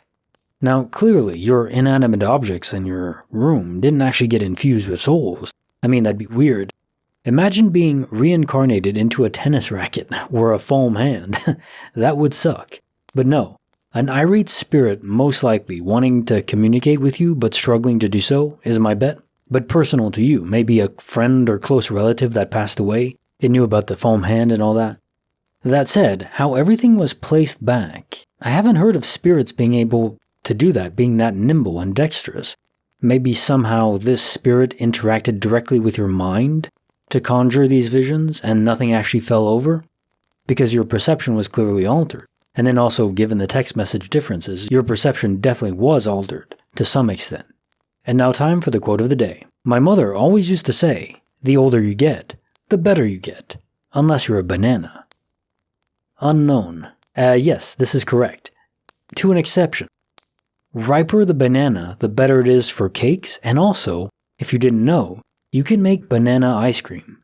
I just found this out myself. You need a blender or a food processor, but chop the bananas up into small chunks. You freeze them in a bag in the freezer, like overnight.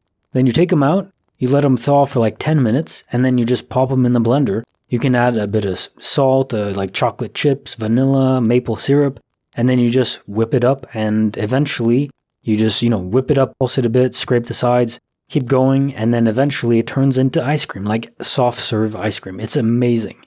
And it's just bananas. Wonderful. Like the video, subscribe. Kinetic Symphony signing off.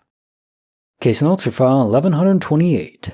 The encounter with a shape-shifting bear cub. Well, you know how they say college is all about new experiences?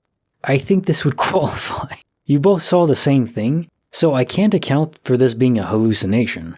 I do wonder if the man and the shape-shifting cub/mouse were actual real entities, or something else messing with both of your mind's perception. It was messed with in the same way.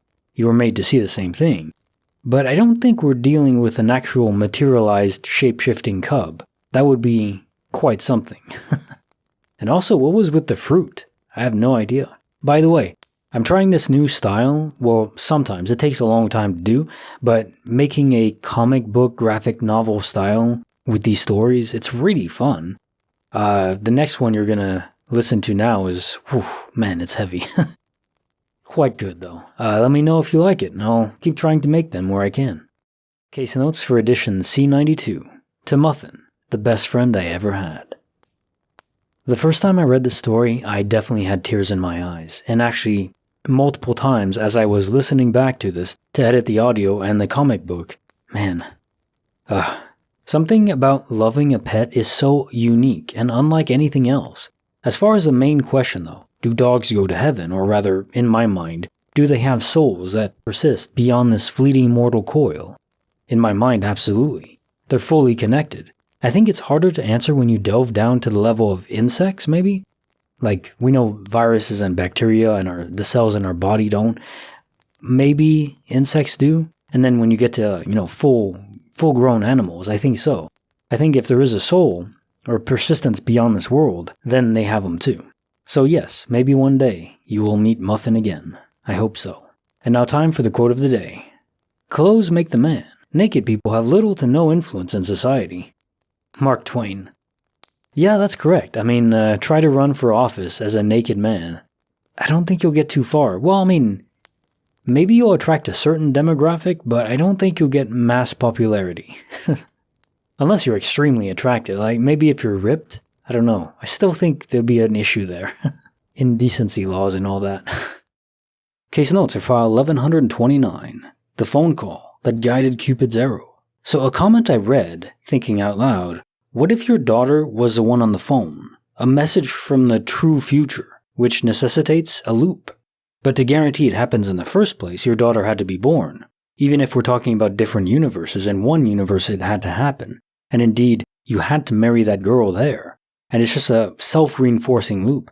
I think if you analyze all the multiverse, you'll find repeating patterns. I think the multiverse does want to coalesce into a almost exact replica of itself. The divergences are branches that don't necessarily...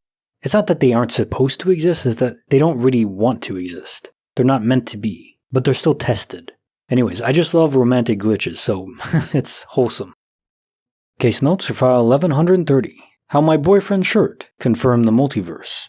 So that's just too specific, right? Who would print a shirt like that anyways, like you say? Who would buy it? Has to be some ironic play on words? But yes, switching of reality seems like the only explanation. But both you and your boyfriend switched to a new universe. given he remembers a shirt the same way as you do. If he was a resident of the new universe that you moved to, then he would remember the shirt being low life, not love life. Only other thing I can think of is somehow you're both misremembering what the shirt said, but given you named your business that, it seems implausible. So yeah, multiversal traveling. Case notes for file 1131. How a college writing assignment changed my life. A freaky timing on fate, that's for sure. And sorry for your loss. I don't think the assignment and thinking about his obituary impacted his health at all. I don't think it works that way. I think we can connect with people over long distances just by thinking about them or feeling strong emotions, but I don't think it can cause their death.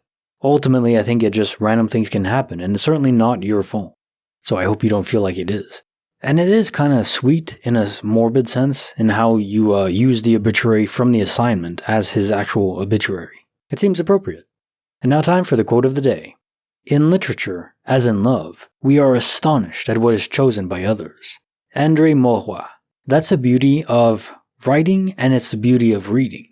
You don't know what other people are thinking, and writing is a way to condense it down onto a method of travel, of transmission. It's again back to that adage where you can never truly know someone, you can't enter their mind, but through art, through expression, through the written word and spoken word, you can try to get a glimpse, an impression of what they're like and what they think. I just think it's beautiful, and indeed, sometimes astonishing. Notes for edition 1132. The glitch with a flash. The key that makes this truly a glitch is you took the back cover off initially. It's not like you found the flashlight with the back cover already off, but next to it. In that case, it'd be logical to assume it was for a different unseen flashlight that was just in the mess somewhere else. In these cases of mismatched items, in my view, it's always coded errors from the multiverse. So when an object is out of sight of any sentient player, they de-render to conserve memory and processing requests, then they re-render faster than we can perceive or even measure with any of our tools within the simulation. When our field of vision of consciousness returns it within their area, like a cone of vision, And 99.99999% of the time, it's flawless. But sometimes, very rarely, given the totality of how many times it happens, it does still happen. Just not often. I think there's errors. I think often there's multiversal issues involved, where items from different universes de-render there and are re-rendered in the wrong universe.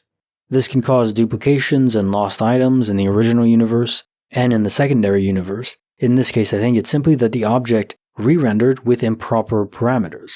So I don't necessarily think another universe was involved. The parameters it re-rendered as were incorrect. It's almost like a glitch in our DNA, causing it to replicate in a different format than you'd want, which can cause cancer or just moles or stuff like that are benign. Things you just don't want. Notes for edition 1133. When fate binds you to love. So what is most interesting about this turn of fate is your own resistance to it is what leads you to that moment. Think of how much time you used going to Myers and then Best Buy and then to the Sears and the mall. At least an hour. Had you gone straight to Radio Shack first, the girl would almost certainly not have even been there yet. So whoever or whatever gave you that feeling, they had future knowledge, future powers, future insight. Or could it be your own subconscious drawing from buffered reality? It was less of directed fate, more of your subconscious, slow-dripping emotions into your consciousness, because it knew without a shadow of a doubt that you'd run into the girl again. Actually fascinating. I hope you guys got together permanently. What an origin story that'd be. And now time for the quote of the day. The advantage of a bad memory is that one enjoys several times the same good things for the first time. Nietzsche. Yeah, and it's the curse of having a decent memory like I do. Because of that, it's just not as fun to rewatch shows and movies, and again, all I want in life that would make it infinitely enjoyable forever is a button that you can press where you can selectively delete memories, so then I can go back and rewatch shows, and it's always the same thing the first time. I'd be stuck in one of those time loops in SG-1 where everything is repeating. I just wouldn't know it, and I'd be perfectly happy with it. Like the video, subscribe, hit the bell. Kinetic Symphony signing off.